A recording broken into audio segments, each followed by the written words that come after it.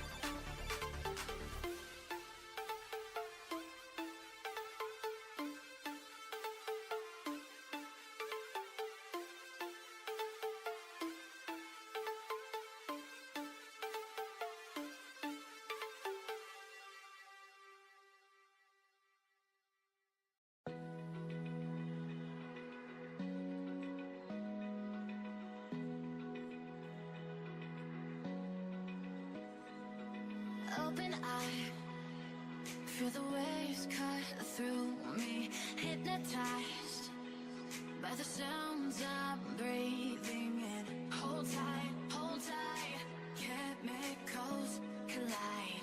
Hold tight, hold tight, hold tight.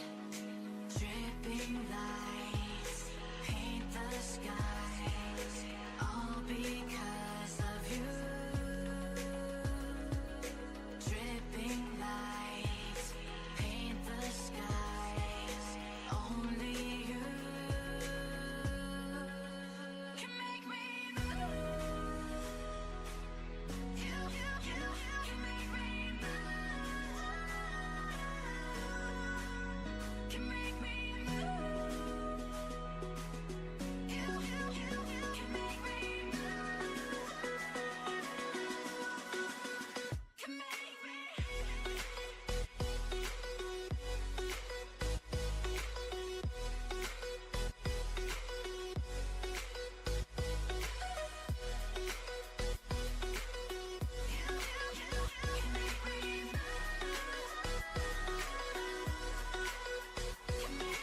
So alive, make it last forever. Stop in time, yeah, I'm surrendering. Hold tight, chemicals collide. Hold tight, hold tight, hold tight. Dripping lights paint the skies, all because of you. Dripping lights paint the skies, only you can make me move. You can make me move.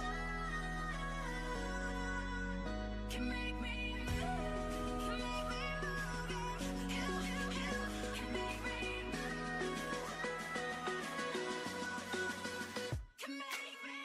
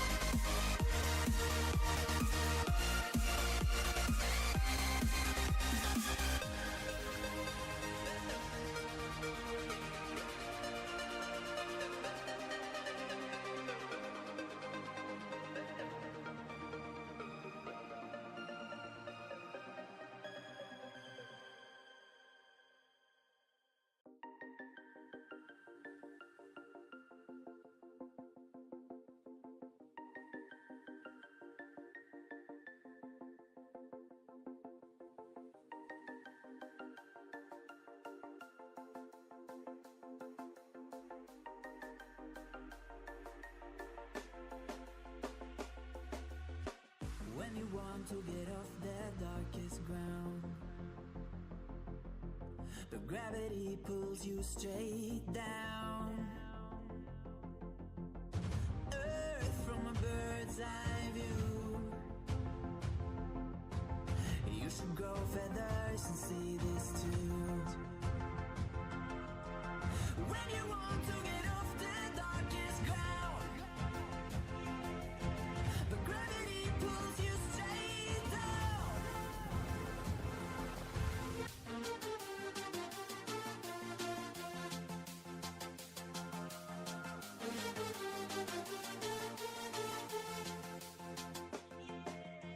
When you want to get off the darkest ground, but gravity pulls you straight down.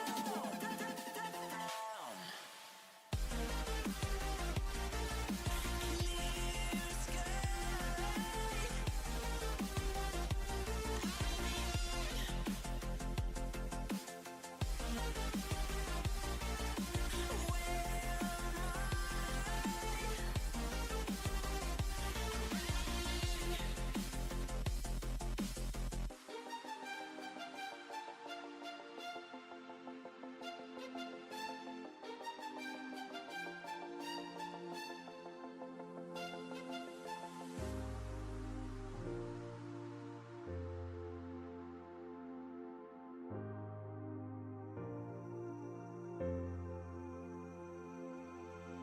when you want to get off that darkest ground,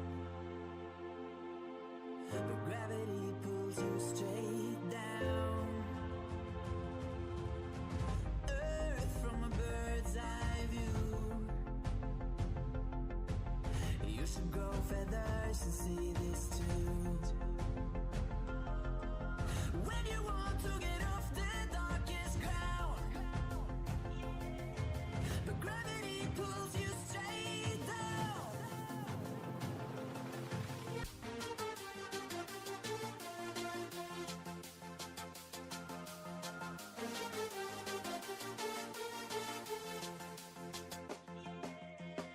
When you want to get off the darkest ground,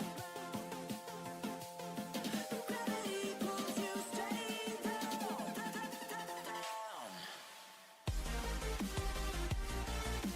Clear sky.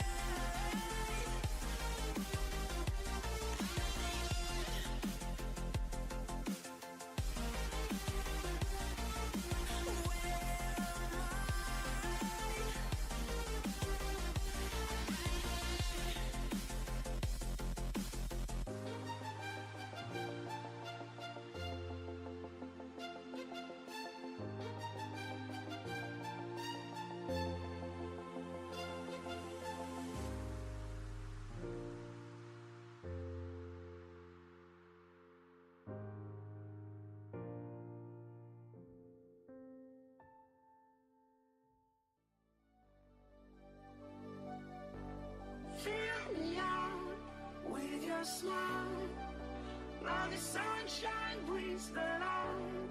Fill me out with a flame, I will let you in this game. Take me out when I'm down, 'cause with you I'm saving some, saving some, saving some, saving some, saving some, saving some, saving some, saving some.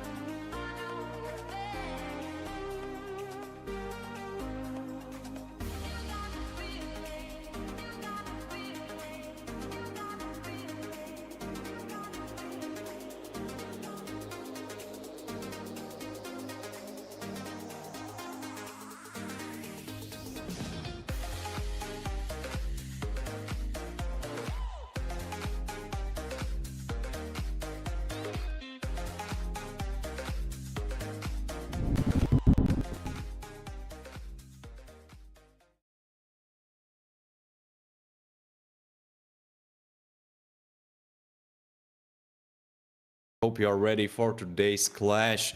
We will be having the first round, and in the first round we should be seeing in some time very soon Ake against their opponents. Ake, very popular team, or I would expect, because they are doing very well for themselves. I believe they've they absolutely smashed the monthly qualifier, or not qualifier.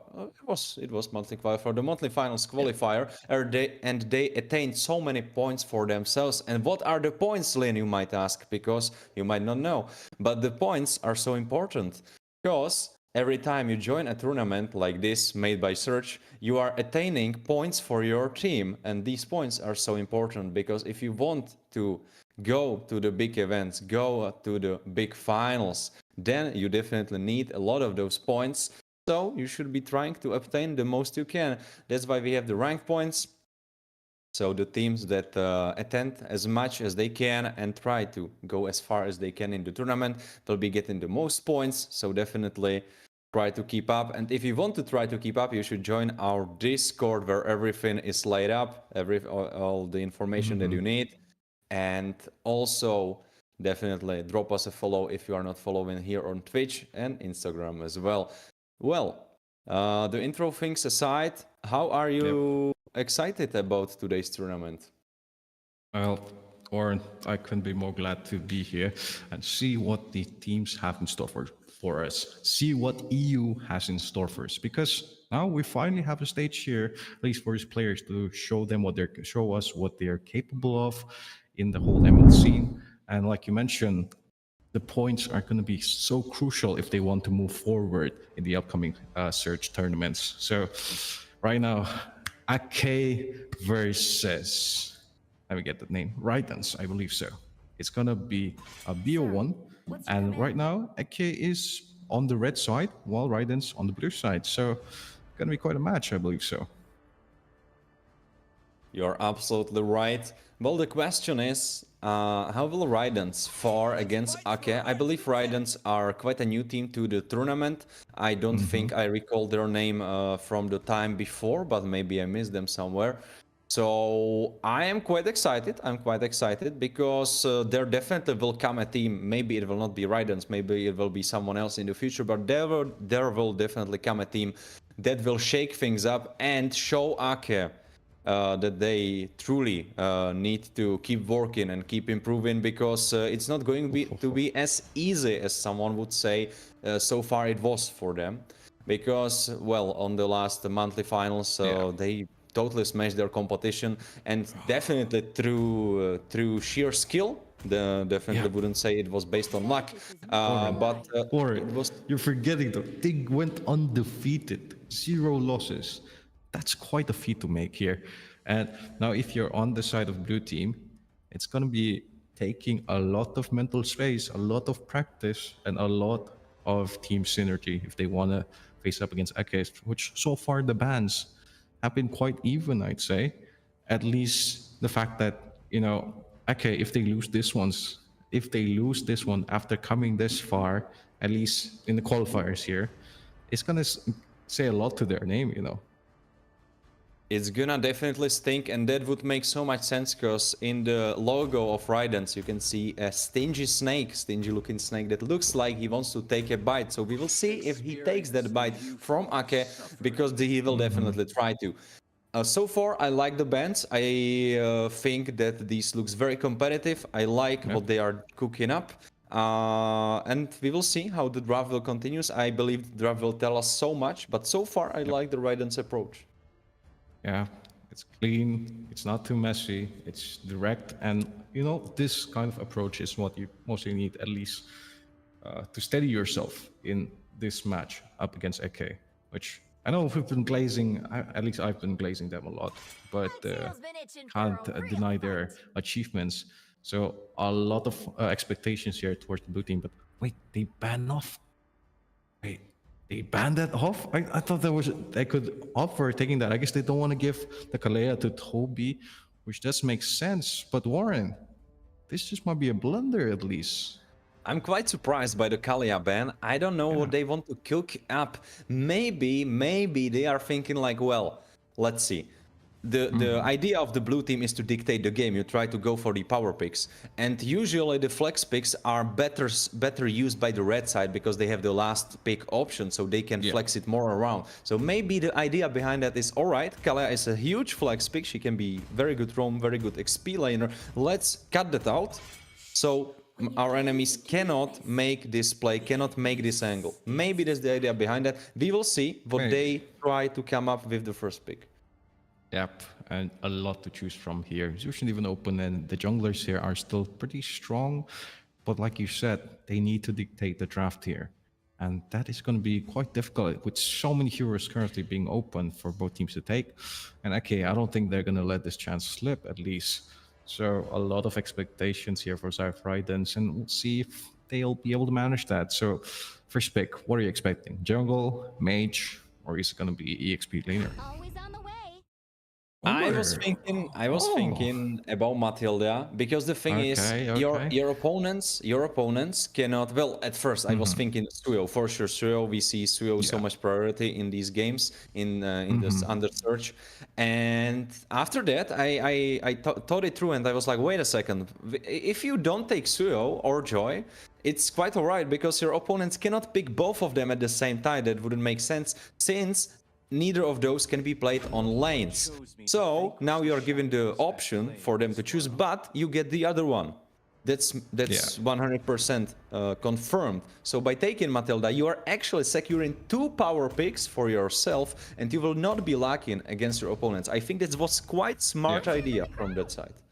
Yeah, very strong idea and smart indeed here from Zyph Ridens. And now, like you said, they took the Suyo and alongside the CC. So this means Joy can be an option for them to take in this round. And I believe they need to take it, lock it in, because again, we'll be moving to the next ban phase, which if you're on the side of Eke, probably going to ban off that Joy. Or then again, an Alpha is still an option to be picked here for Ridens, I believe. But what's the next pick? The third pick for their side.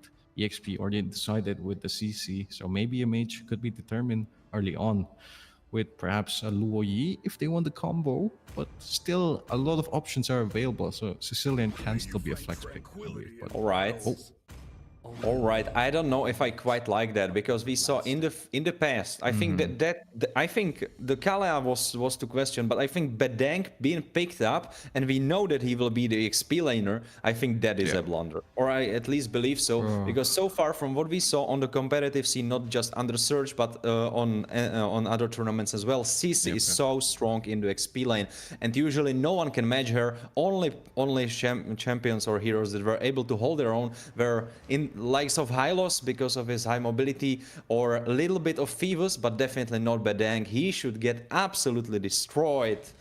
But maybe, just maybe, the XP laner on the side of Ridens is like, alright, yeah, I don't have the best matchup, but I'm such a good Bedang that I will play it. So let's give him the benefit of the doubt, and we have Xavier versus Cecily on the matchup in the mid lane. Yeah, and Warren, you know what I have to say to that? Let him cook. King Corey, you gotta give him a chance here. He is going up against Just Kuro though on the CC, so it's gonna be a very difficult, like predicted. But it's again ifs and nots. What will happen is gonna be dictated at least by the river control, which we have seen Ake done wonderfully well alongside Toby's roam positioning. But how is Bukati gonna answer? But the bans there can be started, and Hayabusa being banned off very early on. I guess they want to target junglers on the side of Ridens, but on the other side, Eke still haven't picked up their marksman and roam. I think it's completely logical on the side of Eke to try to ban out the jungle, but at the same time an argument could be made that there is so many open junglers that you cannot really ban everyone out, so maybe you try to pivot your enemies into what you would like, because with out in Hayabusa and now out in Alpha, you're basically saying, alright, you have no other choice than to take Joy, because I don't see any other jungle high priority pick that could be picked up for your side of Ridens. So maybe that's their plan. And maybe that's what they are going for. Maybe indeed. You know, I think the Xavier faces quite well against the Joy with the Mystic Field, denying that movement, denying those dashes. So Eke still has to give the flexibility to their mage. They want to give him room to breathe. I understand that fact, but looking at Raidens here, they want to give room to breathe to their goal laner, which they don't have the first pick in the second draft phase. Okay, are they going to be the ones to lock in the marksman right before, with the options already being limited right now? I think it will. It's a high probability. I think they would be unwise to not pick up the marksman. Like, just look at it laid up. Your opponents have banned two high priority marksmen. Now, Yeah. Harit off the board, Granger off the board from the first ban phase. I think it's just the marksman lock-in, and now they are just thinking it through. What will it be? Thinking what is the best option. I don't think it was smart from the blue side to ban the marksmen if you don't have the first pick. Yep. Unless Right. they're completely ignoring it. Okay, never mind. This is a little bit unexpected, but Toby with the Grok flex pick, he showed us last time in the finals. But this is going to be quite an easy answer, at least. Joy being locked in almost immediately. But the marksman that's going to be remaining, Brody or the Beatrix still hovered upon. Beatrix, very strong. Okay. Raidens, very flexible composition. I don't know if I like Beatrix. I don't know. Like, you have so much damage, but if you look at the enemy comp, there is CC. I believe she has one dash and quite mobile. Then you have Suyo, super mobile. And you have super long range Xavier. Maybe you can hit him. Then you have Grok, who is not quite mobile, but he's the tank of the team. And then you will have a marksman who can choose into you. And from the looks of it, all right, it might be something else. But if it would be Bruno, then he has a dash for himself as well. So how you want to try to hit that big Beatrix ultimates if almost everyone on the enemy that you need to hit is either out of range or has mobility. All right, it's not Bruno, it's Brody. Ooh, Yep, really quite liking this exciting. pick here. I think this is a first Brody that we have on search. I believe so. Yep, and it's going to be quite a good one here, especially from Ake. But again, like you mentioned, the Beatrix is going to be very difficult, at least, to land those abilities. And looking at the Joy, you really need that frontline setter for your team, which right now, only the Badang, maybe the Matilda could also go, but then you only have like 1 second knockup, which is pretty hard to commit, and you need to time those perfectly well. It's precise markers, at least, and lots of immunity from side Ake, especially with the Grok being able to be immune to a lot of crowd control skills and just set up with the wall charge. It's going to be quite difficult if you are inside Raidens. You are absolutely correct. It will be quite difficult, and I think the most difficult part of this whole match will be the early game, because the early game will tell us so much. Since Matilda is definitely the better scaling support or roamer on the side of Raidens, compared to Grok, who is so much about this early game. He is so much about that early action. He's the strongest at the start of the game in the beginning. And okay, you have CC, who has quite good scaling. Xavier doesn't have the Vor scaling himself. But then you have Suyo, who is also based around early game. And now my statistical theory lags here, because I didn't see enough Brody to tell you where he fits the best. So I leave that to you. For us to Well, with the recent changes, he is very flexible, I'd say, because now he can be quite faster in casting those abilities. So you need a very quick reaction time if you're on the side of Raidens here, at least if you don't want to get melted, and which we see right now. Jijen is playing so safe; he doesn't want to be punished. And however, though, both teams are with the mirror matchup now. Wait, Joy, Amdex. It looks like Kuru could be in trouble, because there is level 4 Hamda that was trying to go for him, but now he has to run away. There are 3 members of the enemy team trying to punish him for that spooky, scary play that almost resulted in his own demise. Toby just hovering about, and he will be on his way now. That was quite spicy. Yep, I mean, it's an early gauge right now, but okay, wait. There's something spicy happening to Matilda. She has to run away and use her heal, because Vi absolutely smashed her. Just level 3 on this Matilda, and now they are invading enemy jungle, and Hamda is missing on these creeps, and Va already ahead. And that's the early game. That's the early game that we were talking about. But so far, it was just one camp. If you can slow it down, you can make it work. Yep. And Raidens will have to make it work. But it looks like they want to force the turtle here. Especially most of the members not ready. Matilda might be in some trouble, but no, the first turtle gonna go on towards Eke. Look at Raidens But they have in the response top on the lane. top side. Stesilion with 2 players on enemy carry. Brody has to flanker out, but he will be dying for his trespassing. Beautiful pickup from Raidens and great cross map play. That's what we like to see. Maybe I don't want to base it on this 1 kill. So much can still happen, and it's in neither team's favor. But I like that glimpse. That's interesting. Yeah, giving Kusen a run for his money there and slowing down the farm so much. He already burned out the flicker now, won't be having it for a very long time. And Raidens looks like they have the correct idea right now, wanting to give the Beatrix the early game that she needs, especially for a team fight. But Toby still has the flicker, so if he wants to initiate for Eke, he might just be able to do that in the top lane. You're absolutely right, and Kusen should be the target again, but but he is not really the target. It's Kuro that has to jump out using his spell to great effect, because his vengeance kept him alive, but Va will be dying on the top side. Raidens are able to play 2 plays at the same time and even respond to Ake's aggressive action on the top side and survive, even taking Va out. Oh my god. Very good disciplined player for the side of Raidens, especially, you know, outspacing Eke in the top lane fight, which was, I was surprised. No one really went down.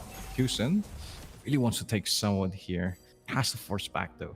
And again, amazing curtain call by just Kuro, but doesn't really matter because, you know, 2 of your members just died off in the top lane. Someone could be getting caught as well. Toby has to run now, and this Grok looks like he's not really made of stone. He looks like he's made of wet paper. Yes, or so it seems right now, because he got obliterated just before the start of the turtle. Yep. Toby wants to go in, but again, being a Grok, you're so weak to magic damage. Which, wait, Hamda? Ooh. Xavier, Poke, going their way. This will be definitely spicy. Nandeo getting pulled. There is Matilda poking them down, but she will be the first to die. Va has got his revenge. He's trying to finish the little turtle, and he will do so. And Joy dies next target, but Toby is trying to get away, but he will be able to just with the flicker. And now triple kill for Va, and he is back with his taste. He is back in this game, and even a little bit ahead of his opponent.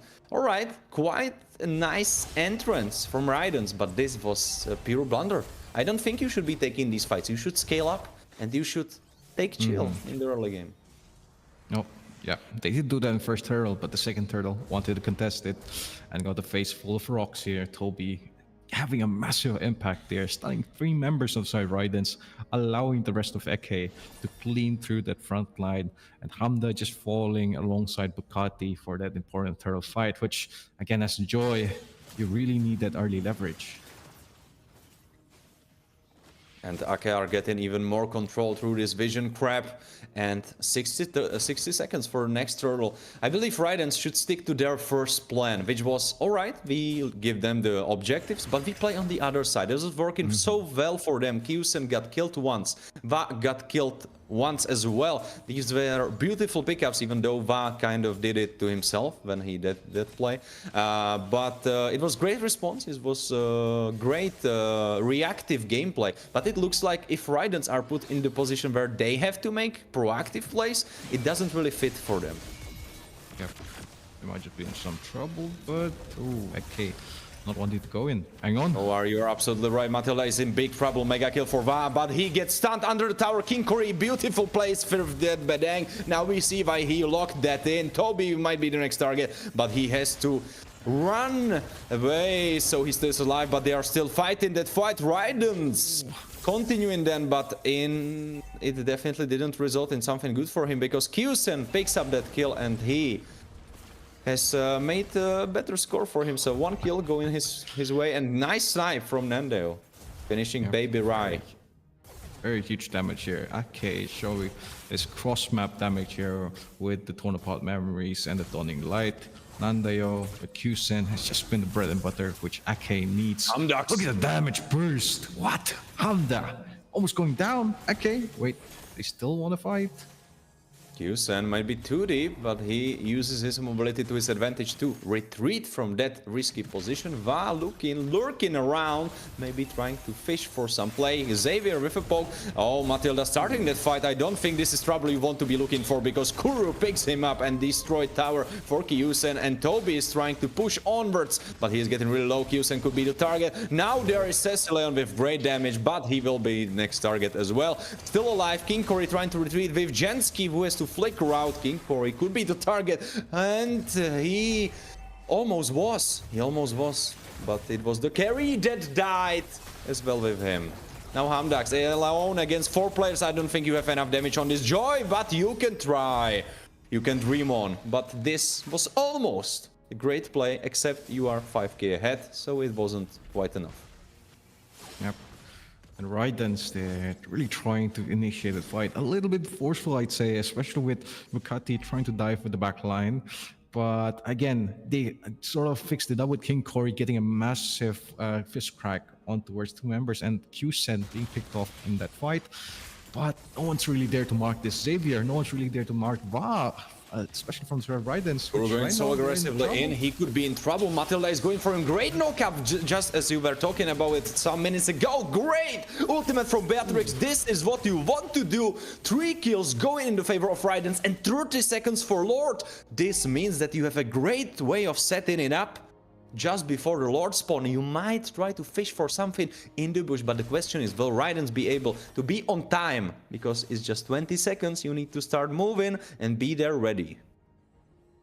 And they will have to be ready, like you mentioned. Raidens have been able to answer back. Wait on, Va. Ooh.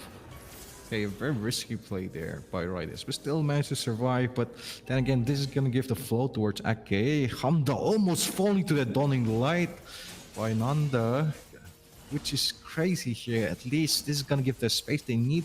Jungler low on HP from the side of Raidens, and Ake is going to be taking this Lord with no contest. I believe so. There's nothing to be done. Raidens can just look as the Lord is being taken from them. Matilda is trying to cook something up in the bush, but I don't think that's a fight you should be looking for, even though Q-Sen is not here. This looks so bad. Xavier snipes everyone. Nanda goes onward with the rest of the team. Bukati is the second to go down, and now it's Hamdax with the rest.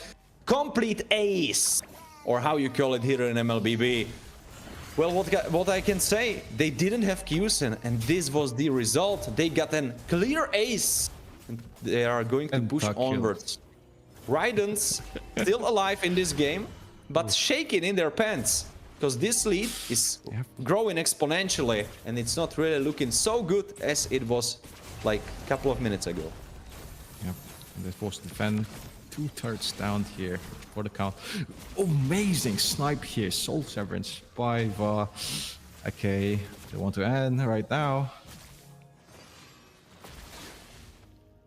I don't know if you can end. They still are missing just Matilda. They should have the wave because they are trying to defend the base, but the base is getting pushed in by the Lord. Lord will be going down. Now there's minions, but Toby is super low. King Cory is still trying to defend. Great flicker out. Immortality on Toby, but they are able to finish it off because Q-Sen, he had the target in mind, and his target was the base tower, and he really got it through. All right, it was quite a shaky first game. Honestly, in these first 3 minutes, I wanted to give it to Raidens, but then from that, it just spiraled down into Dark Void, where we saw many teams against Ake be in, and Ake was just the stronger team. But I must say, the chance was really there. Yeah, indeed. They had a really, really good chance here, especially with taking the early lead, and they just fumbled the back after Ake started getting their level 4s, after they start getting their ultimates, which, again, the Grok, the Brody, the Xavier, such strong ultimates in those team fights with not really anyone to answer back unless you have King Cory with the flicker combo.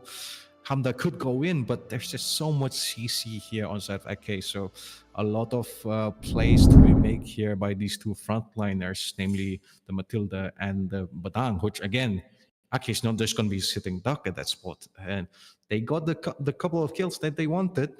But when it came to objectives in the long term, Ake just had the better idea here, at least targeting the correct damage dealers for the side of you- uh, the blue team here, which was For the quite side of good. Raidens, as you wanted to say. Yeah. Indeed. But again, it's a BO1, so props to AK. Took this one. We'll be moving on to the next round, but more games to come at least. I believe Raidens got knocked out for this one, but there will be more qualifiers in the future. So again, we saw what they were capable of in these first few moments of the game. So maybe a better time later on.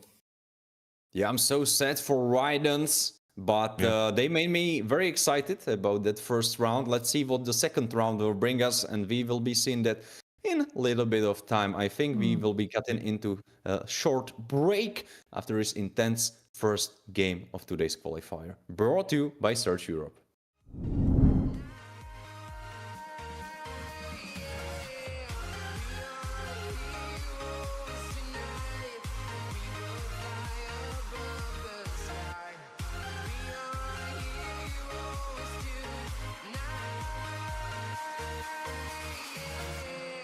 I've been flying from town to town, from London to Taiwan. I've been all around the globe trying to protect your soul.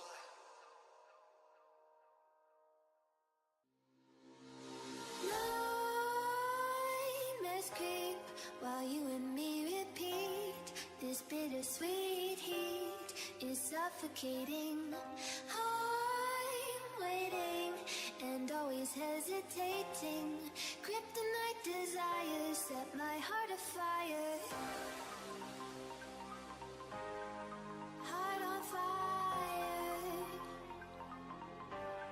Set my heart afire.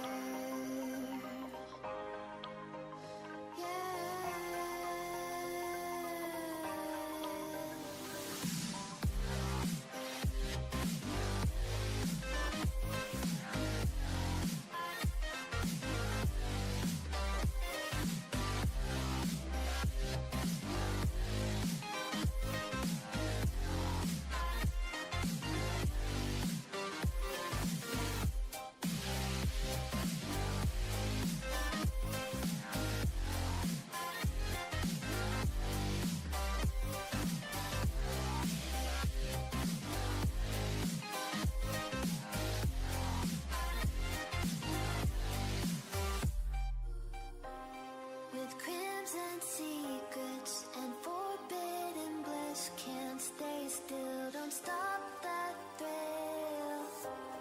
My bones crave your skin, temptation within, mistakes ignite the silence.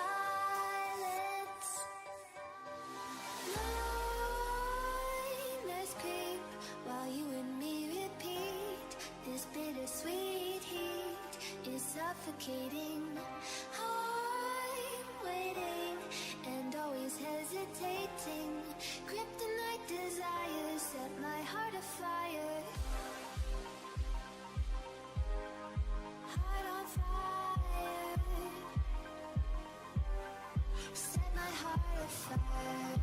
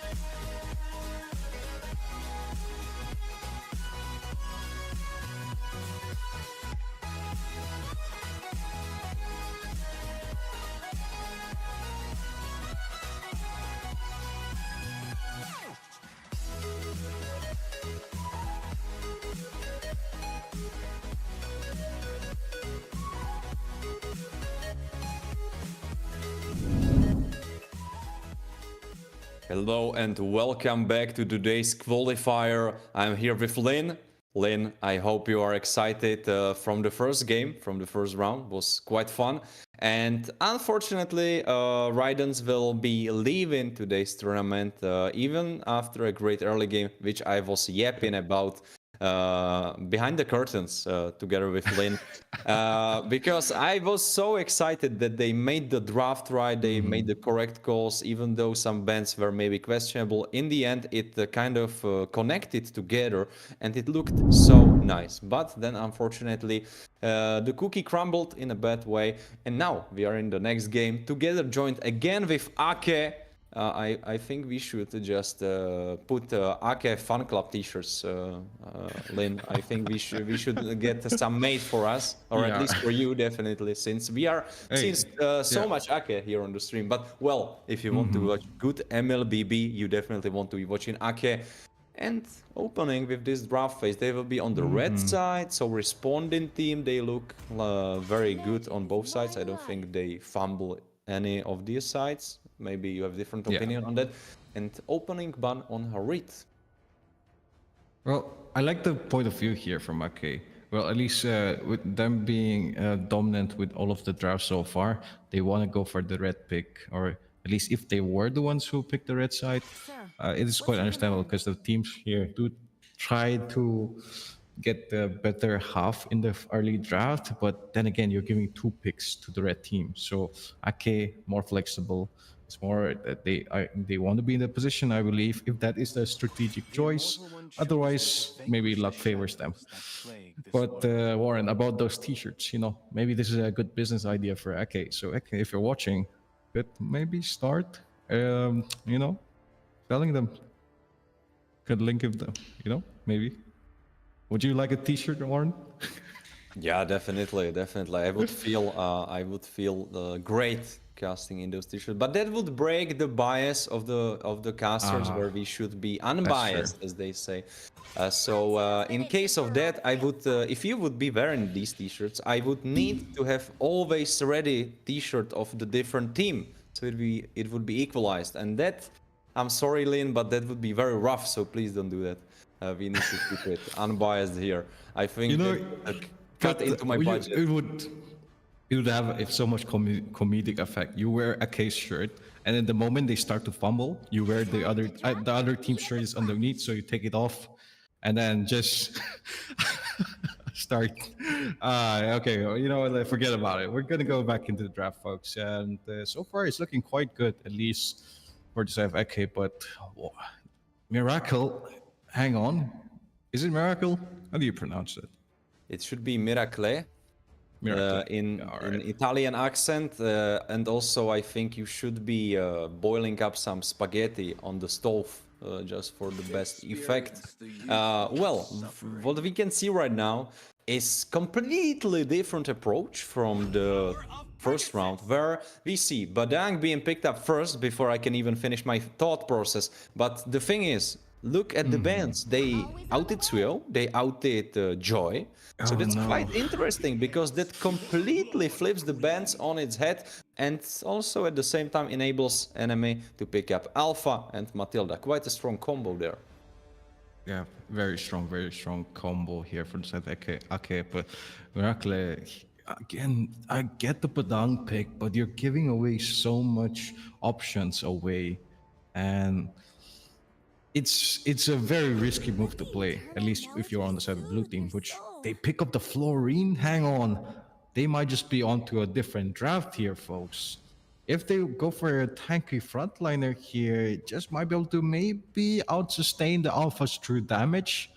But then again, Warren, do you think this is a wise choice? Wait, with the Julian? Hang on, what? I was watching FYD Chicken stream. I guess you know him. Yeah. And he was playing. He was playing quite a lot of Julian. So I am looking forward to seeing Julian on the big screen, on the competitive scene, in action. So all my whole heart goes to Hugus and his Julian. I'm all ready for that. Oh, but okay, Arlott might steal my heart. Is not Harlot, all right. So I'm staying on the blue side. But Unfortunate. it's Sisi against Bedang. We saw Bedang doing very well, actually, against Sisi. And it wasn't the big problem of the game that Sisi was obliterating Bedang. So now I am viewing it through different lenses. And I'm like, all right, I don't think that matchup needs to be so drastic for the side of Bedang. Oh, yep. The you know, the frontline potential for the previous game, which Raiden had against Ake, was quite good. Like you said, the Dang had so much good potential, so much good initiation for his team. But now it's gonna be a different one. There's no Joy. It's a Julian, like you said, and Hughes on the other hand. I don't know if he has enough burst because you can only go 2 builds with the Julian. It's either burst build or sustain build. So up against Ake, which currently right now have very good shred and sustain for the prolonged team fights, it's going to be quite a difficult matchup. Guided by land The Zuxin ban is I'm quite curious about that one, because for sure they have Matilda on Roam, so Zuxin shouldn't... Oh, wait a second, Zuxin is a mid laner, right? Oh, I found it there. That's fault on my part. I mean, yeah, they all look the same. They all look the same. To my defense, my first competitive game that I was watching of MLBB, I saw Zuxin being played as a roam and Matilda being played as a mid laner. So, in my defense. Yeah, I mean, that does make sense. Okay, you know, it's just solo queue things here. But the bans here are quite even from both teams, at least from the side of Miracle. They want to give the leverage, but again, with the Uritel ban, it's quite obvious what they want to take. At least the picks is going to be the same here from the side. Okay, is this a repeat of game number 1, which we're seeing today? They have the CC again, alongside the Xavier? Well, we see what carries they can cook up. The same carries as the last time are off the board. You are absolutely correct. It looks like a little bit of deja vu. But the thing is, you have Julian, you have Florin. So you have a lot of this sustain. Oh, and paired up with this... No. Ooh, what we will see. I'm quite interested. What will be the end pig here? And for the mid lane, I think they should go for something spicy like Luojin. All right. I mean, this could be good. Hang on. Let them cook. Give them time. Ixia and Vexana. All right. Oh, okay. This is a very strong crowd control composition, at least from the side of blue team. But I don't know if it's going to hold against this Alpha Matilda. Again, the Xavier providing so much space for their team. Vexana is a pretty good counter, but Kusin with the Brody just might be enough to outlane this Ixia. It definitely looks like Ake have been doing their homework, because Kusen is so comfortable letting all the carries get bent out and then just hovering over to Brody. You see, even this time, they bent 3 carries out, or sorry, not 3, but they bent Moscow and Granger themselves, like the last time where they bent, I believe... no, last time they bent only 1. I think it was just Granger. And now they pivoted into that, and they were like, all right, you want to ban carries? Sure, we will do the same, and let's see how you will roll. And what is quite interesting for me is that their opponents didn't read that, because this draft was in a way similar in the department of resulting to Brody as a last pick. And I'm thinking to myself, like, did they not see the... I guess they were playing during that time, so maybe they didn't. But just based from the end screen, you could have maybe saw that angle. I don't know what is quite the matchup of Ixia against Brody, so I will give that analysis to you. Well, it's a very rare matchup. Even there hasn't been much games, or at least much data to go off of, besides maybe only solo queue, and that isn't really... I mean, that's not really that accurate, especially coming to the esports scene. But folks, we are on to game number 2 here.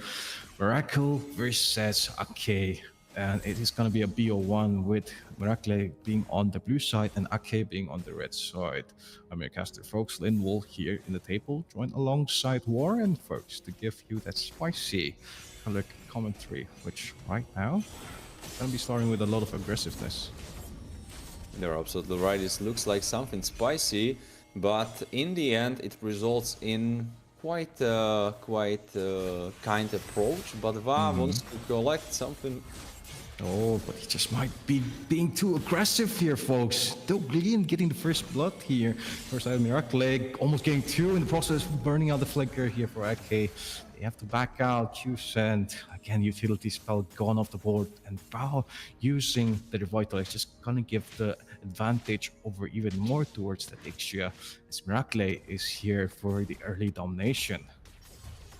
And just look at the top side of the map, at the XP line, where Bedank already forced vengeance on Kuru, and now the rest of the team is coming to help, and they try to go for Shinsetsu. Oh, but he just managed to dash off right into safety. Val wants to go in for the dash here. I just find out Hugis, but they know he's there. The positioning is gonna be have to force Ake to back off in this case, but just Kuru still playing on the aggression. He wants to go in so badly right now. Doesn't have the level 4 yet. Gets in on time. Steals away the creep, I believe so, from Miracle. Turtle going to be spawning in. Ake wants to fight for this turtle, possibly. Va still hovering away. Wants to get a 5 at least before. Get that advantage here for the fight. Toby hovering over again. Doesn't have 4. Clears off the minions, but it's going to be a bit slow to the party as just Kuru. Still starting the turtle. Shinsetsu going to be spotted on the map, but Miyuki with the burst terrified damage.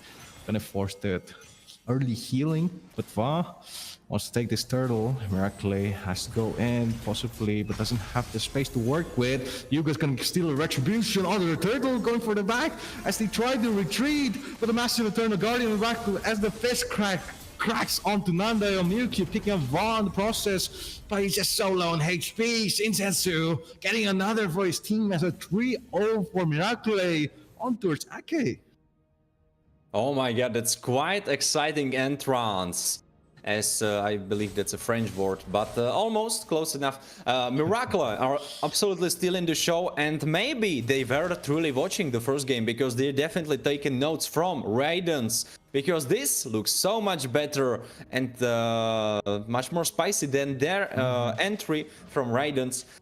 Alright, that's what I like to see. Like, you know, I don't wish anything bad for Ake, but you know, they are the champions, they are the big strong guys, they are big strong squad, so you know, you like to see the Titans fall, and Miracle looks like they could be giving it a great crack. Yep, they will be trying to do that. So we're going to spotting in the back line though. Massive knock up here on towards Va, but he just might fall down in the process as they offer charge. It's just enough. Miyuki is the one next, but forces all the flicker, giving enough space for his team to back off as Miracle. Oof. Jungler traded off. Now Ake is going to be the one with the aggression as they try to get the purple buff alongside and invade, but Miyuki wants to answer this, and Setsu is here for the top lane, but he just might not be able to catch someone. Tries to look for an opponent, but Miracle has to play it passive. Jungler already respawned though. Hugis wants to go for the next fight, but Ake is going on towards the EXP turret. As they try to get a bit of gold, Va will be caught out though. Maybe perhaps there's the knock up. Shinsei might just go in with the first crack. No, gonna miss out on the wall as the Spear of Alpha makes him back off right on time. Toby's the next one as a Circling Eagle comes in. Tries to get a double knockoff on towards Shinsetsu, but the damage is not gonna be consistent on towards Eke because Miracle, Shinsetsu is gonna be the one to pick up Toby, and that's a 1-for-0 trade, folks, as Miracle here is looking to fight possibly once again. No, still hovering over it. They want to give the advantage to Shinsetsu. Turtle being taken right now. Va also being spotted in. He wants to go for a steal. Will he make it though? As there it is. Yuga's gonna be the one to land it off, and Ake forced to go back. But wait, just Kuru might be overstaying his boundaries. Here's knock up. Okay, playing very aggressive right now. Is getting very messy. It's getting really messy indeed, and just from my previous entry where I was speaking very highly about Miracle, just after that praise they fumbled it, and Ake got so much gold back from that trade. On the top Classic tower curse. they got, yeah, you're absolutely correct, it's a classic typical case of Castle Curse 101 put in Encyclopedia, where Miracle are still ahead in the kills, but if you look at the kills and compare them, the gold just doesn't add up, and Ake are showing that they are still in the game, and with that alpha late game scaling, and Xavier, and of course CC, oh, there's something bad happening for Kuro. Yep, a lot of burst damage, tries to escape, but the mobility just won't be present as Hugus. So low on cooldown, but Va is still gonna be the one to dive on towards Duke Leon. So low in HP, there's the Astral Barrage, but doesn't matter, because Cushion is gonna pick him up. Toby's so low right now, he wants to escape, dashes off successfully well, and Hugus wants to go for a fight, but Miracle doesn't want to risk this. That's Duke Leon taken off the board, and Ake, they want to go in for maybe the mid lane afterwards, but Andayo might just get caught, no, and be outspaced. Outspaced for yet for this time, but if you continue playing like this, I believe the game is in your control, at least for the time being. But the real question is, will it be enough for the Ake composition? Because I believe they are on the outscale side of things. Indeed, you're absolutely right, because like you said, Miracle has been the ones who have been dictating all these fights. So Ake being the one on the receiving end, it's going to be quite difficult if they go to the late game. They have Mulandayo, but Fa is going to be the one to take the turtle here. Shinsetsu, next one in the target. There is the Alpha Spear, but the Flicker forced him right out of safety, right into safety here. It's Miracle. Try to survive, but look at that healing here from Bao. He still has the Revitalize if he wants to use it for his team. Nandayo poking onto Shinsetsu, but he's just so tanky. This is Badang. Hyuga's forcing the flicker on towards Nandayo. Ake forced to play on the passive and not to their usual playstyle here with the aggressiveness, which we've seen instead. Miracle being the ones to do it. Hugo's still present, and Toby wants to outspace, at least play for his team, but Miracle are just so aggressive. You're absolutely right, and Kyusen could be the next target. He was trying to fish for some place in the bush, but his spell didn't quite connect on enemy support, so he will be alright. But there are moving pieces on the map, and there should be a next fight happening. Yep. Shinsetsu trying to survive, and that massive healing here from Florin. He still has the Revitalize if needed. Shinsetsu so low on HP, still surviving Miracle on the first here, but Bao is going to be taken down, but no, Devlian with the full barrage picks up 2 members of Ake as he gets a third with Toby, and Hughes in the process takes down one more, and it's just Kuro left. As he tries to back off, maybe gonna be able to do so, but at what cost? 4 members down. Miracle looking to push forward with his turret being taken down in the EXP lane, and Ake here not having the best of days. I'm so sorry for underestimating the composition of Miracle, because the Bedang, I thought, alright, it will be not a great matchup, not the greatest matchup into CC from what we saw so far, but he's doing great. He did great early game, great laning phase, he's doing great team fights, and then the Ixi. Oh my god, the Ixi, that's crazy. This last fight that she did and destroyed everyone with that ult, that was gorgeous. And it put Miracle in a beautiful position to take this Lord coming into this part of the game. Indeed. And yeah, like you said, the burst damage from Side Miracle was just insane. Especially with Duke Leon not having the flicker in that fight, still without repositioning had the ability to burst down Ake. This fact though, there is the alpha charge onto Shinsetsu, but he's so tanky, still surviving with the healing provided with the Florid. But there's the full barrage going on towards the back lane. Ake still managed to outposition, and Duke Leon is going to be the one that's going to be targeted this time around. There's Kyusen marches down and knocks 3 members of the side of Miracle. Ake finally answering back, goes on towards the Lord, and look at the poke damage coming from Nandayo. Picks up one more. Miracle, and an absolute blunder in that team fight as Ake picks off the Lord. Just at the beginning of the team fight, I was already feeling, oh, Kyosen could be cooking something up, but he doesn't want. Oh, he does want that fight. Well, back to me. As I was saying, at the beginning of that fight, I already was feeling something is not right, because Shinsetsu was so far away from his team, he was getting so much poked down, and then everyone clamped up on that one singular spot where they got obliterated by CC, by Alpha, and by Nandao's burst damage. It was just a bloodbath. There was no one to survive, even though two survived, but with sliver of their healths, and now they have a Lord pushing into their base, which will be dealt with quite easily, I must say. Yep. It's just in first place, low, 10 minutes in. There's a sucking eel though on the backline of Merkley. They won't go for a set here, Toby, but he just might get caught now.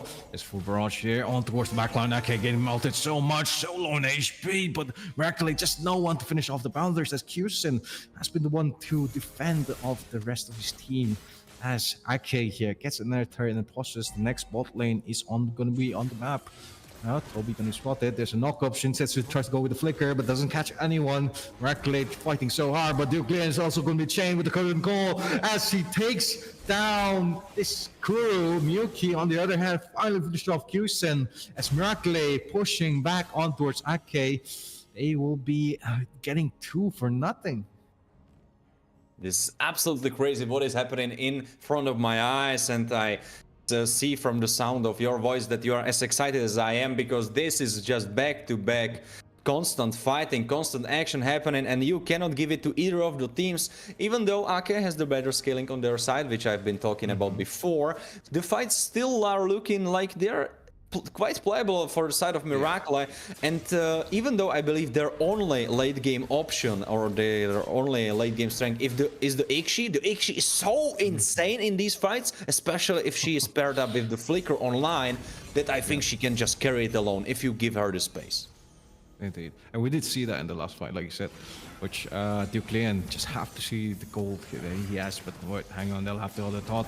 As Ake tries to go with the circling eagle, and there it is, full barrage also on action, melts down Toby, as Va picks up Bob. There's Romer for Romer on the fight here, but Va is gonna be all alone here, gonna be chased down. Shinsetsu getting a double kill for the side of Miracle, but Ake, the front line, he's just so tanky, just cool, still surviving with the vengeance as the Dawning Light connects. Ake getting a double kill for their side. Brody picking off Kusen here, just so strong.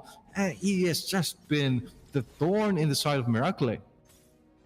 And I must hype Kyusen especially up so much during this game, because he's doing so much work for the side of Ake, and he's holding them in these teamfights, because Nandao was really put in this supportive role where we sometimes see Xavier where he just doesn't get enough kills to be such a threat to the opponents, and especially in these games which are quite equalized in the form of gold and the differences of the lead, then we don't really see that Xavier that just throws down the ultimate on the mid lane and bursts someone down. He's just more of as a support position, and that's what is Nandao doing right at this moment, and it's much more in the hands of Kyusen and his approach to the fights with his Brody. Yep, he's slow, but the bullets hit hard here, especially for Brody. And now Ake looking to close up the game. It's gonna be quite tough here for Miracle. You are absolutely right. They need to defend their base, and even though they were quite alright in the early game, quite alright in the mid game, and even leading in the kills, now they are getting pushed in for their base, and this looks like there will be a final fight happening quite soon. Yep, this it. It's the sit for Miracle. They try to defend. Lord still healthy. Look at the backline being dived in. Bao used to force the ultimate so early on. Full barrage here used to melt down the minions. But, okay, so look at the bigger picture as the inhibitor is on point. Houston picks up the kill onto Duclean with a double kill. Make that 2 here as Ake looking to end the game with the minions. And Toby also attacking the inhibitor as all hope is gone, lost for Miracle. Ake cleaning up this battle against Miracle. I think this game was like so by the cards in a way that Ake really had the better late game composition, and that's what actually happened in the end. The last fight didn't even look fair. Like everything before that, even the fight just before that, last fight that happened like 1.5 minutes before that, it was like, all right, it can go in either side, it can go in the either of the team's favor. But that last fight, it was just unplayable. It didn't look like for the side of Miracla you could really do anything at that moment in time. You see, Duke Lion, 65,000 damage. If you compare it to Xavier, of course, then Duke Lion doesn't really do that much, Yeah. but you need to keep in mind that Xavier is constantly poking, constantly hitting these ultimates. So Duke Lion doing really great work, but unfortunately it was not enough. Maybe what would help them would be that Cecilion in the mid lane that would maybe supplement just enough damage for you to play longer. And together with that Xyz's ultimate, it might have been the recipe for the win there. Yeah, maybe. Like you said, they had the damage, but again, when they reached the late game, Ake was the ones here to answer back. They were more tankier, they hit harder, and like you said, they needed one more setter. It was only the Ixia that was ulting in with not really much cow control used at that point. It was more reflective on how the Florine used her healing and to make those structured early game team fights. But when you reach the late game, they already have the anti-heal, they already have more tankiness, and Ake were the ones instead to be more to take those fights longer for them, at least finish it more cleaner, I believe, rather than Miracle. But Yeah, the sustain again, in these later fights was definitely working towards them. There was the alpha sustain, there was CC sustain. Yeah. There was so much working in their favor. And if you have except Ixia, you have just like more so as a boss damage. You need to focus Yeah. one target down. It's really hard. Where you have Alpha, who doesn't really have so much mobility, but he can still reposition with that ult CC, has Vengeance and has dash of herself. Then you have Matilda, you cannot really log her in. Was rough, Yeah. was rough spot, but I must say, great showing from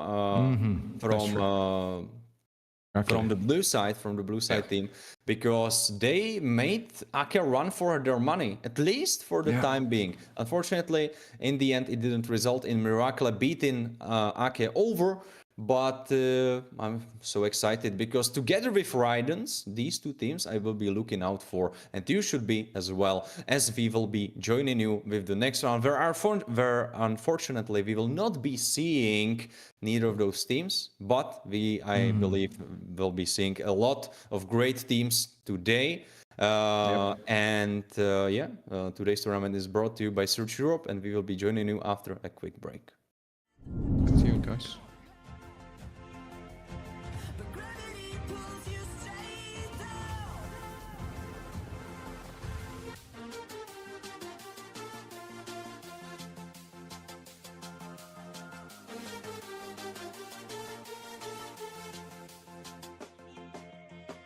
When you want to get off the darkest ground, gravity pulls you straight down.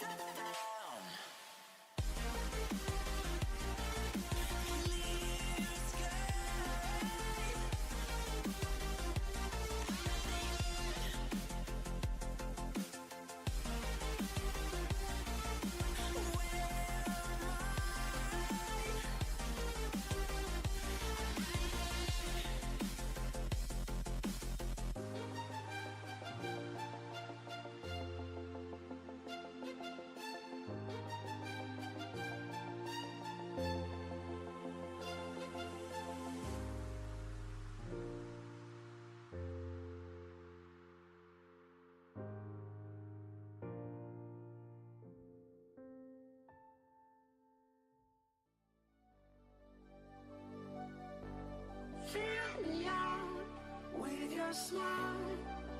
Now the sunshine brings the light. Fill me out with a flame. I will let you in this game. Take me out when I'm down.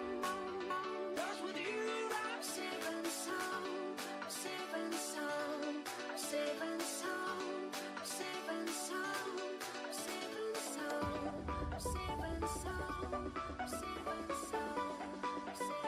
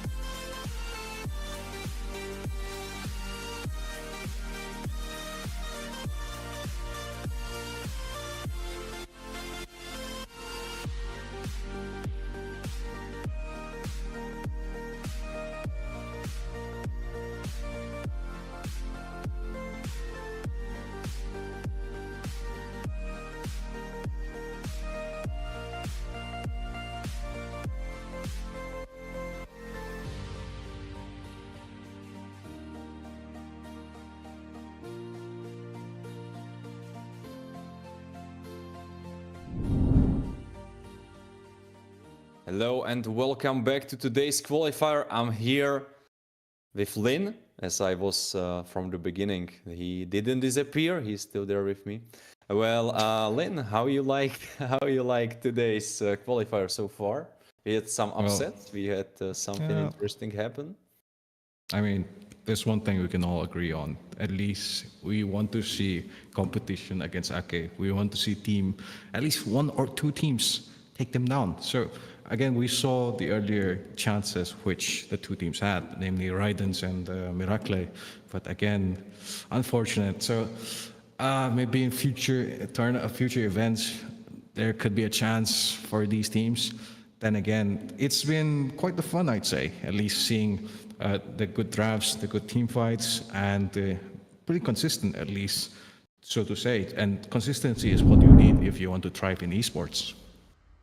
You are definitely correct, and Ake have been very, very consistent so far. We will see how Raidens and Miracle especially will be consistent in the coming tournaments. I believe they are quite new additions to our Search tournament teams rosters. So I'm quite excited for that, but let's refocus on special cases against randoms. Britain against France. So quite interesting national clash there. Of course, today's tournament is brought to you by Search Europe. You should definitely follow us on Instagram, Twitch, where you are definitely watching us. But maybe you are watching us on YouTube, so you should follow us on Twitch or follow us on YouTube. If you don't, you should fix that. And definitely follow that Instagram, because there are so many giveaways happening to get your hands on some diamonds. Everyone likes diamonds. Or you cannot lie to us. You definitely like diamonds. We see you. We see you there. You one viewer that wants the diamonds as well as everyone. Well, we see typical start, I would say, except the Bedang is quite... all right, let me rephrase that. It's not typical. The opener is quite interesting. I think we didn't see a Bedang opening ban like maybe 10 games back-to-back straight. The Fanny is more classic. The Fanny is more classic, and let's see what they cook up, because it's still the first ban. Maybe they have something in mind. Maybe. But again, like you said, it's pretty random here, especially with the fact that the blue team here, their team names are randoms, and they are going up against special cases on the red side, which is, again, it's quite a special case. But don't call me on that. As we now see, the bans are randoms. Okay. Wait, it's focused towards the EXP lane, perhaps. Maybe the Hilda is targeted, the Batang is targeted, but then again, this opens up so much more room for so much more heroes for both teams to take, and especially for the special cases to get their hands on. And Warren, what do you think about this Hilda ban? Yeah, it's quite interesting, and we see one name that I saw so many times. It's Lito on the blue side. It's a player that I've grown quite familiar with. I was watching him grow here on the Search grounds, in the Search tournament arena, as you can say, and he's quite an interesting player. I think he's now joined a different roster than before, I believe, or maybe everyone else renamed. I think it's much more probable that he joined a different roster, and so I'm quite excited how it will sit with him, how he will be working in this environment. I believe we saw him before in the jungle department. I don't know if he will be leading on that position in this roster as well. Let's get surprised by that. And well, maybe the idea behind banning out the XP laners is that you want to have something very specific on the XP lane, like maybe Phoebus. I can imagine Bedang being decent into Phoebus. I can imagine Hilda being decent into Phoebus. So maybe you are going for that Phoebus, but at the same time, you don't see the enemy's roster, and Fuse is really just good. Not that he's bad, but he is the best at his best when you see enemy carries. You have that backline with where he can just jump for them and focus his damage on that squishy backline. So going so far ahead with that Phoebus idea, I don't know. Let's see what they cook up. Red side bands are definitely much more classical, and now Granger open for the taking. Yeah. And like you said, maybe they really want the Phoebus, but no, they don't go for it in this case. Goes for the Matilda on the Raven's hand, but this means special cases get a much more stronger flex pick in the case of a Granger, which maybe they could even go for a Zushin if they want to. Otherwise, let's see, jungle, other than jungles, they're open. We have the Joy open, Alpha open, still for grabs for both teams. Hayabusa also still open. So again, I don't really get the idea for randoms draft, but again, like their name implies, it's quite random. So wait, special cases, they took the Phoebus for themselves instead. Yep. They were like, all right, you set this up. You set this up for us. We will take it. I must just clarify, randoms are on the right side, and special cases should be representing left, just for clarification. Since some of the teams don't give us are not so kind to us casters, and they don't put these little name tags in front of their names. And of course, us casters are creatures all about seeing stuff. So if we don't see it, it doesn't exist and it's not real. So yeah, that's how we work. But let's get back to the draft, because we have so much magical damage on the side of. We have so much magical damage on the side of special cases, and well. Let's see how their opponents will approach that. And I believe Hayabusa, I don't know. Is that really the call? How you like it? Well, I mean, it's good against the Zushin. It's good against the Matilda also, maybe. Because you don't really build super tanky on the Matilda. It's often a hybrid build, or you just go for a mage build. But again, it's pretty good, like I said, against the Joy also. But I don't know if it's the right call to make, like you said.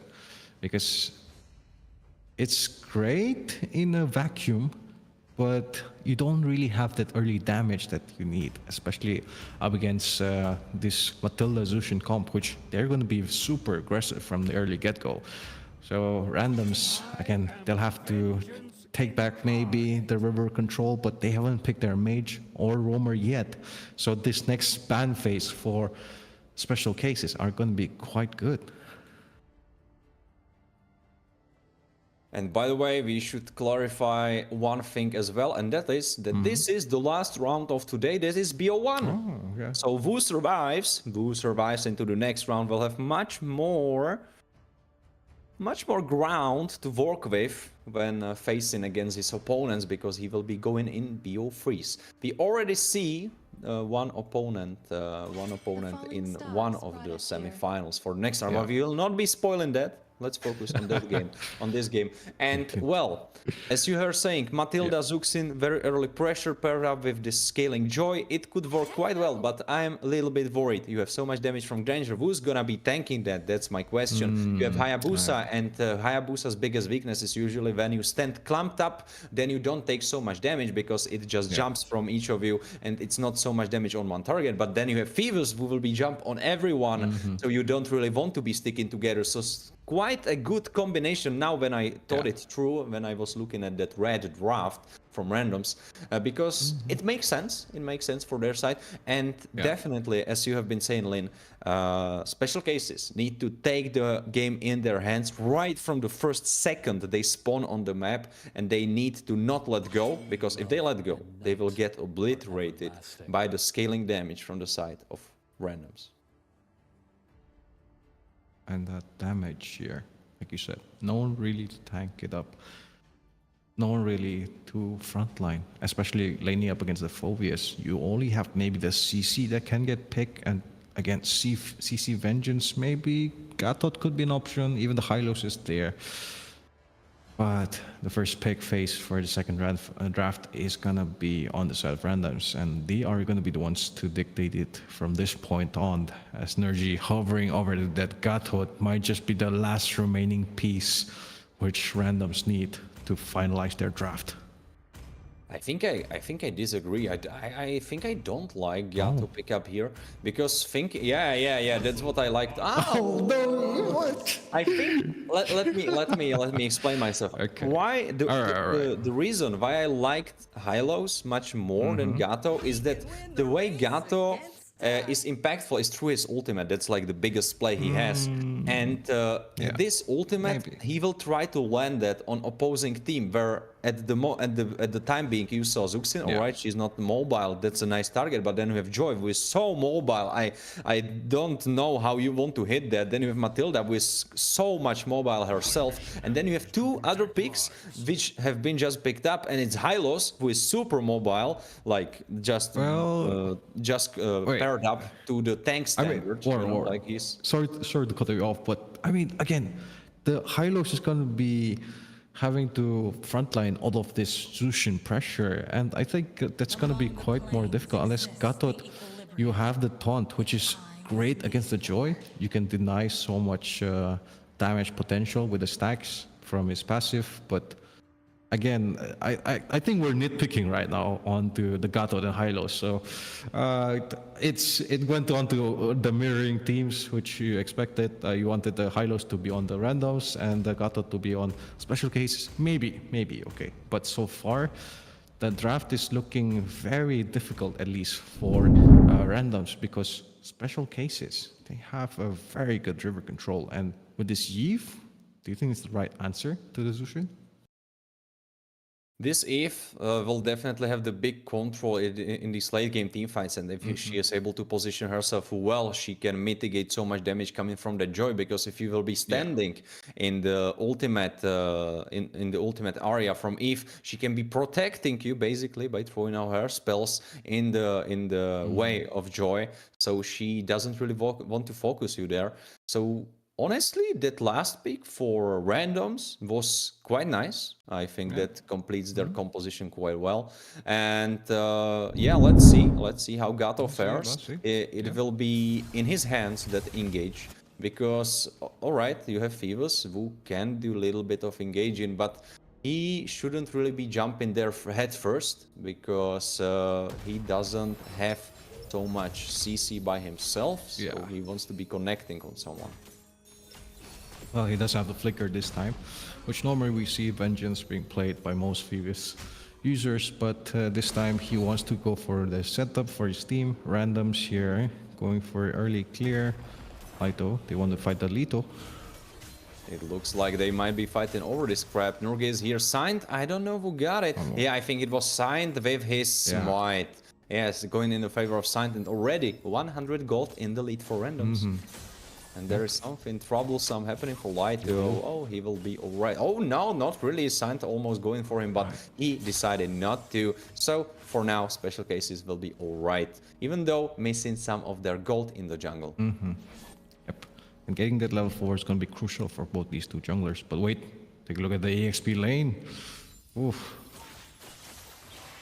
Yeah, and we should keep looking, because now there is Hayabusa, but that's the problem with this hero. If you try to jump on someone and he is here with his friends, you don't produce so much damage, especially in these early phases.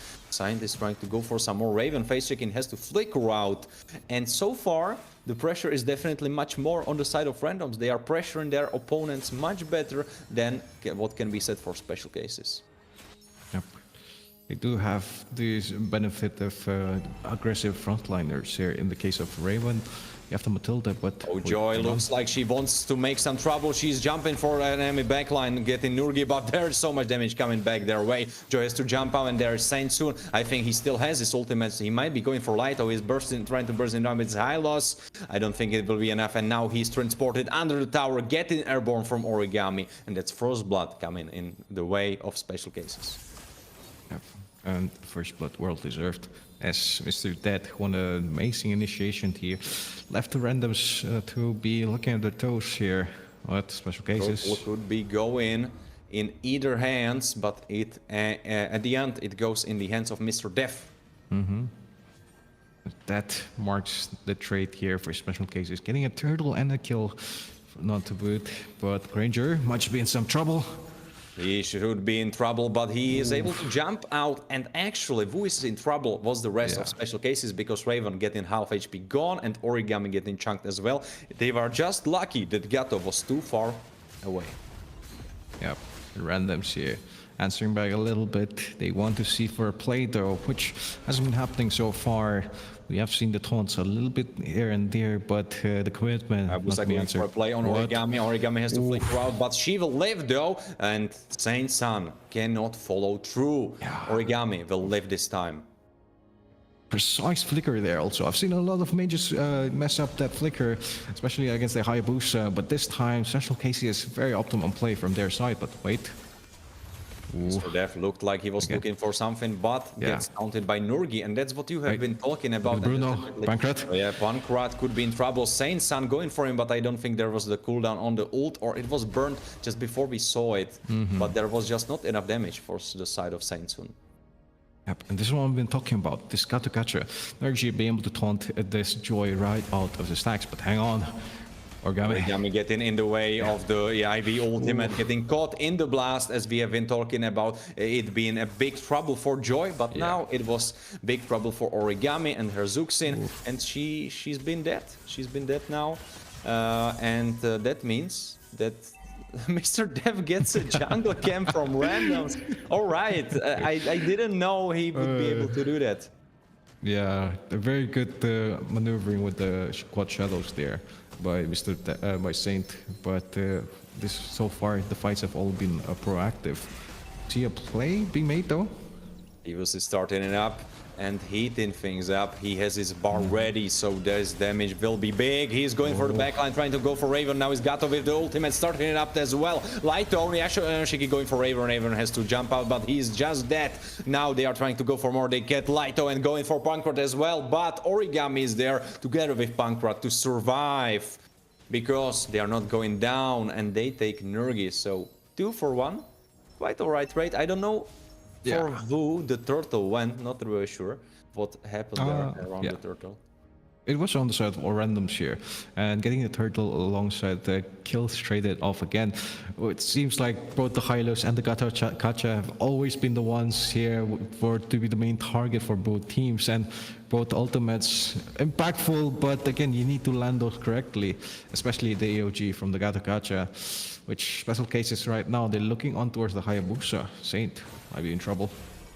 Saint could be in trouble, but we have not to forget that he's Hayabusa, and Hayabusa, yeah, he together with Link and Fanny, he is kind of playing his different game. He doesn't really obey the classic rules, but now he might be just too deep. No, as I've been saying, Hayabusa for you. So mobile, just never punished every single time. But wait, Mr. That. But talking about punishment, Joy will get absolutely punished for this misbehavior. I believe she didn't put her socks in the closet, because this punishment was quite severe. I think she will need to recover from that, at least for the next 10 seconds. Gato is going for his fight, but this was quite a big miss. And now he's alone. Oh, great taunt into Ivy ultimate. Great burst coming from Saint Soon. Pankrat going down and might be the next target in the form of Lighto. 2 kills going for the side of randoms, and now they are already building up a lead for themselves. And as we have been saying, special cases need to make the early game work. Yeah. But this is not good. Randoms here with a lot of crowd control in their ability set here. As you know, Mr. Dead can't really dive in. He really needs Lighto. He really needs a Hylos or maybe a Matilda alongside him, which they did have in the last fight. But again, the crowd control from randoms is just so much. You see that Bruno was forced to flicker out just before the quad shadow landed here, and Saint Simon just, you know, he just finished him off with the Ogi shadow kill, which a lot of damage here, especially he's on the level 10. And after he reaches the level 12 mark, he's just going to be bursting down to all of the backliners of special case. Maybe in the front line here, you never know. But maybe not the Hylos. But otherwise, the Granger is going to be the one helping on that. Otherwise, randoms here, so aggressive, so much pressure. Look at that burst. And just speaking about that aggression, Gato going, forcing enemy flickerers and just jumping out the way. Yeah, I never saw Gato being so mobile. When you think about Gato, you don't really think about mobility, but this play that Nurgi made was just so quick and out that you didn't have time to respond to that. Indeed, and randoms here. There's not really being punished for those plays, for those misplays here. And the fact that, like you said, Gothod's so mobile in those cases. Origami can't really play on the aggression, doesn't have flicker up. Almost all members of special cases have their abilities, spells down here for the cooldown. Laito being the only one who can possibly make a fight, but bot lane. Now they have to run. Janoschicki is going for the backline once again. Ivy, great ultimate burst in Matilda, and Barncard will be the next target. Nurgi is going for him. Dive in this tower, taunting them up. Laito could be the next target, but it will be actually Nurgi getting bursted by the tower. But luckily for him, Saint. tower refocused the target for someone else. It was Janoschicki, I think so. So Yeah. he will be living. And a lot of pressure there, and very good initiation here from Sev randoms, especially Janoschicki with the flicker as to insane setup for his side. And just, you know, the fact that Eve is such a great utility for those team fights that has been, again, very underrated for a lot of teams, and special cases are not really familiar or not really sure how to play against the Eve with the Phobius, but hang on. Laito could be the target that will die first in this fight. Just under our radar, just a little bit off the screen. But this Lord should be going in the favor of randoms. And in the meantime, Mr. Def has been farming. So I think if we check the gold graph, he should have quite some gold on his hands. He definitely has. Yep. He's even comparable to enemy Granger. So that's something that's a little bit something good happening for special cases. A lot of damage for his utility here, but he still needs that Winter Crown possibly, or maybe a little bit of life still if he wants to sustain a little bit of that burst, because, you know, the poke potential from the serve randoms has been a lot, and it only takes a Phobius, it only takes a Gatot Kacha to completely counter this Joy, which is not really what you want to have, especially since you don't really have any dashes beside your S2. So once that skill gets cancelled, you're just going to be sitting duck here, and especially up against a Hayabusa, going to be pretty difficult. Level 14 here. Level 14. He's going to be very stacked here in this upcoming fight. But Lord, hang on. Mr. Dead just melting it.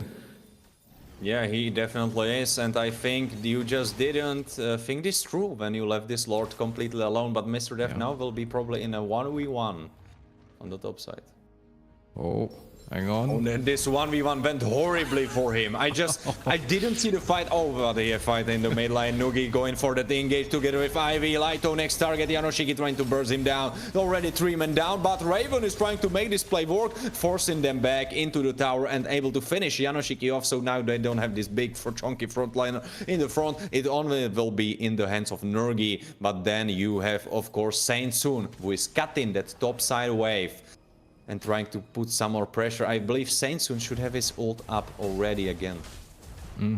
Might just be able to dash here and give the opportunity to end the game, but hang on. He's going for that. He's going for that. He wants to go for more, but he maybe went a little bit too deep, so Pankrat shuts him down, and this might be a great chase. Ivy has to flash out, and Mr. Dev going for that, but gets taunted, and even that, he's still able to finish Ivy off. Next target will be Juicy. He has to run for his life. Flicker out, mega kill. Mr. Dev gets destroyed. And Juicy is just out from that fight.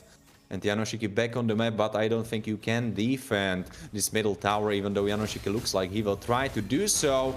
Creeps have been killed. Janoschicki is so tanky, actually. Yep.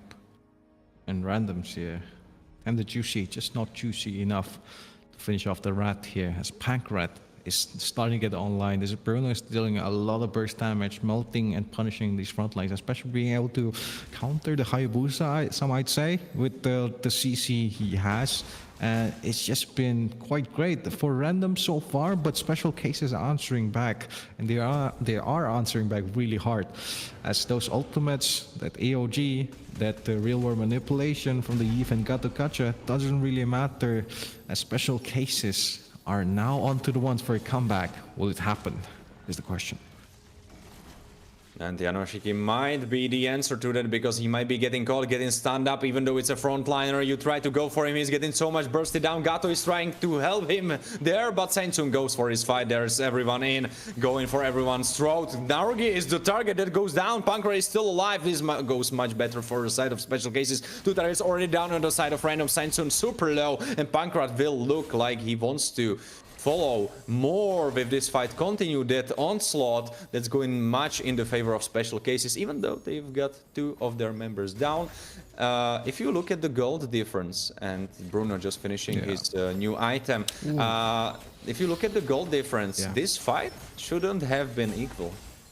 Yep, but I mean, even if he didn't have if he didn't have his final item, just had the burst which he needs, which I believe the final item just might be a win of nature, and that just might give special cases the leverage they need to out-sustain this Granger's damage, to out-sustain this Hayabusa's damage. And if we see more aggressive plays from Pankrat, at least spaced out aggressive plays, we might see them for a comeback. But so far, randoms here still on the leaderboard, still on the lead, but the map control on towards both teams, I believe. They're just split up. I mean, they're literally split up.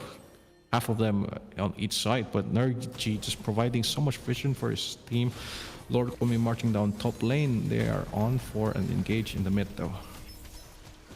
And they are trying to push that mid lane.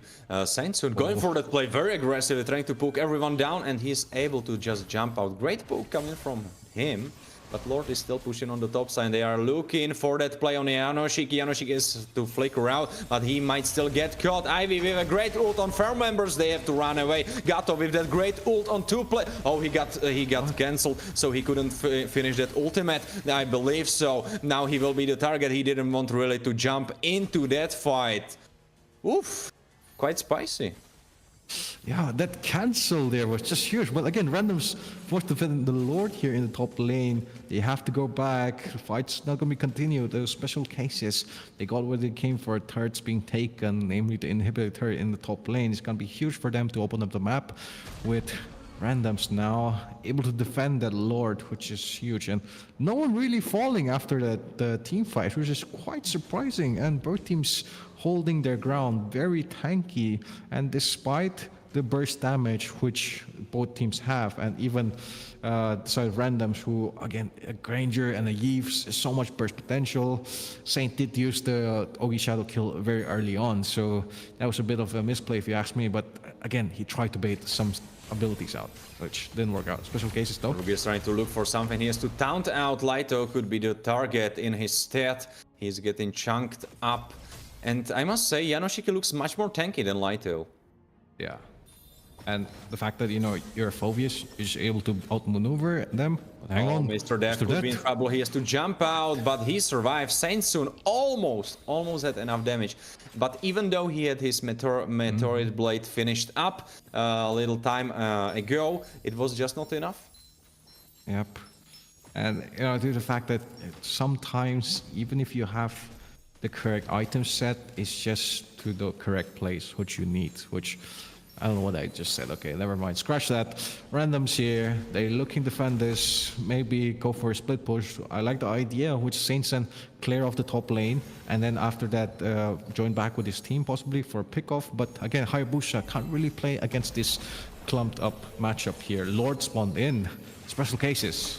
Oh, Nurgi getting bursted down just before this fight. Nurgi already half HP. He cannot engage and make it a frontline that his team needs him to be. But Laito getting junked up as well. So both frontliners are getting their HP bars a little bit lower. So Laito even going for that recall when that he stops actually. Origami getting, oh my god, absolutely destroyed. Tender Juicy, even without their jungler, is able to pick off that mid lane. So special cases are in big trouble. They see Hayabusa on the top side. They should take this fight. There's Mr. Death coming from the flank, and Gato is trying to split the fight. Senhades will be the target for this Joy, and next target could be Juicy Nano, but Mr. Death just doesn't have his ultimate now. But this is great place to start the Lord.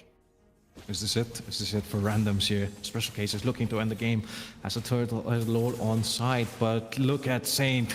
He is looking for a back door. Hang on.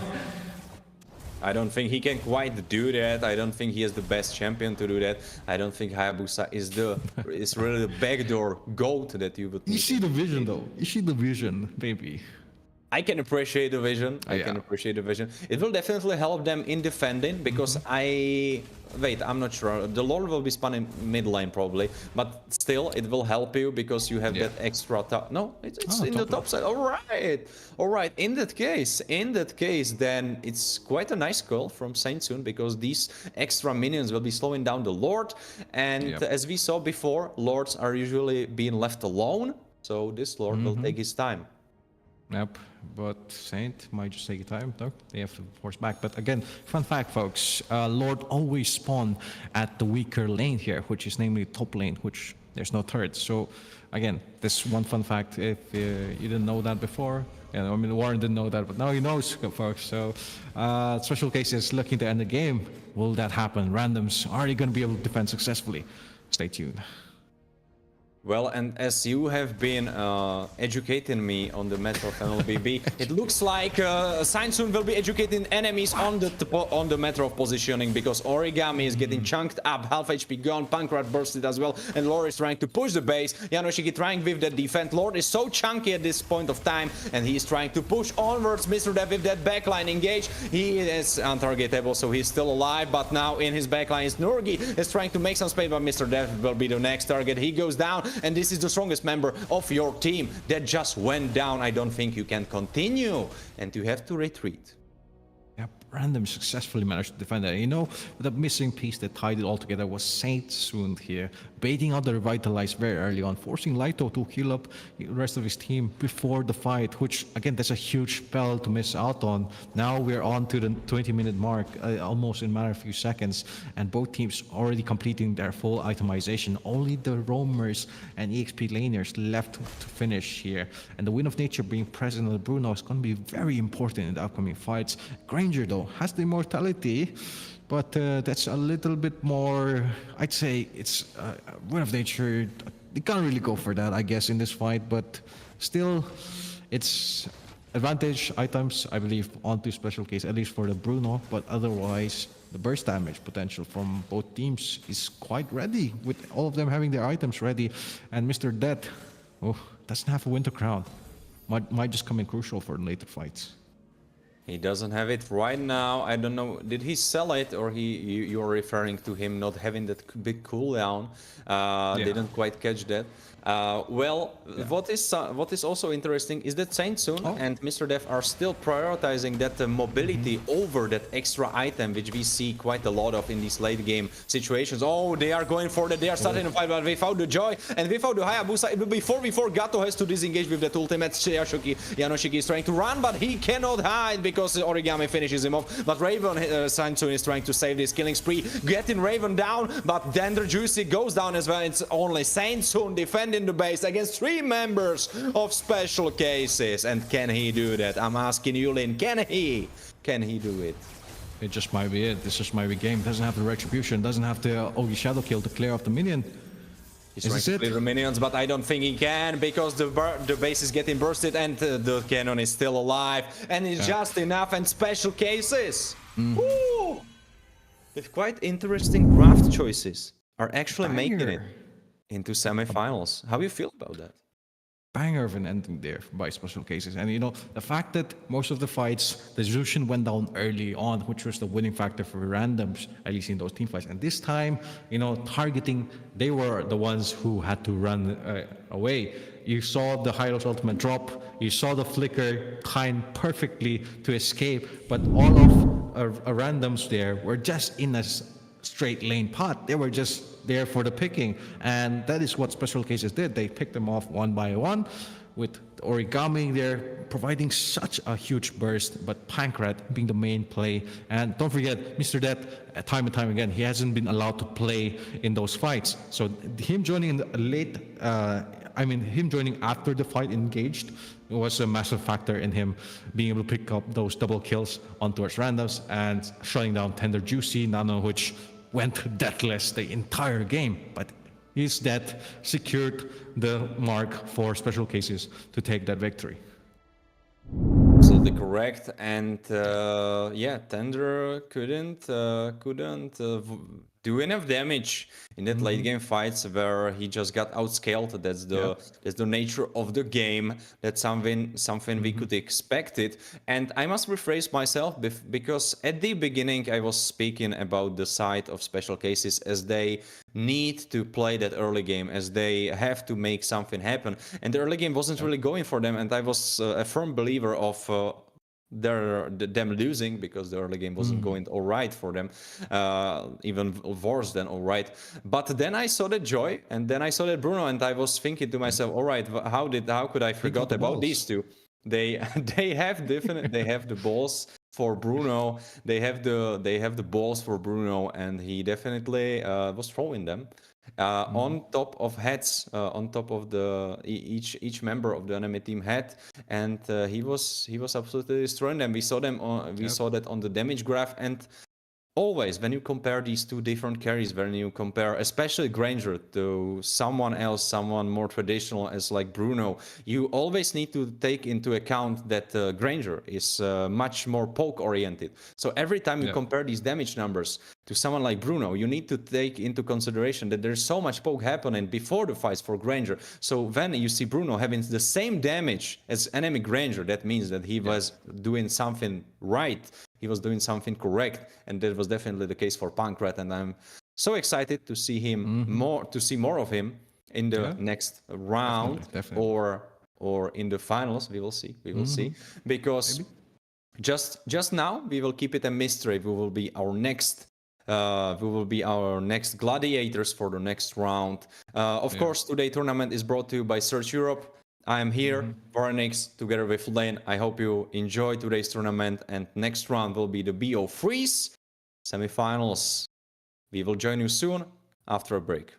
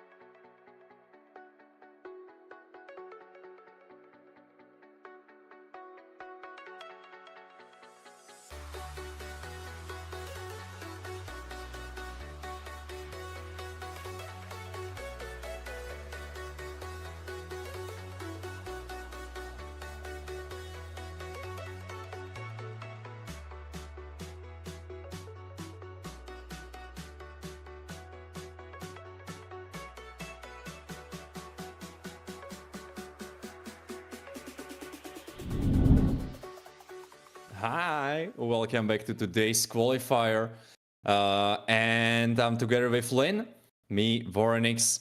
I hope you are enjoying today's qualifier. And in case you joined just now, there is something crazy happening behind the curtains. And that will be a news flash, even for those who have been watching. We will just get to that. But right before it, we have to mention, of course, today's tournament is brought to you by Search Europe. You should definitely follow us here on Twitch and YouTube and definitely on Instagram, because on Instagram, what is happening on the Instagram, Lynn? Oh, there's a giveaway. There's a giveaway of diamonds, perhaps. And if you are looking to get those skins for yourself, or maybe, maybe for someone else, maybe for your girlfriend, maybe for your old pal, or even a starter card you can get, it's all of that is in the Instagram. So I believe you can find it in Search Europe in Insta.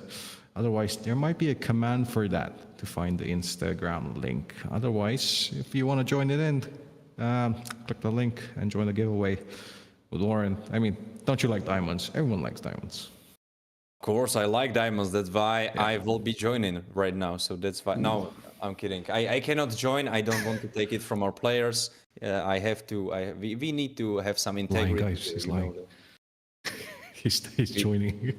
Yeah, maybe I joined by two alt accounts and maybe with a third alt account. But let's not speak about that. Let's speak about what happened behind the curtains, as I was teasing our viewers up about that, because Ake. Well, what can I tell you, Lynn? I think it will break your heart. I think you will need to throw that Ake shirt away, because they lost. They lost against Miracle Generation just before this round, just before this BO3 round. What? Under the radar, not even streamed live for everyone to see? How could this happen, Warren? How could this happen? Is this another case of caster curse once again? On the EU scene? What? I believe it has to be. It cannot be anything else. I think we cursed it. I think you cursed it. I think we are the sole reason why Ake lost. It's because of the merge plugin, right? Yeah, it's definitely the merge plugin. I think they got shut down. I think they got DDoS attacked, so that's the reason they lost, definitely. Well, jokes aside, Miracle Generations going through that Ake, very tough opponent. That means that we should have a banger of a game, at least in the side of Miracle Generations. I am quite excited what they will show us. Just for clarification, we see Exordium on the left side. These beautiful creatures of players have their gamer tags. They have the Exo there, so we know for sure it's Exodium and nothing wrong can come from that. We know that. And their opponents are, of course, Miracle Generations with Zeus, Jufe, Victor, Zedel, and Nephiria. These names I know. Do you know them, Lynn? Yep. None of that from the other mobile platform, I believe, especially Nephiria. Oh, you're there. But Zedel, the streamer, of course, and Miracle Gen, or they did you mention this? They were the ones who took down the Ake. So now facing against Exordium, they're the favoring team. So draft, I believe, is probably going to go to them, especially since they're on the red side, at least. Unless... Oh, wait, this is a BO3, so what am I saying? Could go either way. BO3 is always tangled up. There is so many options. Of course, even more options in the BO5s and in some crazy cases of BO7s or so. But now we have BO3s. Let's settle out. Let's settle down. BO3s. But there's still as you have pinpointed, there is still some room for error. You can still fumble something up and still come out on top, even though it's risky. One game away from losing. Risky. You don't want to start this session by going 1-0. You don't really want that. But based on the drafts, I don't think any of their sides are cooking something much new. I think is the classic. Even though Harid goes through, maybe the Joy ban is something I don't like. Maybe I think there should have been Harid, because Harid will be picked up for Wicked. And what do you really have here at this point for countering? Can't really go for the Irrital. Maybe a Brody again could be the play. But now, on the other hand, we have the jungle if they're available. And Victor is going to lock in that Suyo alongside A Selena? What? This is gonna be a very rare occasion here. A Selena being available so early on. I mean, it's been quite a long time, I believe so. When was the last time you saw a Selena, Warren? I think it was quite some time ago, but we saw it. We saw it. I think Laito was playing it. I'm not sure. I don't want to scramble this, but I think it was Laito. Perhaps, Maybe it was someone a little bit different. Yeah. But we saw that. We saw her crazy burst damage when she's just waiting in these bushes. So that's something that Zuxin and Harid will need to look out for. And if she gets out of her leash, if she will get too fat, then maybe even Phoebus will need to look out for these bushes. But that's far in the future. We cannot really tell right now. But so far, I like this exciting Selena pick. I like it. Yep, it's something new. It's something extraordinary. Some might even say. And on the hands of Miracle Gen here, it's going to be quite entertaining to watch and see what they have in store for us. Maybe snipe off and bait the Purifies early on. That's going to be very important. But Zeus going to lock in that huge, chunky front line here. And this is going to solidify the fact that, I mean, he's going to be slotted in the EXP lane. Lucas against a Phobius? I don't know. Could be. We saw that matchup. I believe it. I mean, like, it's less as could be. It's more so like it will be, because I don't see any other option of Suyo being played elsewhere. And I don't think we had any cases except maybe ranked where Phoebus was played jungle. So I don't think this will be happening. I don't believe he would be suitable for Rome as either. So I think this is quite locked in. This matchup is interesting, but I don't think it really goes in the favor of either of those, because both of them are quite tanky, quite alright on the lane. Maybe going a little bit in the favor of Phoebus in the early phases. Right. Is Miracle Gen going for an all quote-unquote jungle composition, which currently the first draft is looking very much like that. Selena jungle has been a thing of the past, but we'll see if it happens, though. They do ban out the Hayabusa, and now on the side of Exordium, gonna go for perhaps maybe a roamer ban in this case, unless they have one for themselves, and maybe want to give Harriet the advantage which she needs, which in this case, maybe the Bruno, or what, the Lunox, okay. Lunox, that's quite interesting. Would you like to give us an explanation on this ban, or how you see it? Yeah, I mean, if you go back to a couple of patches or patch notes or a couple of seasons last year, I believe around June to October, we had Lunox and Harriet being quite dominating in the meta, at least in the gold lane, but she did get a couple of nerfs. So it's a little understandable, but not really. I don't really see the vision. Maybe they want to give the Phobius more room to work with, but in this case, it's questionable. It's questionable, I'd say. But the Miracle Gen, on the other hand, Yuffie with the Tigreal pick, it's very forward, I'd say. Not even before we've seen Exordium pick up their roamer. Okay, this is the first thing that I do not like. I hope that's just a hover. I don't like this Hanzo pickup. I just don't. Maybe you can say I'm a hater, but he locked it in. Okay. There it is. I will either eat my wards, eat my flip-flops, because the Hanzo will completely destroy his enemies, but I am so scared about the side of Exo. I am so scared about them, because I never saw Hanzo really work against a strong team in the competitive scene. Yep. Well, I mean, it's very difficult. You did get some recent changes in the fact that you have to play him a little bit more safely and know when to go in and out of those team fights. But again, look at the side of Miracle Gen. There's 4 junglers here, with Zdel going to be the main one to be in the jungle as a Tigreal. Because that's a Suyo into the goal lane. That's a Suyo into the goal lane with a Petrify. It is. Is this? It is. Yeah. Content? Is this content? It's definitely content. It's definitely content. I didn't see it right until the end, but when you pinpointed that, when you talked about it, I was like, wait a second, they don't have carry. So Wu goes where? And it will be Suyo on the lane, I guess on the gold lane. I don't know. I'm not quite sure where each player fits. So we will see who will be piloting the Suyo. But, well, who else than Miracle Generations after coming with a miracle and beating Ake? Who else with that crazy Suyo laning against Harit? Yep, and this is going to be quite a goofy game if you could phrase it.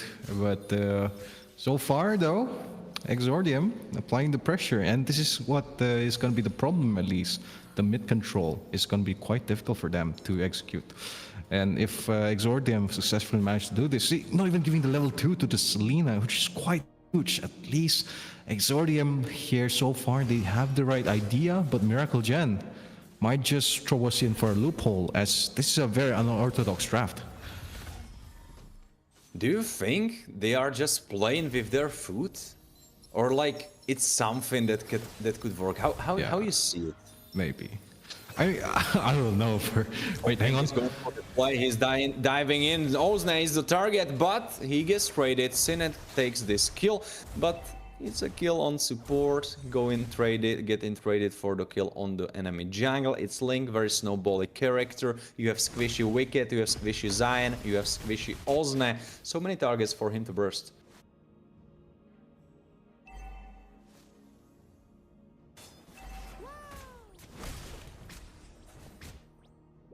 I hope you are well and back, Lin. I welcome you back to the stream. I think you get disconnected there for a second, but there is an action happening.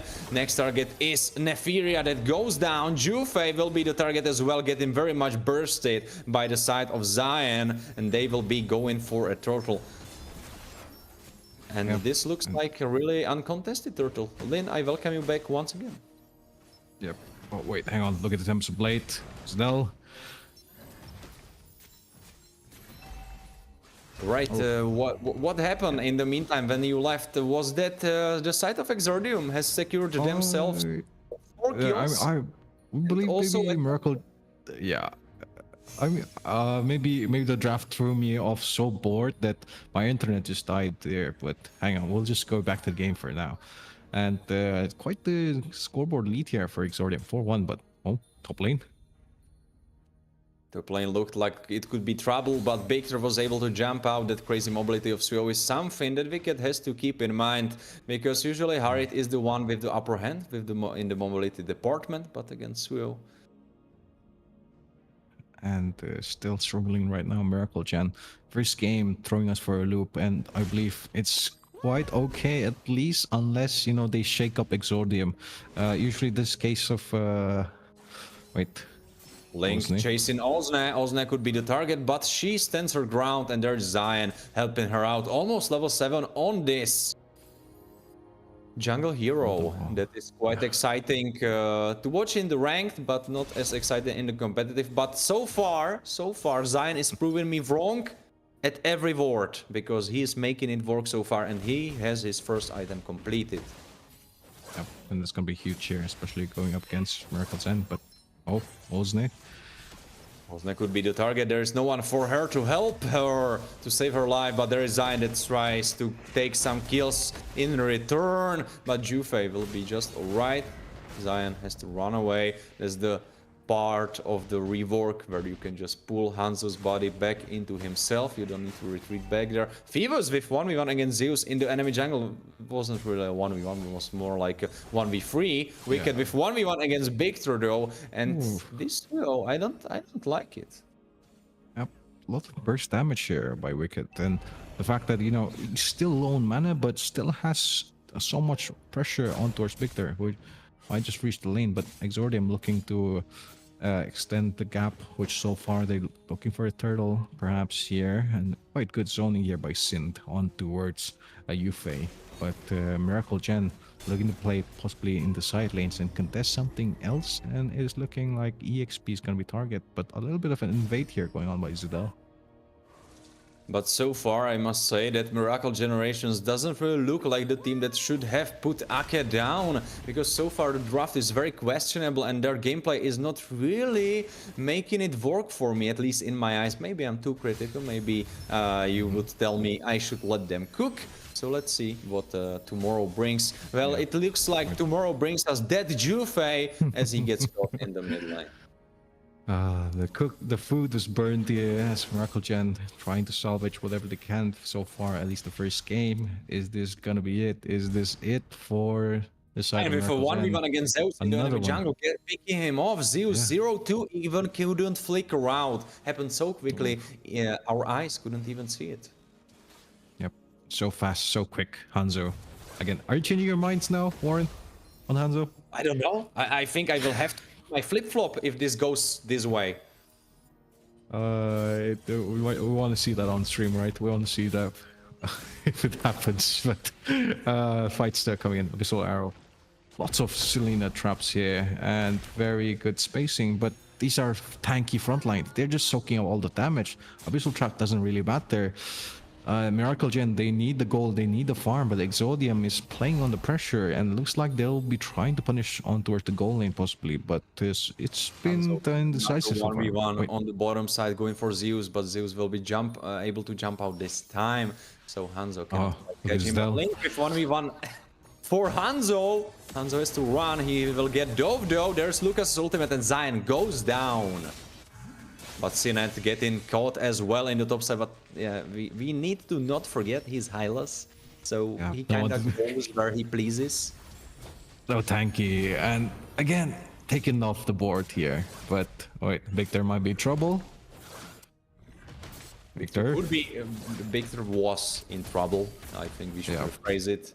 He is now in the heaven with Jesus, and he will be there for next 12 seconds. Miracle Generation actually miraculously getting turtle in the state of the game, which isn't really in their favor. And I must ask myself, I must ask once again, what is their plan? What is their idea? Because these team fights will go very badly for them. Because with this composition that you are lacking carry, you should definitely be going for that early skirmishes. And okay, this looks like a decent team fight for the side of Miracle Generation. Link is going for the backline. Zion will be the target, but he's able to jump out. Yvette will be the target now. Zeus is able to finish Giant off, but now he's in the backline getting stunned up by Ozne, and that's the annoying Zuxin, and Zeus quite mobile. He's still alive, but he will die. Mega kill for Ozne, and I think this is the most fat Zuxin I ever saw in the competitive. What can you tell me to that, Lin?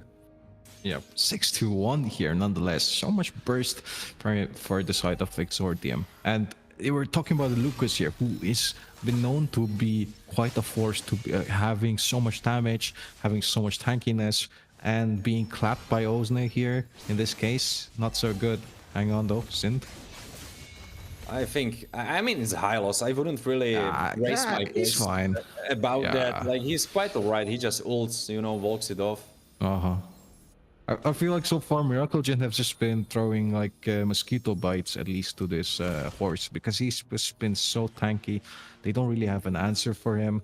Wick is farming up, Ozne is fed, even Xian has been doing quite decent in these fights, only to be picked off certainly if the side of Miracle Gen reaches the late game scaling, which a late game Ling can be the answer which they need. But they still need to... They will jump on him like mosquitoes, but this is just too many mosquitoes. Evat cannot survive that. It was like too much. Too much. He should run a repellent. But Exordium here.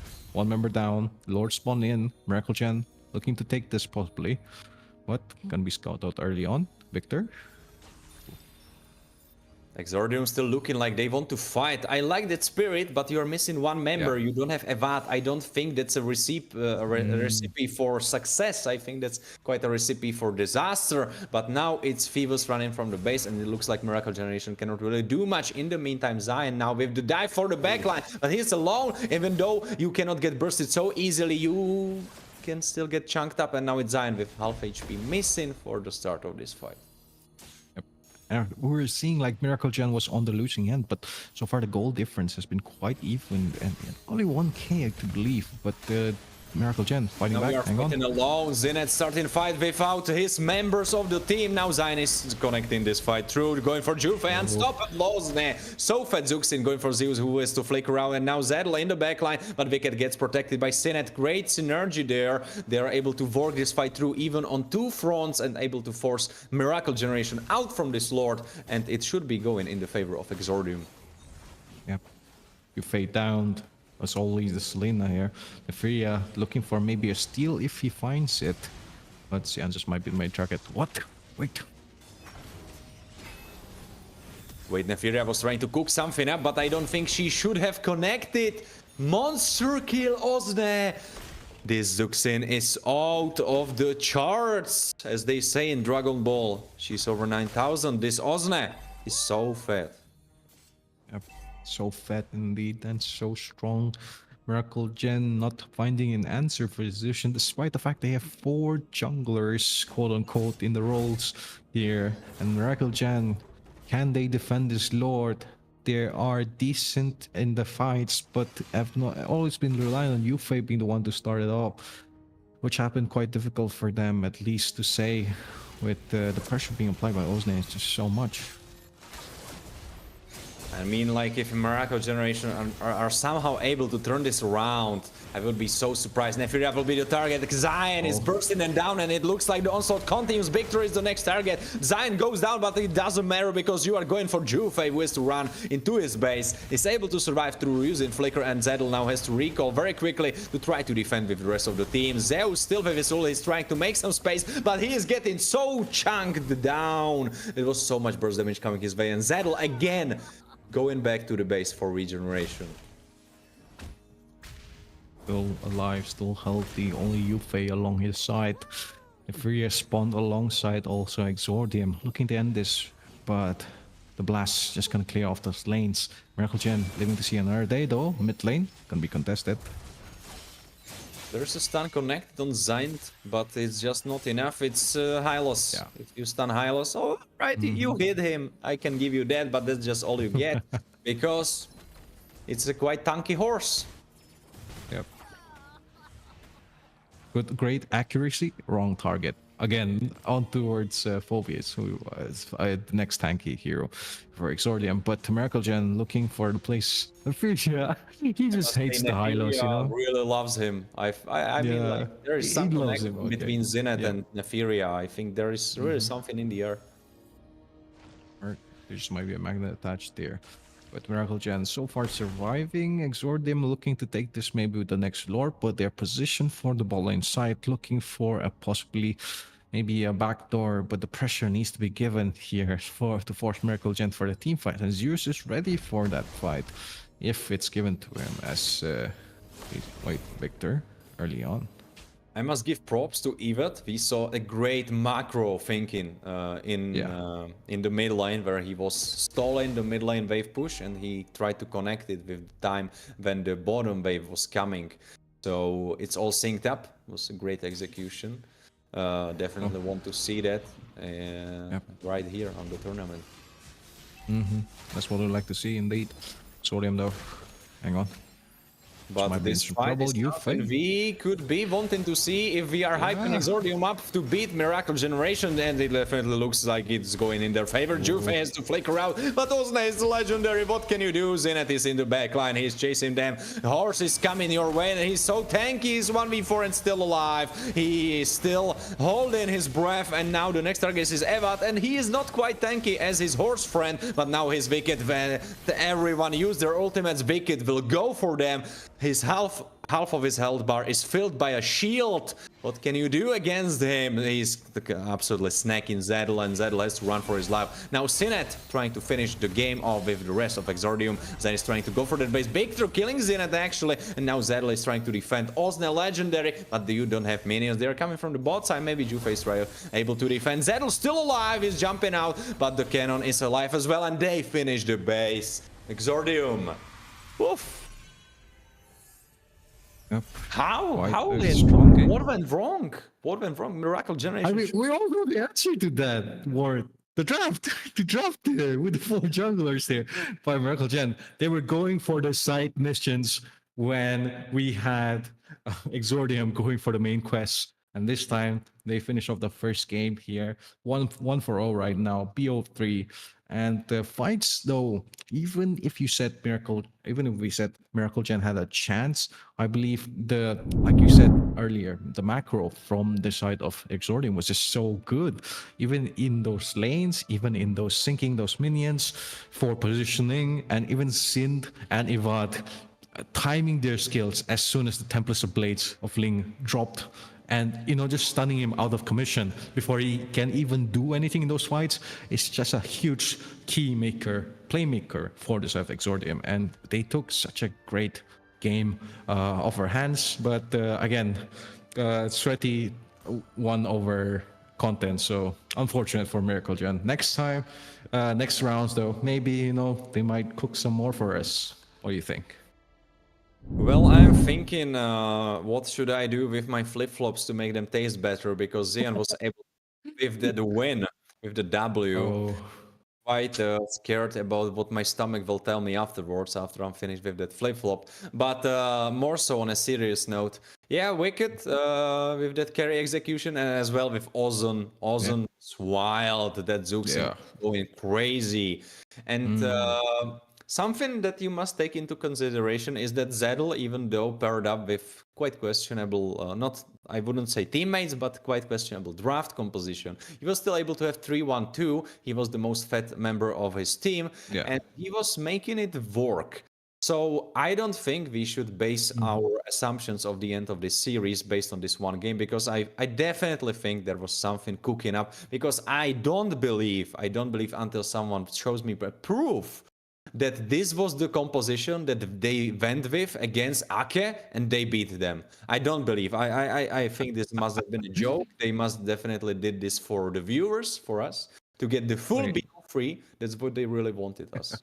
What if it was? What if it was true? Then would you eat another flip flop? Yeah, I think then then I think my next flip-flop that I am now stuck with, only one solo flip-flop, I will have to finish that one too. So maybe I need to really Google something online on Yeah. how to make the Bon flip-flops appetit. the best. Since I will be eating two of them back to back. But speaking about back, let's get back to the draft. We have Exo again on the left side, so that means that their opponents that should have the choice of the side decided that they want the red side. So let's see how they will approach this second draft. Yeah. I mean, is it going to be another one of those games here from the side of Miracle Gen? Might just happen. They might just make a miracle happen, if you could say. How cheesy it might be. And with their backs against the walls, it's only to see if the back shots can come online for them to make the comeback. But otherwise, though, the bans here coming quite even here, at least from the side of Exordium. Also, Louis being banned, quite understandable. You have the Matilda being banned here from the side of Miracle Gen. Again, you don't want to give the first pick, which we've seen Matilda being picked off every single game for a lot of teams to benefit off of. But Granger being banned here, that's a little bit questionable. Yeah, now Harriet getting banned out. I think they are taking this one much more seriously. Now you see that they are coming with a completely different approach. I don't remember their bans last game. I don't think it was quite bad. It was just missing that Harit component. And usually when you see Granger getting banned, you ban the Harit immediately.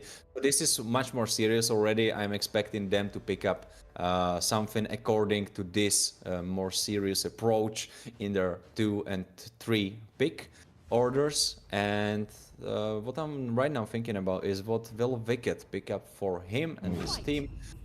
All right. Oh, okay. So the Hilda ban may be justified, I'd say. Was it the Hilda ban previous game, Hilda Badang, or am I going through a different game here in my mind? Yeah, I think it was, but it wasn't in this series. I think it was the series before that, or like not really a series because we have the BO1s, right?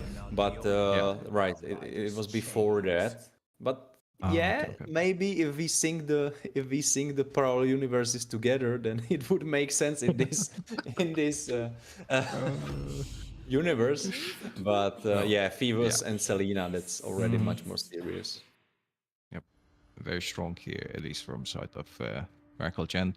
And I was thinking they were tempted to go for a 4-fighter comp, maybe, with the, the Masha being hovered upon, slotted into the goal lane, maybe give a little bit of a hard time towards EXO.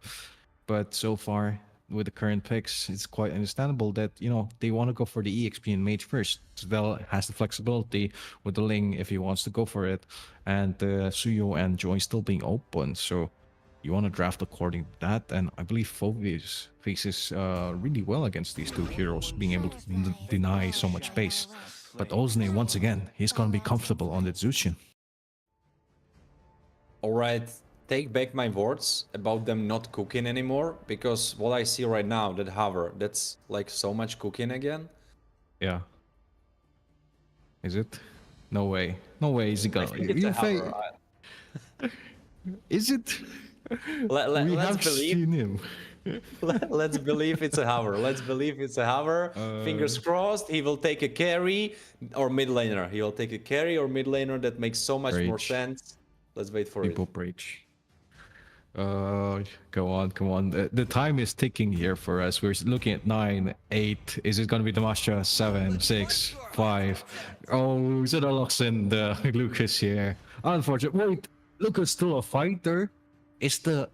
Wait, did they put that Masha just to put some mind games into EXO?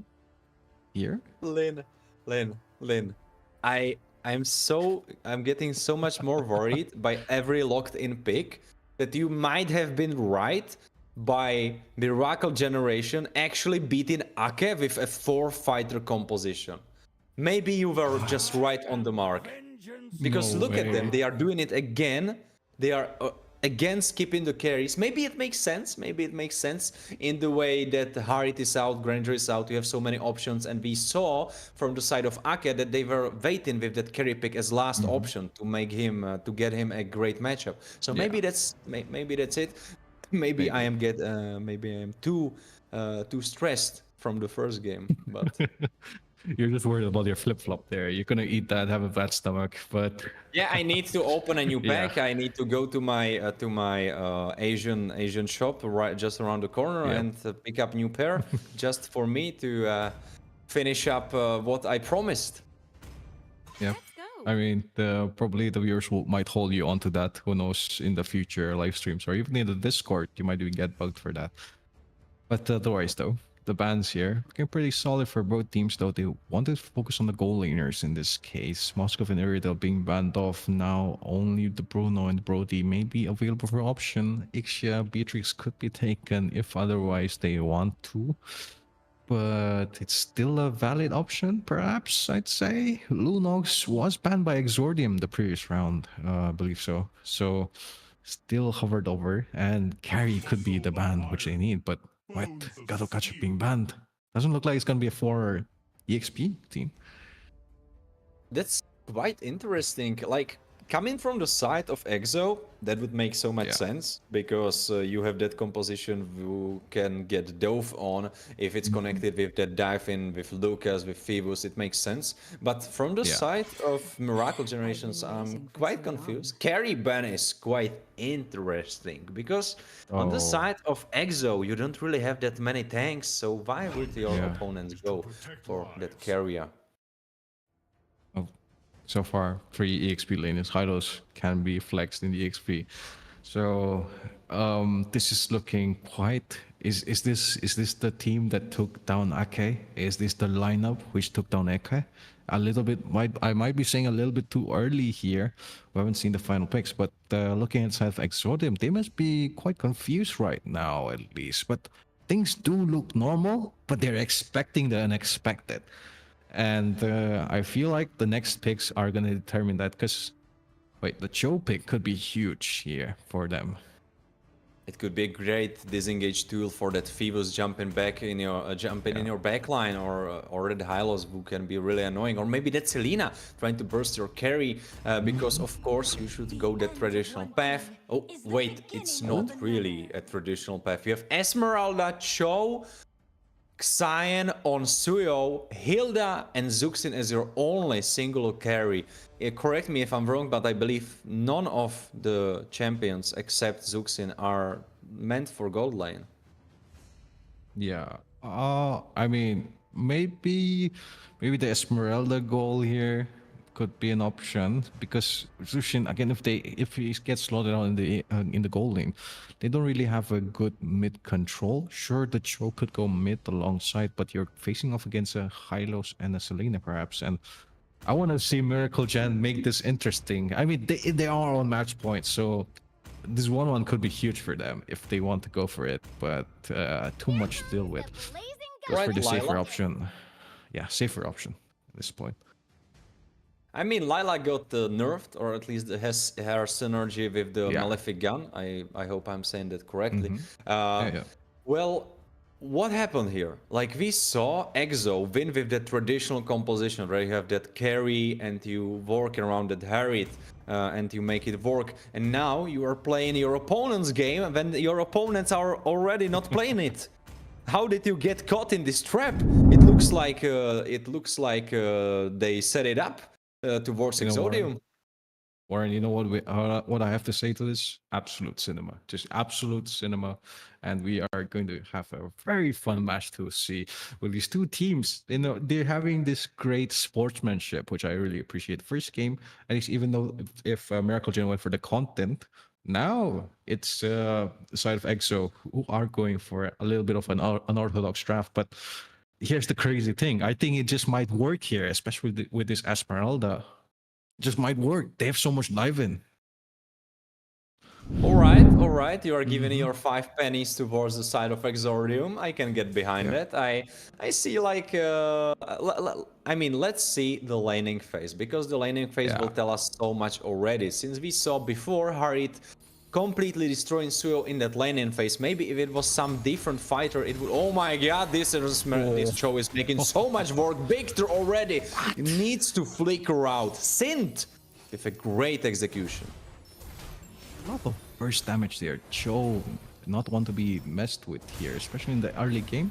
Possibly, I think he has the highest DPS in level 1 if he executes the Jikundo combination perfectly well. And now this is gonna throw off Miracle Gen off their normal comfort style. As look at the zoning here being done. Oof.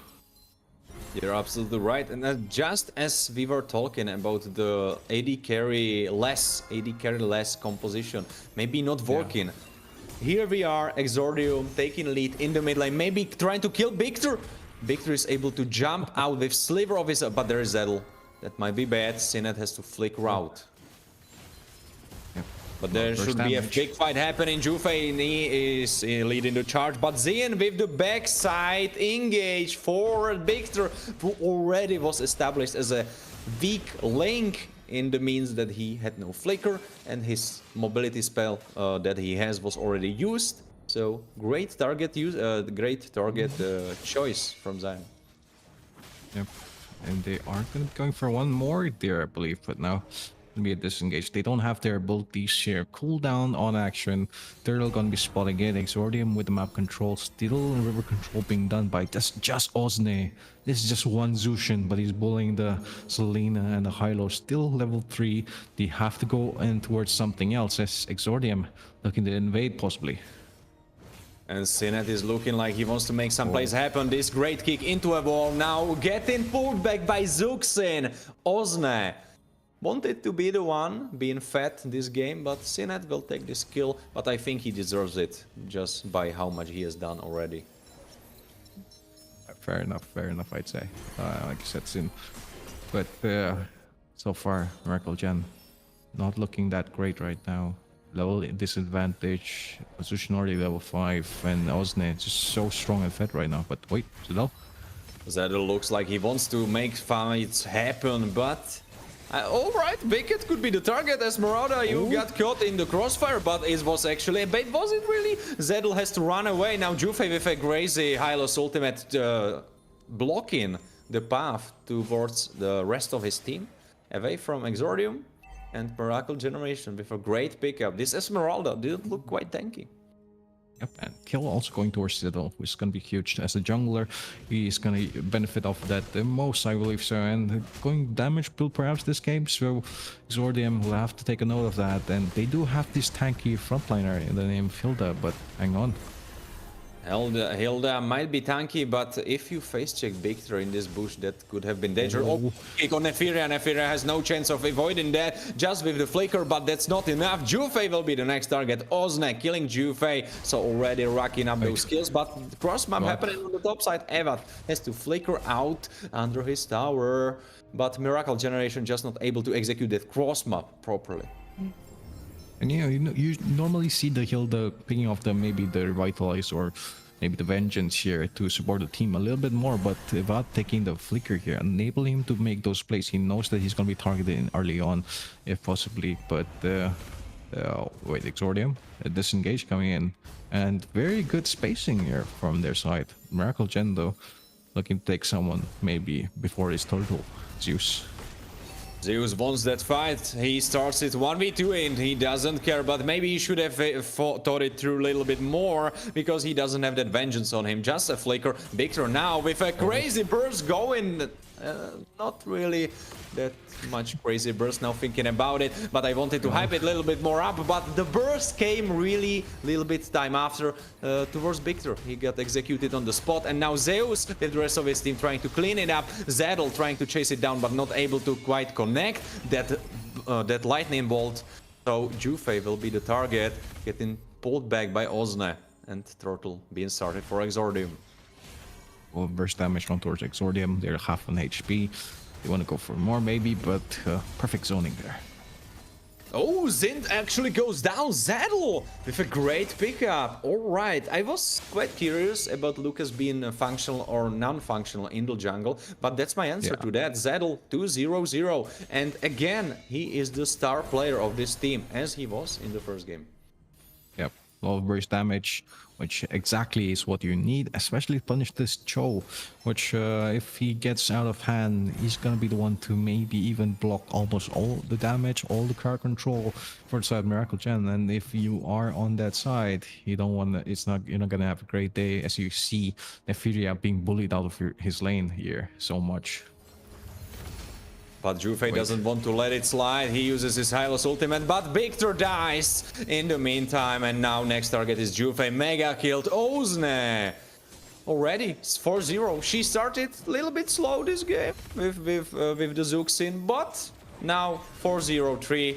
Great score once again. And now they are trying to go for more, but Lucas isn't having it. He is forcing them to retreat. So much burst damage here from both teams. Especially Exolium with the Zushin. Ozne is just getting so fed right now. 4-3.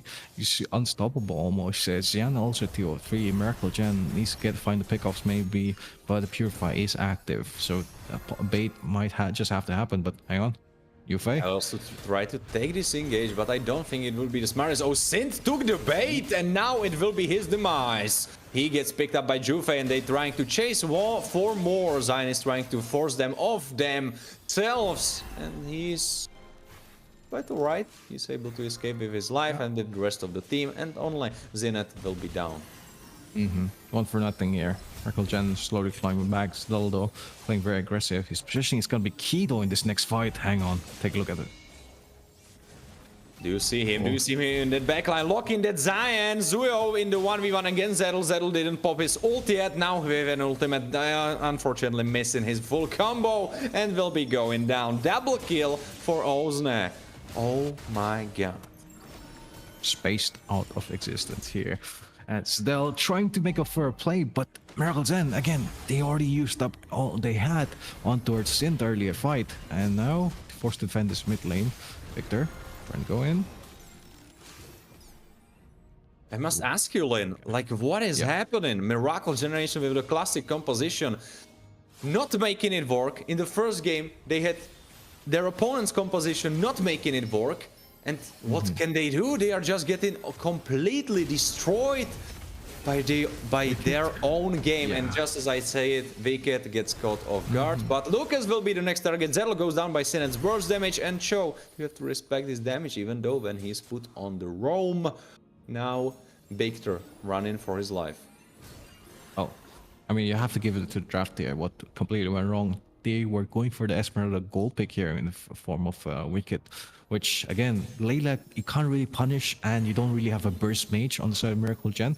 Sure, the Hylos is there, sure, the Selena is there, you can give a little bit of stun, but he has the Purify ready, which right now we're seeing that being saved a lot in the right situation. Miracle Gen, though, Yuffie in trouble. Yuffie could be caught, but it's still Hylos, quite tanky horse as we saw in the last game. But Lucas is showing that the Suyo is definitely not as tanky. Let's check over the items a little bit, because I'm quite interested over what Zedlo is building. He's definitely going for that very high burst damage build that you have been talking about before, Lin.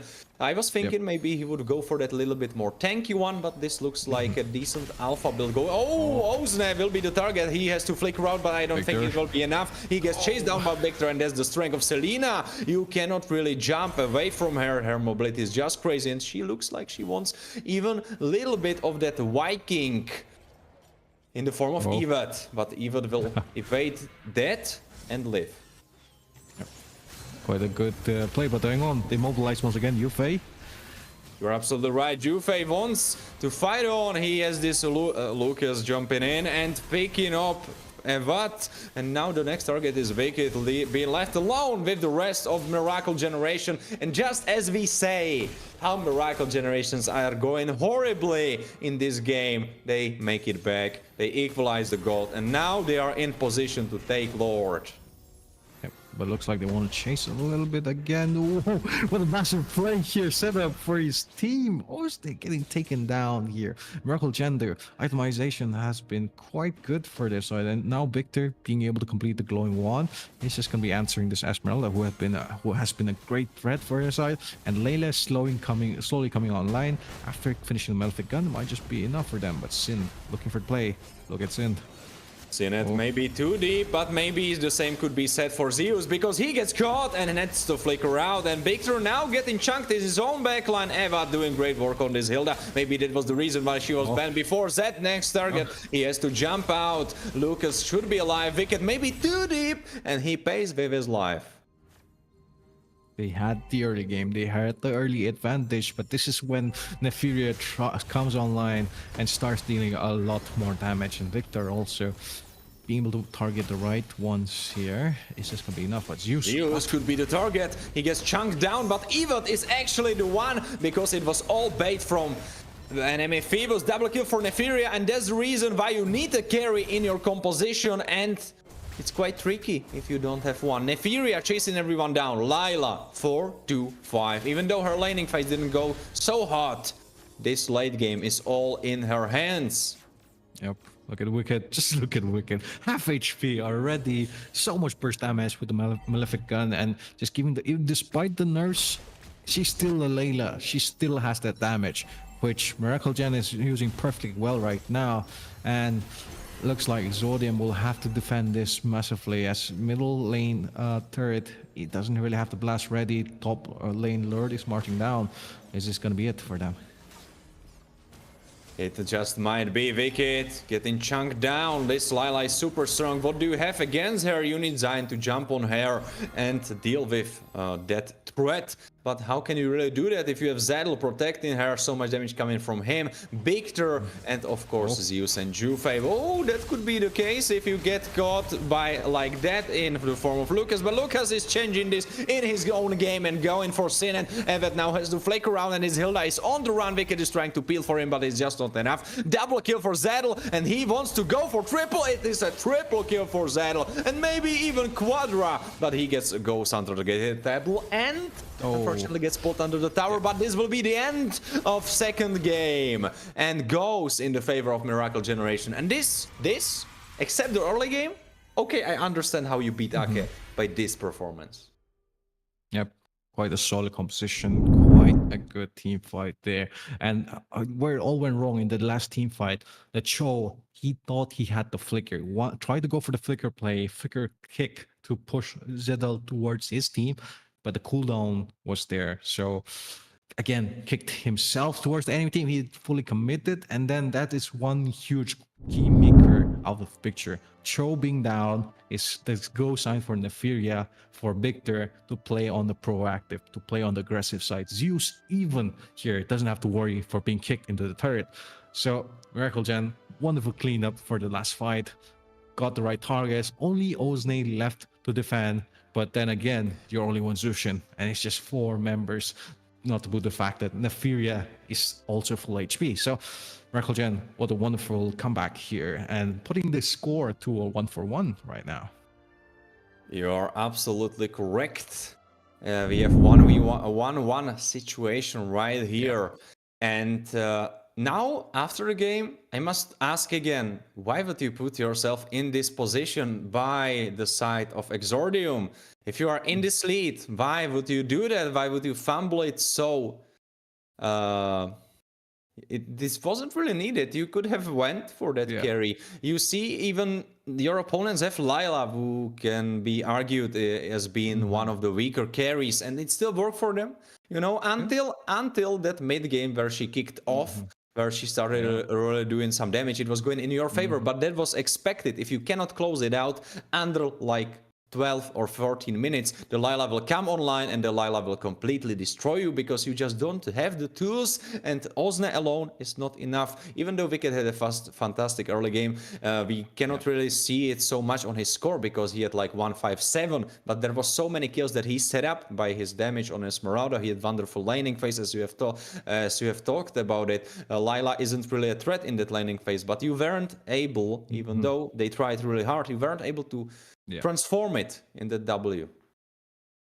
Hey, it's the late game there. It's the late game where you start to shine and where the anti-heal start kicking in. Because Wicked, you may have the damage, but can you really find the right opportunity is the question, which a really good team won't really give that a space.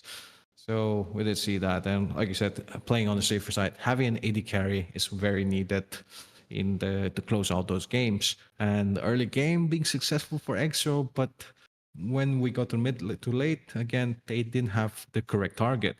If maybe the choke used the flicker combination on towards Nefiria, could possibly happen, or if they got Zidel taken early, picked off, they don't really have the burst they need for the Lucas, besides maybe Jean, who could do that. Again, it's a lot of ifs and maybe. So props to the side of Team Miracle Gen for at least cleaning that up. And now the third game is going to be very interesting, I'd say. Which is this going to be a content game, or is this going to be I don't know, cleaner here? Is this semifinals? I believe so. It is semifinals, so I hope that by having their backs against the wall on the both sides, they should definitely be taking it a little bit more seriously. Even though, like, about the first game, as I have sent it to you in the chat, so you can check it out for your reminder. If you look at the first game score, it looked like Miracle Generations are having too much fun there. But the same cannot really be said for the side of Exordium. The game looked strong for them. Even Ozne was going so fat once more. It just crumbled because that's exactly the reason why you pick the carry.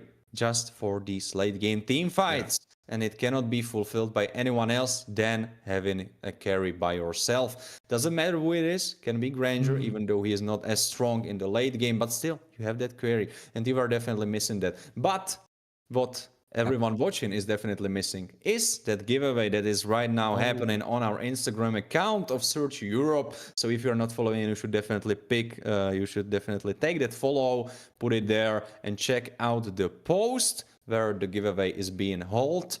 And also, if we are talking about the follows, you should definitely follow us on Twitch, YouTube, and you should hop on the Discord where you see all the news about the tournaments. Today tournament and all others are brought to you by Search Europe. Together I am here, Voronix with Lynn. I hope you're having a great time, and we should be soon heading into, right here you can see it. You can see the giveaway post, and we should soon be heading into the third game. What are your expectations? What are your expectations based on the strategy? I already established that I am expecting carries on both sides, but who do you think will go for that early game, and who do you think will go for that late game, if you will try to predict that? Well, I believe that the Miracle Gen, they are going to be the ones to go for that early game, at least if they go for an unorthodox comp. I want to. Bottom line, I just want to see content. I just want to see content. Let's go. Come on, content, and they pull it off. That is just gonna be quite the match to watch. But otherwise, nothing wrong with sticking as things with. I mean, having things to be normal as it is. So, I mean, I'm just saying. But what about you, Warren? Well, I have quite news for you and everyone watching because Lynn, we should be having a restarted lobby.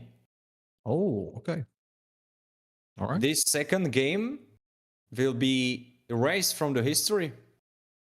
The second game will not be counted because there was a disconnect happened. There was a disconnect that happened during the lobby, so someone wasn't there during the pick phase, during the draft phase. So I'm right now gathering information on which side had this problem, and now it's confirmed it was Exordium. So that's the reasoning probably behind them not having a carry for their side. So it's right now being run through the admins, and we will be having a rematch. So the score is back to square one, which means Exordium 1-0 against Miracle Generation. So even longer banger of a series, I tell you, this is a good news for us actually. Well, good news for us, bad news for the players. But no more games to come here. Which let's see, Miracle Gen, they did manage to pull back. So again, even with the redraft, question is how far of a redraft? Because I believe the Esmeralda was picked on the on the second draft phase here. Correct me if I'm wrong. I think Esmeralda, I'm not sure. I think Esmeralda was one of the later picks, I believe. The show so and I the think, Esmeralda, right? Yeah, I think so. Yeah, I think it was just before the complete end. I think that was where she was picked up. And if I'm not wrong, I think Lila was picked up as the complete last pick. Yeah. So I think we should be having quite similar draft. I don't know what's the exact rules. I don't know if we rerun the Vol draft or if we just change the part We'll see. where it wasn't as they wished it to be. So we will see. We will get to that. We will not give you fake information until we have it confirmed. But in the meantime, well, I was telling you, there's something fishy with that no carry composition, and I was right on the mark actually, because there was something fishy. Oh, come on, Esmeralda. They could have made it work. I'm just gonna say Esmeralda, very solid out of the box pick, and you saw the damage she did in the early to mid game here, and the fact that once you land a very perfect ult, that is what you need to clean up those team fights. But nonetheless, again, unfortunate he got disconnected. So I believe the next match is going to happen soon, or are we going to break?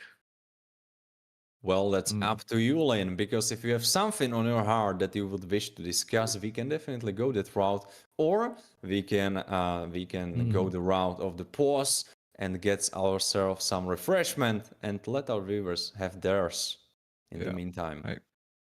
For the break. All right, I mean, could be an option. Let's go with your heart, Lynn. Yeah. How you feeling? Okay, we'll just yap for like maybe a couple more minutes about the draft, about maybe the meta. Okay, Warren, how do you feel right now?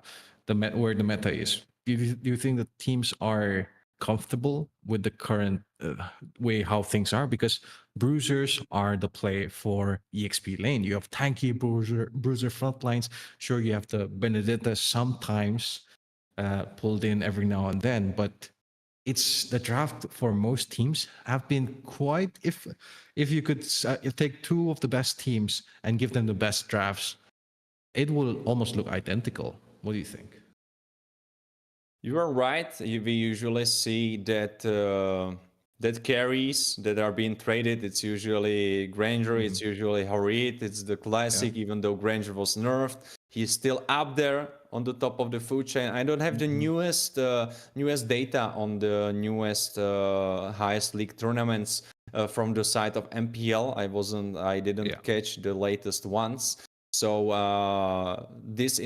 regarding this information, you would need to help me out. But I believe even there's still being Harit and Granger put very Yeah. high on the list, They still and pick. it's still these two.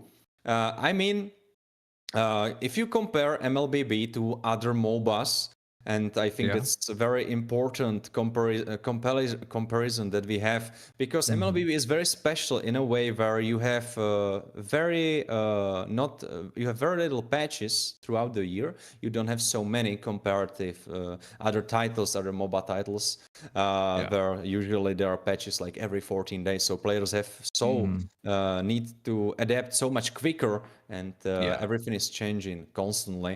But here in MLBB, the patches roll a little bit slower, and that means that you can get really good at these picks, and that's what I'm trying to get into, because I believe what was happening is that even though you are one of the best players, if we are talking about MPL, and also if we are talking about Search, we already have the better players here, because otherwise they wouldn't be competing here. You still need to take into consideration that these players have been practicing for so long, these heroes, and they put so many hours into them, that I think the reason could be partly, definitely not the whole picture, but partly could be that you put so much hours into these heroes that you really don't have so much experience on the others yet. That could be the next strong pick. And I think we need to wait a little bit more until players find out exactly what is the best, because the latest patch came with Kalia, and Kalia, it's not really so far away. I believe I have the exact date here. It was just 24 days ago. Yeah. And that's also, like you said, the ML being the fact that they don't really have much patch notes, at least drastic changes. It's always kept within a couple of, like, at least maybe twice or twice a season. So season lasts maybe like 3 months or so. So again, it gives a lot of adaptability to players, like you said. But I mean, so far the picks, at least in the higher leagues, have been very predetermined. It's always at least 5 heroes, top 5 heroes that are good in this lane, good in this role, could have countermeasures, have counter, and this is when I feel like the meta at least shifts to these to the players who actually do their homework, because when a certain group of heroes are popular, when a certain group of champions are very strong in the meta, frequently picked by team, frequent drafts are being made, you can make then, and during those times it's there's a small portion of heroes who then start to shine and start to counter them, because that's when you have the exact picks here, which again you see every now and then the unorthodox picks against the countering for maybe the Phoveus, countering the Gato Akacha, maybe countering the Hayabusa, countering maybe the Harriet at some point with a lot of burst, and this is when teams shine, and this is when I feel like is the best place to be in for any esports game, at least. But we don't want to see Eudora still. I mean, maybe in the meta. Who do you want to see or not want to see? I mean, yeah, Eudora or like a burst mage. That's insanely. I mean, you get the picture, right? You get the picture. Yeah. I gotcha. Yeah. But I mean, just looking at the stats, I pulled some stats that we could be yapping about.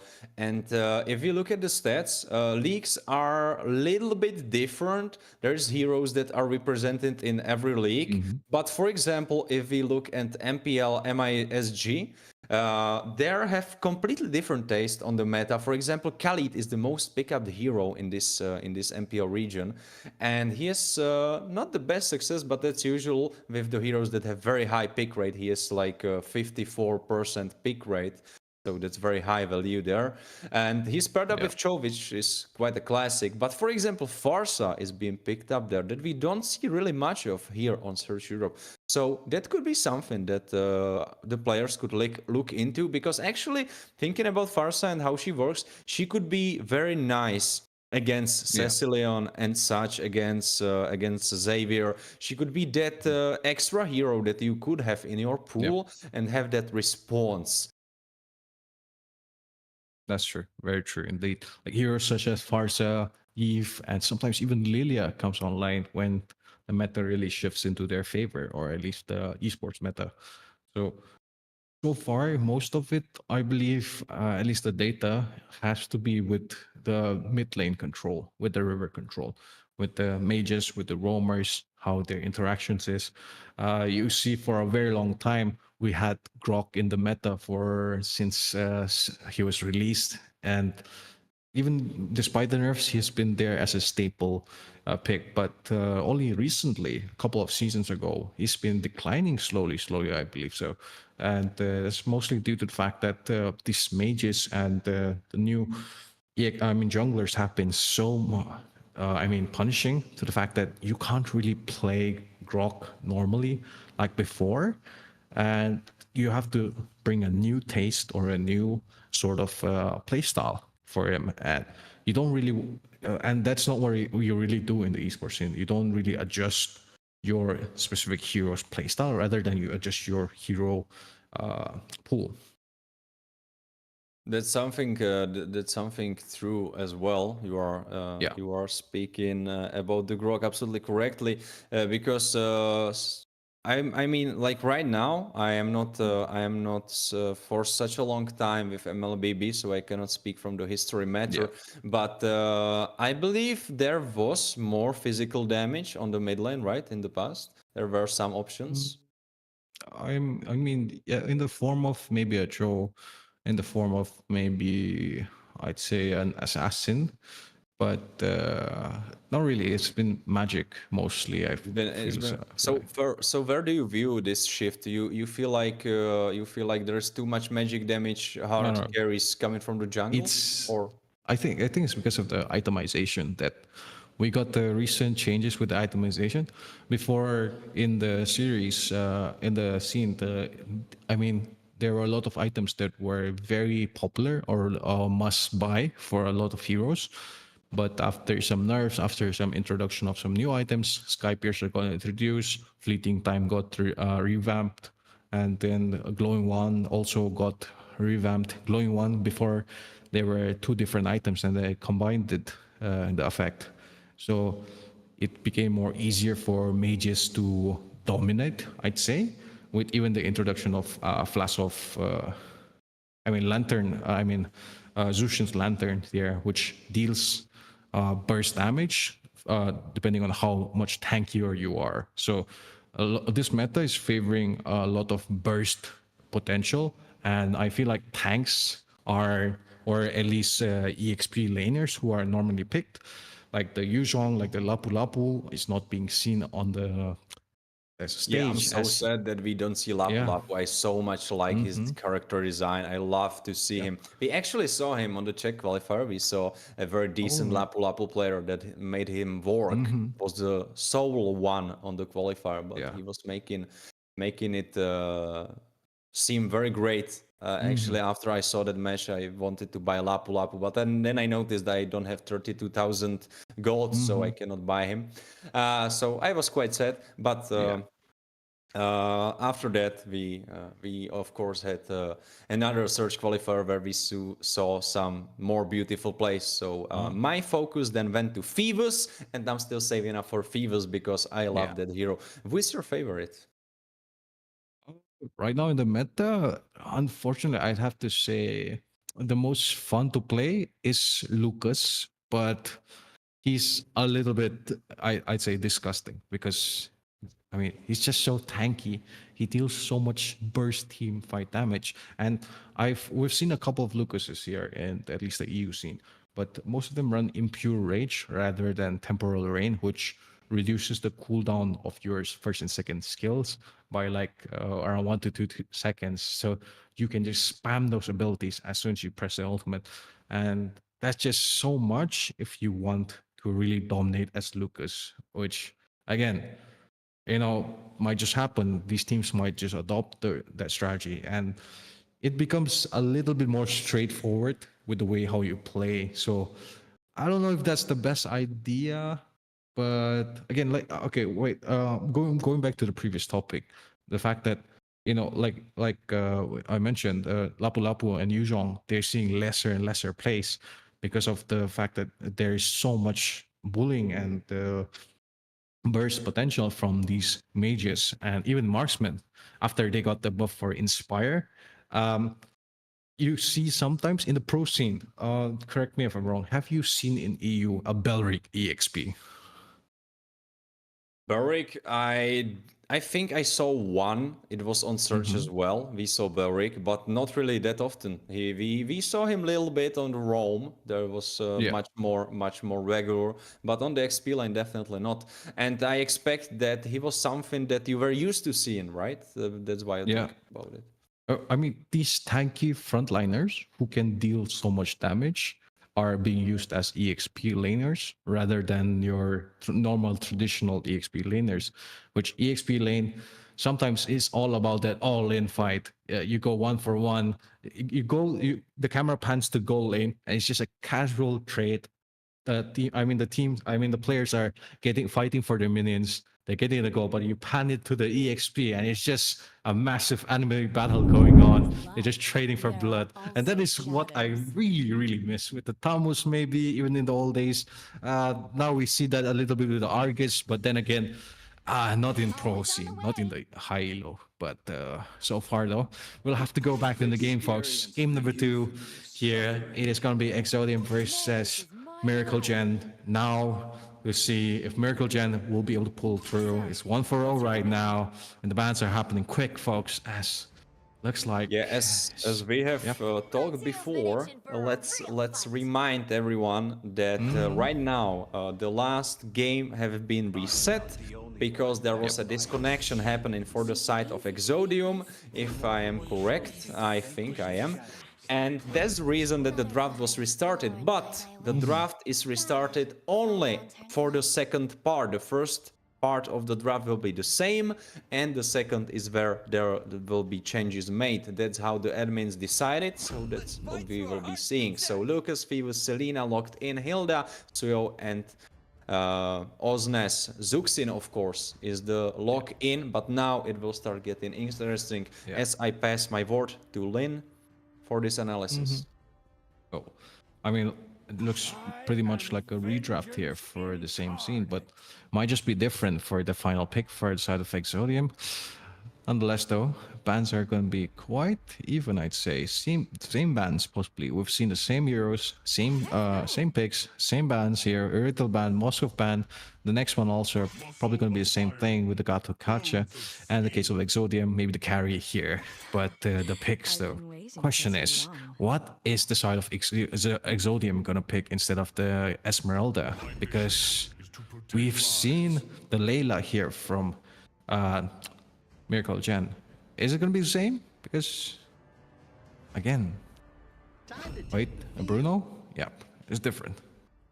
Yeah, Bruno is making so much more sense. We have this late game carry where Zuxin and Suyo will pull you together with Hilda will pull you through that early game, and then you have this super strong late game carry. Chuyo makes a lot of sense. We saw Sinet work very well on that hero.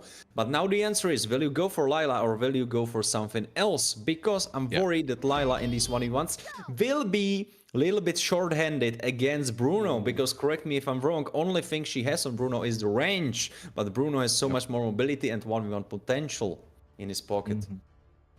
Plus the Purifier also, so can outmaneuver and outposition the side of Miracle Gen. Victor has to play a bit more aggressively and land those abyssal arrows if he wants to bait all the Purifies, even if he wants to pick off Wicked off the board. But now though, looking at both drafts, Exodium looking pretty much more solid. Like you said, Bruno being much more better in this stage instead of the Esmeralda. Question is though, is Miracle Gen gonna be able to pull through? Because they are on the back of the walls. Well, they completely ran it back. They have the exact same composition, but against a little bit different enemies. They have almost same opponents, but there is one but, and that is the Bruno. And we saw Wicked worked pretty well, even on a pick that he didn't really want. I guess that was the disconnected guy. That would make a lot of sense. And the thing is, after we saw him work that well on Esmeralda, if I would be guessing, I would give it to the side of Exodia. Of course, it's very hard to make judgments. Yeah. Because, we should be making judgments because Yuffie is already almost dead and Sinet is run it back. Absolutely, he's absolutely defining running it back because he's doing the exact same, except not to Victor, but to Juve. Yep. This is the mirror of game number 2 here. And now a repeat once again the cycle. Miracle Gen looking for an invade here. Ooh, Sind. Very aggressive coming in from the side of Exordium. Wait, but do you see what I'm seeing? Juve is in the bush playing together with Nefiria. I don't understand what is the plan here. Sinet is here. I think the Gold Crab should go in the favor of Wicked. They are trying to play this out. Zedel is here with the ultimate. Lucas almost level 4 and now Sinet has to flicker out. Alright, that was the plan. Zeus with a 1v3 sneaking the kill away. And Sinet actually getting finished by Victor. And now Zedel going for Wicked. Oh my lord, Lin. Oof. Give me a brief respite. That was quite exciting entry to this game. Yep. Very good trades here by Seth Exordium. Unless Miracle Zen are going to be the one to get the 2-4-1 pick here. With Sind and Nevad falling in. And they almost got a third piece here. Wicked just outspacing, dodging that massive blast here from Zedel. But Zeus, once again, it is not even 2 minutes. He's already down twice. And it's so important that those kills went to Zion. So not looking very good that early game for Miracle Generation. Of course, they have that late game carry. And they have that Lucas that looked so hot in the jungle in the last game. But he will not be looking so hot in this one because he gets pulled back. And now he is the target. But actually the target is Evat. And she will be going down on that Hilda. And Sinet needs to run with his money together with Ozne to get somewhere safe.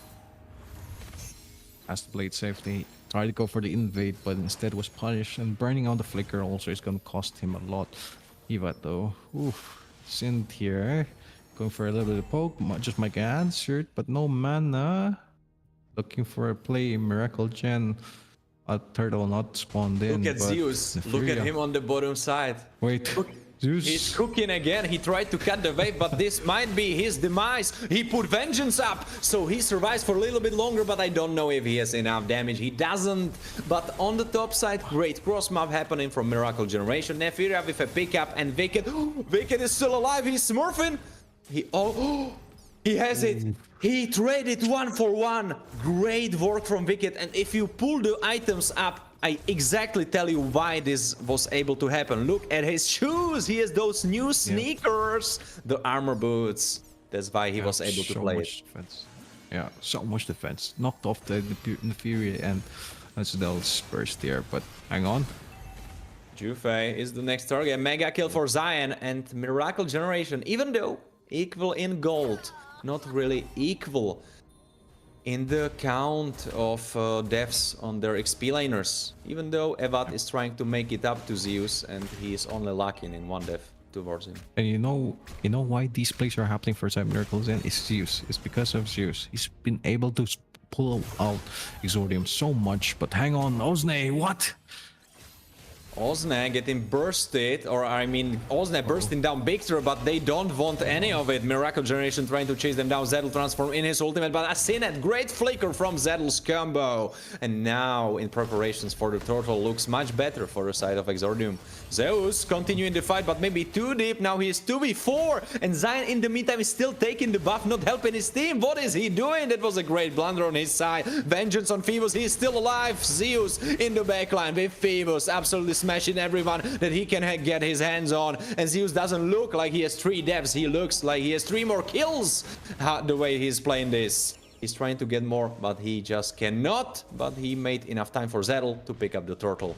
Yeah. so much aggression here, and the fact that even the Fear got the turret in that situation, and quite a good map awareness here from Victor, getting the Abyssal Arrow, giving the kill on towards Neferia. 301 right now. Layla being on and having a bounty on their head is not a good sign for Exordium though. Hang on, Xian. Run for his life, but Suyo cannot escape if he doesn't have his blade able to be thrown.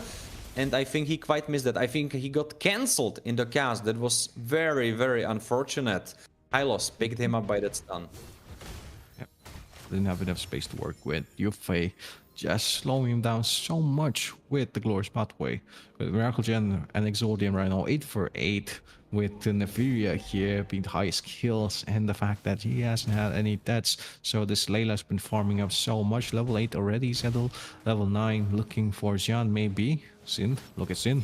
Had to set something up, but it might be his own demise. Hylos with that great ultimate making space, and Evat will be retreating. Miracle Generation looking for that juicy push on the mid lane, trying to chunk tower down. Neferia with some damage, but it will not be quite. Oh, 1v1 Zeus picking up Wicked on the top side. This is my dream Phoebus. This is what I dream about when I sleep. This Phoebus. This is the definition of that hero. This is what I love to see. Oh my god, give me more of the Phoebus action. Yeah, he's just been having so much just potential bounty trades here. Again, pulling away Exordium all towards him, getting the ADC right down in the red zone, and then picking him off again. Wicked is not having the great day. Not same to say though. He still has his Purify. Didn't really use it in that fight. Pulled on up, but still, hang on. That looked like he was face checking that pretty dangerous bush, but Wicked is nowhere to be seen for the side of Exordium. Miracle Generation could really take this fight home, and they pick the first target. Evat will be run down completely, even though flickering out. That important flicker that we talked about before doesn't work in the favor of Evat. It was just not enough. Maybe if he had that revitalized, maybe he would have left to see another day. But that's a story for sometime else. And now Wicked with a push on the top side, but Phoebus, his nemesis, is also there, so he has to depart very quickly towards his base. He's just standing there menacingly, but wait. Nefer. Layla with a flicker out, but she gets pulled back. Ozne smurfing again on this Zuxin. They trade Synth, but you trade Synth for your carry. We used also the flicker. Exordium making this work a little bit better. Yep, and indeed, he does get a pick off. Also, the kill going towards Xian is gonna be huge here. And Ozne also still farming up and have his goal ready, completed boots, so now he will be flexible a little bit. Victor in a bit of trouble. Victor has to flicker out. You are absolutely correct. He's in a little bit of trouble. Maybe I would rephrase that. It was a big trouble, but even bigger trouble is coming in the way of Jufei, because he has been already dealt with. And now Miracle Generation lacking one guy. That doesn't really mean much, because Lord in 1 minute. Yep, still have time to play with. 11 for 11 right now. Goals equalized, however, Miracle Gen on the lead. And I have to see, still, has he completed his third item yet? Because he's going to be so tanky right now. Wait, Zeus doesn't have vengeance, and that will be his demise. I just wanted to go on a big yapping session about how Zeus has been so proactive, and even though he has 4-6 and you could say he's inting, he's making so much work done, he always trades his life for someone else, so it's working in his favor. But this just wasn't it. That was too deep, Zeus. Bad Zeus. Now Zedel trying to start this fight, going for Evat, who has to flicker out, and Evat getting his flicker burned on cooldown. And this is a much needed flicker as Lord spawning in. All members ready. They have to recall, possibly use online. Xin though. Saint really kicked into Ant's nest. That wasn't the best call, buddy. Wasps immediately jumped on him, and he will be jumping on Evat as well. These ants and wasps, I tell you, nature is very dangerous place for Sinet and everyone else on the side of Exordium. Yufei wants to continue this fight by using his magic horse powers. He is going for Wicked. Wicked will be the next target to go down. And this is 3 kills going for the side of Miracle Generation. And maybe Lord pickup? quite good, I'd say. And a huge snipe there by Neferia. I think the kill and the edge they need here for Miracle Gen to get this Lord. That'll also chunky it down. Neferia are going to be the one to take it, as now all 5 members of Miracle Gen looking to end this game, perhaps maybe get a few turrets. I'd say maybe I'm saying a little bit too early, but getting the turrets is going to be playing a huge deal with them being the goal lead right now. Itemization also have to see what Neferia, this Layla, have in store for us, because again, he's just been bursting down the front line here. The poke damage has just been enough, and Zedel being low 14 is just gonna make him much more stronger in these upcoming fights here. We do see though, Miracle, hang on. Oh, starting this fight with his ultimate going, locking that in. Evad will be the target because he has no flicker. And even without Phoebus, they are able to make this work. Oh, next target, Zion. Victor, you don't really want that because you now, my friend, have to flicker out yourself. Oracle Generation. Just some seconds ago, they weren't so far ahead, but I wanted to say they are not so far, but it looks like they are so far ahead. They are completely dominating these fights, and they are completely different team than what we saw in this first game. Yep. You gotta give it to Victor. He's been landing those abyssal arrows time and time again, but look at bot lane. They are trying to finish this off right now and here. Zion is trying to make some plays, but no, that wasn't the correct approach to the fight. And I believe this will be the end of this game, number 2. Brought to you by Surge and Lin and Bornix. I hope you had a great time, Lin, because we are going in the 4th game of this BO3. Yeah. Can you just like go back and tell us how was this possible that we have 4th game of BO3 that just doesn't add up? I'm counting it on my fingers. It's not quite connecting. Math is not math thing. Maybe something went wrong in the time, multiverse maybe, I guess. You know, when the picks here, Esmeralda got picked here for the side of Exodium. Again, he got disconnected, which we did have a repeat. And Wicked was on the Bruno this time, but again, it didn't matter. Look at Neferia getting the MVP, 9-7, 6-1-7, and for the early game, had a great time, dealt the most damage also for his team. And for side of Exordium, it's Jan instead, but alongside Osne. But then again, you know, the master play, you gotta give it to Zeus and Victor for their amazing zoning skills and amazing macro. The fact that micro, I believe so, they pulled away so much pressure from for the rest of the team, and the fact that all those abyssal arrows, all those Selena stuns landed perfectly on the correct targets. Which, I mean, at this point, if I was an Exordium, I'd just be accusing them of map hacks. Those abyssal arrows were definitely on point, and what was especially on point was Zeus. You already talked about him, but I must bring it up again because even though he is 5-6-7, don't let it fool you. Because he had the 2nd highest damage in his team, and of course Phoebus is there to deal damage. That's his role. He's trying to jump for that backline, but from what we saw, at least in the Surge tournament or even on the bigger competitive scene in the MPLs, Phoebuses don't usually have that much damage. Usually he will do damage, but not that much damage. This game was Zeus's, and I would definitely give the MVP title in this game to him. But let's refocus our focus towards the 2nd. Oh, no, sorry. The 4th, actually, the 3rd. Yeah, sorry, I will stop yapping. Of course, it's the 3rd game of this BO3. So now, 1-1. Now anything counts. Not anything, but winning counts. Losing counts as well. And let's see how they will approach this draft. Yeah. This is it, folks. The semifinals for the EOMS qualifiers, number 4 here. And we have Exodium versus Miracle Gen. Exodium on the blue side, Miracle Gen on the red side. Again, as Warren said, 1-for-1. Will this be it? Is this it for Exodium? Technically, they took 2 losses, but on paper, it is 1.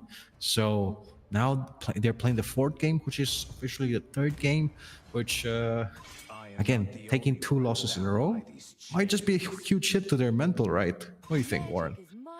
You're absolutely right. That's something that's very smart to pinpoint because, yeah, even though practically this is the third game, realistically, this is their fourth game and they lost back-to-back 2 games. That's not Yeah. really good for your mentality. But what I like is their approach because banning Selena, adapting to banning Phoebus, I like that. Yeah.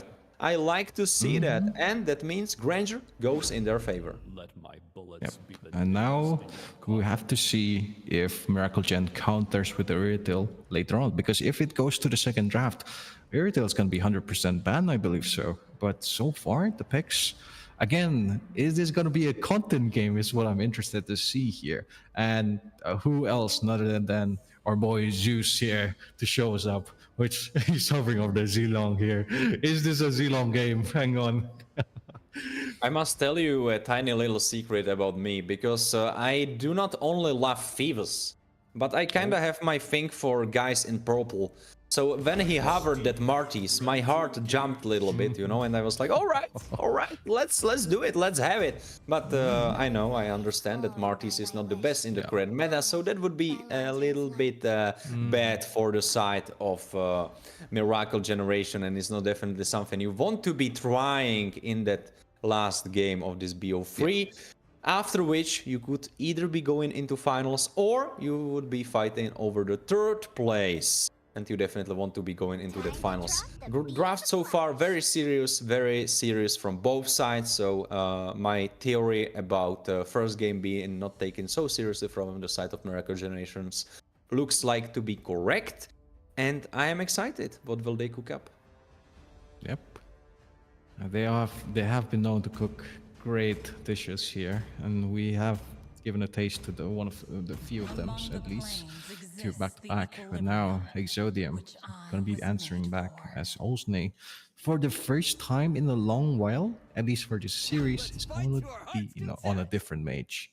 And with Xian alongside, this is two magic damage based heroes, but you're putting Zidel on this Lucas once again, which we saw back to back, was quite dominating in those fights. He indeed was. And Lynn, I must ask you one question. Do you think that Ivy really fits their composition that well? Or you think it's more of a takeaway from the hands of your opponents? Yeah. Even though it shouldn't really be a takeaway now thinking about it, because they already had their mage. But the thing is, I don't see how Ivy really works for the side of Exodia. You might be able to explain it for me. I mean, that's a very fair take from your side as well. But I feel like it's like you said, a complete reactive pick here on towards the Zushin, because she plays, gets a good matchup against the Zushin, but in the whole grand picture, in the whole big picture, against the whole lineup which they have currently, Exodium's draft is a little reactive and a little comfort pick, I'd say. But the next phase is going to be very difficult for them because they've already picked the core key components for those team fights. And now the bans are going to be quite obvious here. The Gato Gacha and the CC being banned here from the side of Miracle Gen. So the draft's going to be very on the side of Miracle Gen, at least for the river control for the early game so far. Honestly, I don't know if I quite agree with the CC ban, because you could have had this super strong 1v1 carry, because what will Exodium want to do is to pull you into these big team fights where Ivy can put down her ultimate together with Joy jumping around. So for the side of Miracle Generation, you definitely want to split it. You want to maybe put some split push, some side pressure. You don't really want to be grouping up. So I think Sissy could have been that tool to do exactly that. But now you cut yourself in the leg. You cannot pick her up. But let's see what is their plan. Hey, maybe they have a different hero in mind. You never know. You never know here. But I mean, like you said, now though, they will be the ones to show us what they have in store for us, because the plan is laid out. You, Faye, think about the next pick for Zeus maybe, or this could just be a roamer pick and it just might be a Hylos in the EXP lane. I will have another disagreement because I think Zeus would be wasted on Hylos. I think you should give him something that he can flex on his opponents with. I think you need to give him something spicy, and eat it just might be there. Well, I mean, quite fair enough here. He can be quite a good pick, like you said. And, the fact that he does have the flicker play with the Earth Shatter skill 1.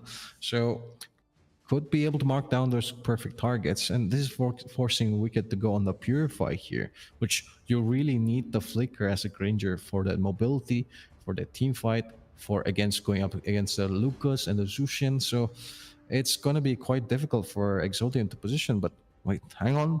Ivat? A Valentina here? Nah, Okay, it will be Glue. nah. Glue looks much all right. better here. And we're just thinking on what he was cooking, but wait. Oh, Wait. okay. It's coming together. Exodium. Oh my god. What do I see? It's Chip together with Glue XP lane. I think I never saw Glue XP lane. So, yeah, I leave it to Very my rare, imagination how that will work. But it shouldn't be the strongest laner in the XP lane, at least based on her lane pressure. So I think Glue should be alright, and he will be bringing great power into those team fights. Chip, great mobility over the map, very important for your composition, where you need to set up that perfect moment to strike, and that might help you to put Ivy in a great position to blast everyone with this big ultimate. I don't think Beatrix should be the choice though. Maybe something that's a little bit more mobile would work better. A little bit more flexible against the Granger, but no, Beatrix might just be picked here. And Exodium there, the last 2 picks in that draft, which I mean threw us off completely. Do you know Yu-Gi-Oh, Warren? Yes. Bro, it's just like Exodia. All the pieces, all the cards combined, and now they will be the ones to win the duel. But I mean, again, this is a MOBA, so the story could be different here. Nonetheless, I mean, Miracle Gen, the draft's looking a little bit more favorable towards Exodium. So, I mean, what's your bet at, Warren? Well, I just want to give my nugget of knowledge about Van being picked up, I believe, as the last hero for the side of Miracle Generation, which can work very well against this engaging Glue and Chip, where she can just hover around from their range, become untargetable, and survive a little bit longer. Maybe also can work very well against this Joy Engage. If you look at the composition, I would definitely think that the strategy on the side of Exordium will be these big team fights that I have already established. But looking at the side of Miracle Generation, it looks like they want to match them in those fights because they don't really have a split push for themselves. What do you think, Lynn? Hey, that matching is what we need, because again, it's all about those anime battles that we like to see, at least in the top scene. But we will be heading into the last game, folks, for Exordium versus Miracle Gen. 1-for-1 right now. It's the semifinals. Who will be moving on towards the next round? Who will be moving on to the finals? We'll only have to wait and see, folks, as I'm your caster, Linwell, and joining me in the casting desk is not other than Warren to give you that flashy play-by-play. Thanks for beautiful introduction towards this last game of this BO3. Should be definitely last. I believe no one disconnected. I will check it with the admins, but I hope so, because 5 games would be very wild. But we definitely have also finals ahead of us. We see Joy being in the enemy jungle, running through. Oh, but who is also running through his Zedel? Doesn't have his ult yet, but catching Zenith out of position. Zenith is still alive. He almost got out. Crazy stuff happening right from the beginning. First minute. Spicy. A lot of burst damage there from the Lucas. They'll showing Lucas is the real dominating force, but looks like they'll be trying to go on towards the ESP lane after that matter. But Uvat being spaced so far, are they gonna be able to make anything out of this is a question which, wait, hang on. Nah, never mind.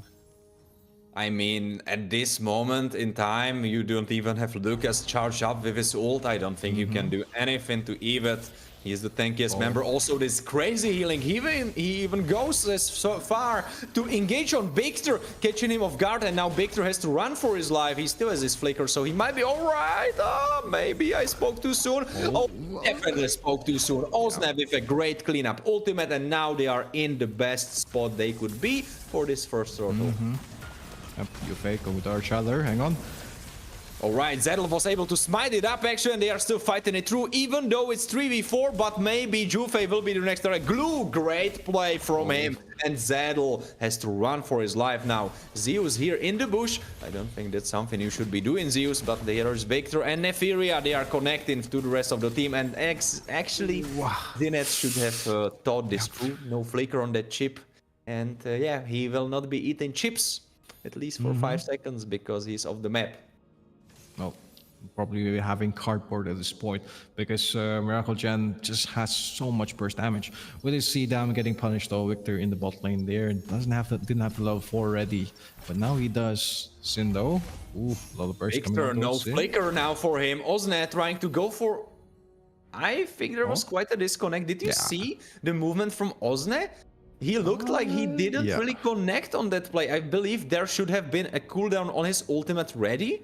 And there is definitely no flicker cooldown for Victor. That should have been known. That should have been called for. So I don't understand what was this disarray. Maybe this miscommunication on the abilities here is something which a lot of teams have to keep in mind and keep in check for when they make their plays. Because so far, Exordium has been the ones to be passive, at least at these scenarios. But flicker is very much needed for Evat. Hang on, Zeus. Oh, Zeus could be in trouble. He doesn't have flicker. He is revitalized, but his high loss, he should be alright. He is pushing enemies into the tower, but he gets pushed back by Glue.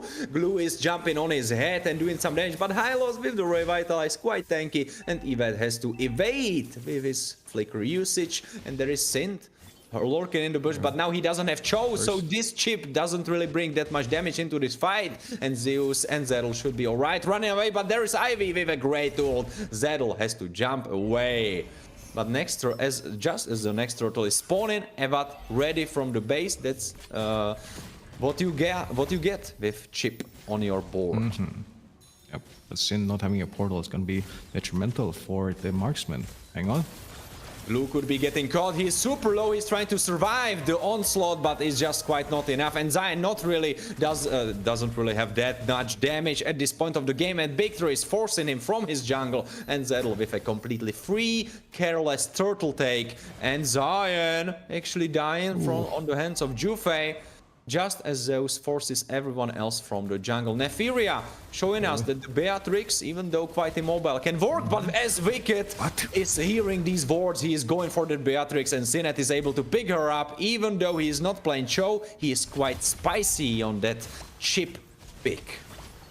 Yep, a lot of burst damage coming in from side Exordium, forcing Miracle Zen to go back. And I was going to say, Wicked not being present for the team fight was quite detrimental for the turtle getting picked off. And then again, he still answered in the air after that clear. And Zeus trying so hard to defend this, but he's getting sniped. Oh. I'm a little bit worried based on the stage of the game for the side of Exordium, because their composition definitely has scaling in form of Joy and in form of Ivy. But if you look at their opponents, I believe there's maybe there is an argument to be made. Oh my god, this is a beautiful collapse. Yeah, it wasn't really a chip in that bush. There was everyone else as well. So great chip usage that we see. I just blinked. What happened? The Fury just got destroyed in a matter of. Was that even 1 second? Is that the? I mean, was that 1 second?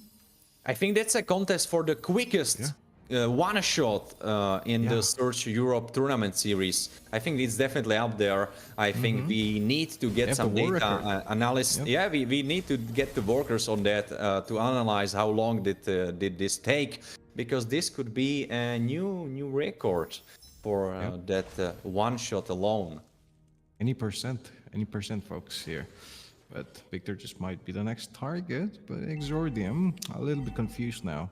They got the turret from the top lane, but Wicked just might be the next target. Oh, Wicked could be the next target. He doesn't have his flicker, and it will be detriment to his life. No, Purify save him for a little bit, but Glue is not here. Chip doesn't have his teleport ready, so not everyone in sync, and Chip might be the next target. He's able to flicker out. Crazy burst coming from Miracle Generation, following with that poke, but Evad should be all right. He will be leaving, but Turtle going in the favor of Miracle Gen. Yep, looks like they won't have the space to work with Wicked also being down.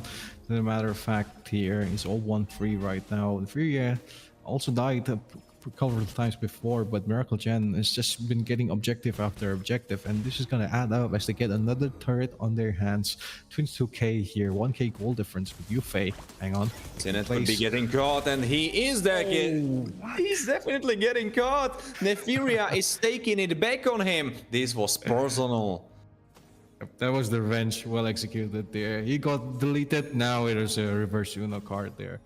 But now Miracle Gen, now so good and comfortable for now. Exordium not having the front line they need. Evad maybe has to be proactive, but he just might get melted if he's careless like Sind.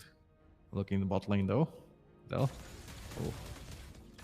Lynn, I must ask you how you view the composition strength, because I cannot really put my finger on whether Miracle Generation outscales Exordium or is the other way around, because they have both strong contenders for the late game power. You have Zion, you have Ozne, and then on the other side you have Nefiria together with the rest of his team. I cannot really pinpoint how I feel about it. Yeah, I mean, they both have their pluses. I'd say more to the side of Miracle Gen, maybe just to the fact that Nefiria, if he goes for the SMG and gets a full damage build, he just might melt almost everyone in the side of Exordium, unless Ozne positions really well with the real world manipulation. So it's just a possibility, but nonetheless though, the poke potential from Exordium is more, but the burst from Miracle Gen is a little bit more stronger, I'd say. They even have a Zushin here alongside to get a little bit of poke and I'd say zoning here, and maybe, you know, set up for his team. But Yufei has been the one to do that alongside Zeus, so it's a matter of which rather than who, I believe. Oh, wait, no, they didn't make Victor alone. He's so lucky that no one knew that he's actually alone there and just pretending. As they say in the League of Legends world, doing the Helisank right here. Well, getting poked down now. Yep, she's getting poked there, but Miracle Gen is gonna be the one to start the third of Lord. Exordium though, oof, look at the damage. The start of this fight looks so much more in the favor of Exordium, but the big thing is if Nefiria lands this crazy big ultimate. I don't know which gun she has right now. I think it's the Gatling. It's the Gatling. Oh, great ult from Ivy. Mega kill. Zedel got absolutely destroyed, and now Nefiria has to run for her life. And this is the answer. If she can land that ult, she will try to, but misses everyone. Wicked is able to jump out through the usage of Purify, and Nefiria has only her eyes for Cry, because she just watches as her mid tower. Oh, great poke, by the way, but too little, too late. Yep, they're gonna go on the hands of Exordium. Well, the process was Sin. Really wants to get there. Hang on. Saint could be getting caught, and it's the truth. Zeus, together with Nefiria, get this kill back from the hands of Exordium, equalizing a little bit, but still. Look at the burst damage there from the Beatrix. We've seen Nefiria pop off time and time again. He just needs to land those abilities. He has the 3 core items needed, and even the penetration is there, even the range is there. He just needs to land those, and to land those, he needs a setup from his team. So we'll have to see Yufei on the proactive play though. Wicked's just been doing so much poke damage. Lord getting obliterated almost instantly, but that could be set for Zion because he gets destroyed. Joy is out of this fight, and now it's 5v4. They are chasing their opponents down. Sinnet is trying to slow them down. Ivy, great usage of her ultimate, bursting everyone down. They are so low, but Ozne, Wicked is cleaning it up. Double kill going in his favor, and now Zeus alone. 1 horse against 4 men. Unfortunately, triple kill for Wicked, and this doesn't look very good. Yep. Starting in. Exordium looking to end the game, but they don't have the minions. We'll have to go for the top lane. In this case, it's only 2 members of Miracle Gen. Victor and Yufei will be spawning in, but it's looking to be match point as the turrets slowly crumble, the towers fall, the second plane has hit the building as Miracle Gen looking to pick up straws right now, with Osne being the main target. And Nephiria half HP. Even though quite funny score she obtained for herself, 4-0. If you know, you know. Well, Evat will now be evading from the enemy jungle because he shouldn't. Well, he could have been caught right here and then, because 70 seconds until next lord. You have so much time to scale up, even though we were questioning this, which side has the better scaling. Well. Oh, it's looking like to be Wicked in this case. I mean, his poke potential has been so much. Then again, Nephiria, again, we saw the sniper hit here. But now it's coming down to the wire as it's only 4k gold difference here. Exordium on the lead. Yufei might be going with a catch for Sinet. He has to flicker out, but there is rest of the team. Zion bursting that front line, but it's front line for some reason, just not enough damage there. That Joy should definitely be going for Nephiria mainly, and Victor. That should be her targets. But if you use all your burst damage on that front line, it's not really do much. I mean, I get the idea. They want to get a pick-off early on before this next Lord. Also, the fact that, you know, they want to apply some pressure in this lane. So we see Xian go for the clear in the top lane here and join the fight.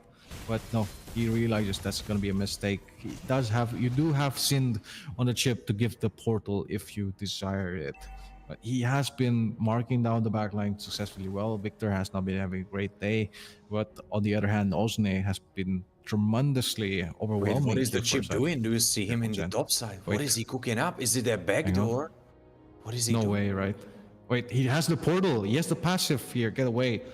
Is he gonna just dip after they chase him? Hang on.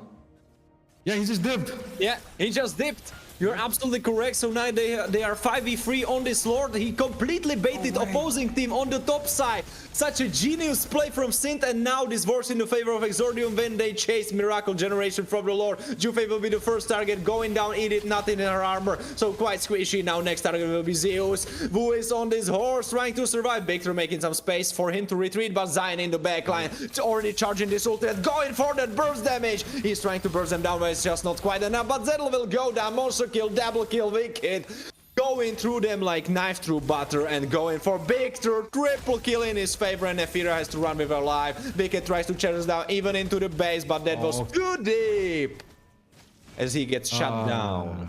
It's only Nephiria left against 4 members here of Exordium, and Lord marching down to mid lane. It is looking to be quite Jover as Yufei spawns in right on time.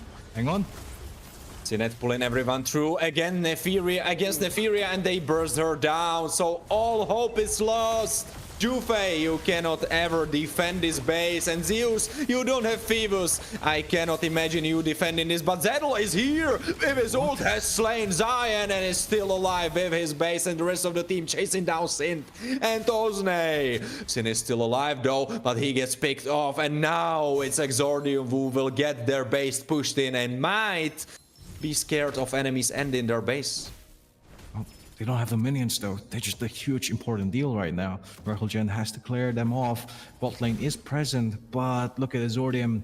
Osne and just Wicked are just spacing in. They want to go in and apply the pressure. Wait, Little so low? No, they can't go for him in this case. But 2 members only available for Exordium right now. Late game, goal also not that much of a difference as Miracle Gen slowly climbing back up. They don't have the mid lane turret, but I think they just have the damage which they need, and it is just gonna be complete as you see Nephiria pick up the DHS right on time before this next fight. So he is gonna be dealing much more burst damage, and he has a full build nonetheless. 12.3k gold. Oh, Sint getting caught. That wasn't the best portal usage for him, and he gets caught just before the Lord. But keep in mind, it's chip, so he could be getting back from base just at time. He has 5 seconds to do that. Yep, 30 seconds here, counting down to the wire. But Miracle Gen, they don't want to give this space. here. They don't want to give the vision. Ziddle also positioning. Ozne knows he can't go in. And Wicked also just is chasing and checking the bushes. But Exordium, they want to play pressure on towards the minions. Force Miracle Gen to split up a little bit. But look at the top lane. The top lane is being taken by Miracle Generation as you speak, as we speak, and Lord is being spawned right now. By the way, Zion picked up his lantern that he borrowed from Zuxin, from the opposing team, so he will be able to melt through these tanks now. Yep, as we are trying to get the Lord for either side. Miracle Generation are getting it very low, but there's Zion in everyone. FaZe getting Lord and now chasing Zedel away. Zion chasing Zeus together with his team. Wicked gets this kill, and now Miracle Generation have to defend their base once more. And their only hope is in the hands of Nefiria, who probably has the full build. So all power to him. Yep, indeed he does. But again, we're talking about a really strong Lord here. And 5 members of Exordium, they have the pressure they need. Zeus not spawned in, and Lord is marching down quite fast. Is this it for Miracle Gen? Is the question right now as Exordium pushes down the base. They are trying to end it right here, right now. They want to finish this BO3 in their favor. Nefiria still alive. Lord is still alive as well. They try to go for a finish. Ivy, great 5-man ultimate trying to catch everyone. But Zion goes down and they might be just able to do a double kill for Victor. And now Evet and Ozne, only 2 members alive. As Nefiria completely owns this team fight. And they are trying to go for that finish by themselves. And chasing Evet for his... trying. Oh, look at that slow. This is just a very dragged out team fight here. Zeus versus Evet. Even the camera is like, you don't have to see this, guys. You don't have to see this. But Evet has immortality. He should be alive. He will stall a lot of time. And I think it just might be enough. Evet is making so much time for everyone else on his team. He's still alive. And now he pops back in and he's still alive. And now finally you get rid of this sluggish monster. But now Zion with the backline cleanup going for Zedel, who doesn't have his form yet. He goes untargetable, but I don't think it will be enough because Zion tries to finish him off. Zion is still alive, and now Juve tries to chase him. You are absolutely correct. The base is getting super low. Hylos is trying to save the base from the minions. It will be just quite enough. But back to back. 18-17, 60k to 60k, almost 20 minutes. And next Lord spawning in 50. No, both teams not letting in as they want to get the win. The W so badly right now. Miracle Gen, Exordium, both fights going on and on and on. And we saw it dragged out so much as the Lord is going to be, this Lord is going to be last determining factor, at least for the side of Exordium. If they get this Lord, this is just going to be it for Miracle Gen, because this is going to be a very enhanced Lord. But look at the poke coming in. Yeah, but the thing is, just as you were saying it, it hit Zeus and it did almost nothing to him. And that's the problem with Wicked. He's 9-3-6, but compared to what Nefiria brings to the table, brings to these team fights, Wicked is even without shoes, but he will not be doing same damage as Nefiria, even though she has that shoes on her. So Nefiria is definitely in the favor in these fights, and it's all about his positioning with this Beatrix and how he can execute and if they can get on top of him. Yeah, but lane still gonna be pressured. Nefiria gonna recall. The main key factor is gone off the board. Sin hovering over here. He can join the fight whenever necessary. Exordium looking to have a very good advantage right now.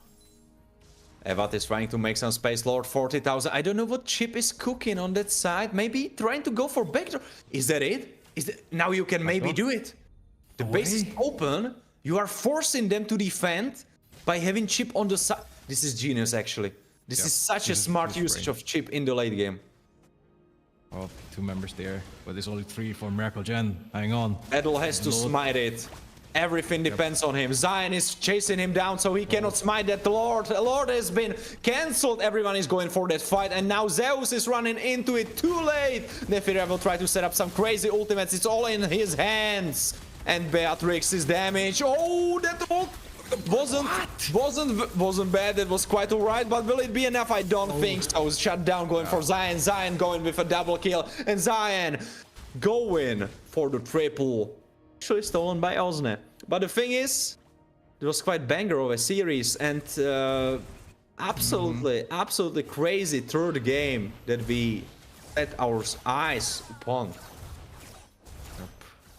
I mean, gotta give it all for Exordium. Gotta give it for Miracle Gen. What a banger of a game, like you said here.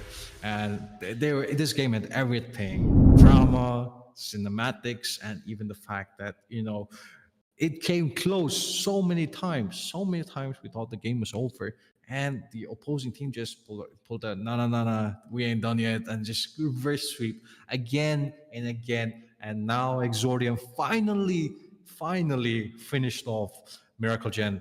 They got the W. It's a 2-for-1 right now, and they will be moving on towards the finals, folks. As you gotta agree, even if the MVP went to Ozne, it's gotta be Sin. It's gotta be Sin on that chip.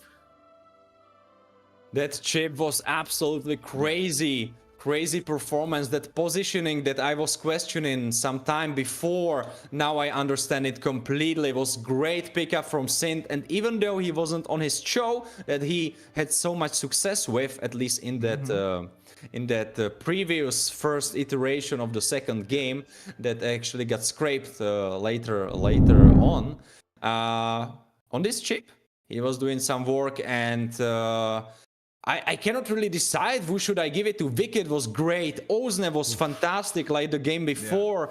Yeah. Evat was also so good playing that XP lane. Sinet, so gorgeous chip. And Zion, I really was thinking about it. I was talking to myself and being like, well, why did they really pick that Joy? Like, she isn't really doing much. And then Zion came in at these late game team fights with that Zuxin Lantern, and he was destroying everyone and carrying his team, completely melting anyone he touched. And it was just all his game. I cannot decide. For the side of Miracle Generations, it's actually so easy, because Nefiria was carrying his team so hard and holding it all together. Even though Zedil was great on Lucas, as in the game before, Nefiria was just awesome, and awesome to see how he moved, how he played these fights. But let's give it once more to Exodia, because they were able to continue through these semifinals, and they will be going into the finals. And I must say, I am worried about their opponents, because do you know what just happened? Let's just remind everyone. Miracle Generation beat Ake, our best team so far. Then they came into Exordium series as their opponents, and Exordium beat them in full BO3 back to back in the fourth game, in the fourth actual game. And now they are going into the full finals. Yep. I cannot imagine how strong of an opponent you have to be to make Exodium bleed, you know? You know, Warren, you know what we have to say to that? Just like in the game Yu-Gi-Oh! Exodia, obliterate! And that is what they did with all the 5 pieces. Not the 5, I mean, probably the head is maybe a coach or something, somewhere else. But the team that they pulled through, you pinpoint each and every member, and each and every member was so important for the win, for the victory, for their core mechanic to happen, which is, I mean, they just got for a sweep. But next game, finals, folks. Looking at the brackets, though, it's going to be very interesting. Is the other game done yet? Wait, it is done, and we already know the third place matchup, which will be Angel Authority and Miracle Generation. Ooh. And the big finals will be Special Cases against Exodium. And I'm so excited. But just before that, let's remind everyone that you should join our Instagram for the Diamonds giveaway, because not only Exodium wants to win, but you should be wanting to win as well. Some diamonds for yourself. Treat yourself, our dear viewers. And just as you should do that, you should definitely be following our YouTube, as well as Twitch, where we will be bringing more of these wonderful banger of tournaments like this one under Search Europe. Well, Lin, how you feeling? I'm feeling kind of excited, but little bit tired. I think we should be heading into a little bit of a break just before the big banger finals. Well, stay tuned, folks. Oh my god.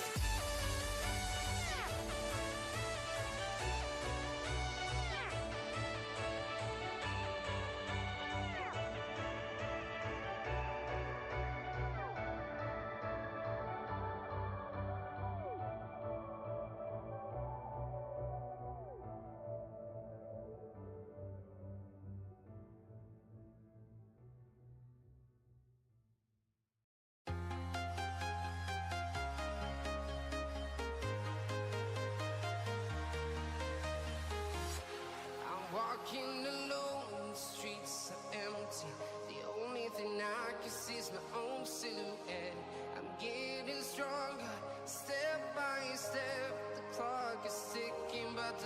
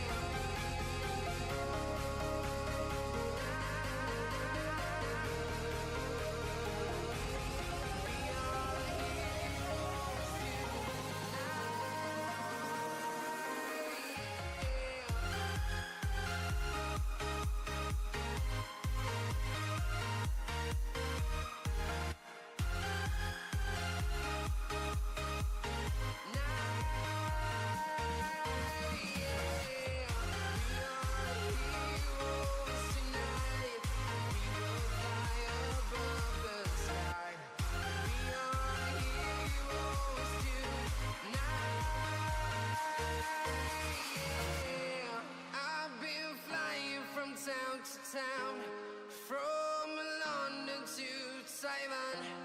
I've been all around the globe trying to protect your soul.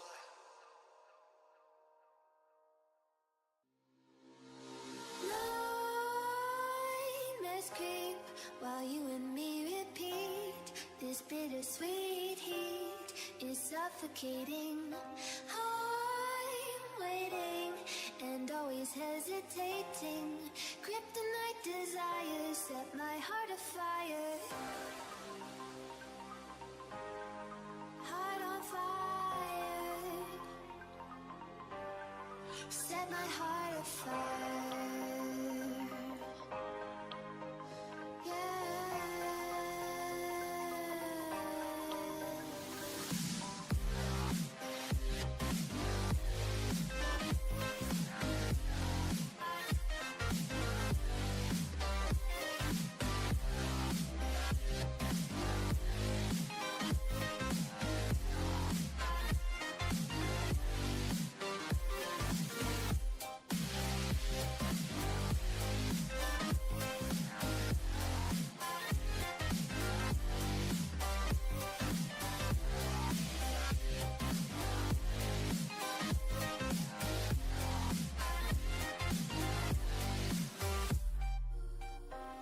With crimson secrets and forbidden bliss, can't stay still, don't stop that thrill.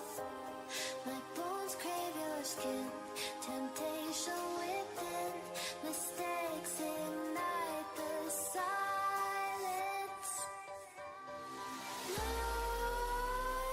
Nightmares creep while you and me repeat. This bittersweet heat is suffocating. I'm waiting and always hesitating. Kryptonite desires set my heart afire.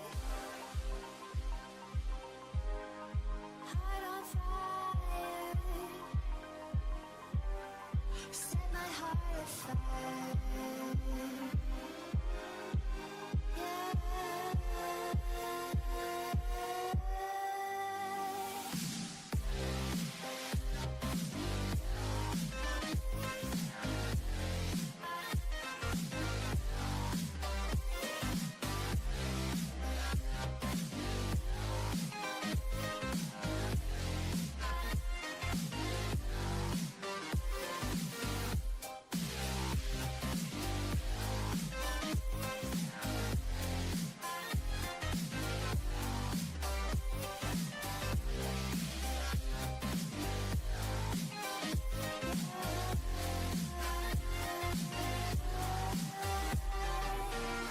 Connect the dots straight to the start of intoxicating want. Lingering touch, these soft words whispered in the dark. Set my heart on fire.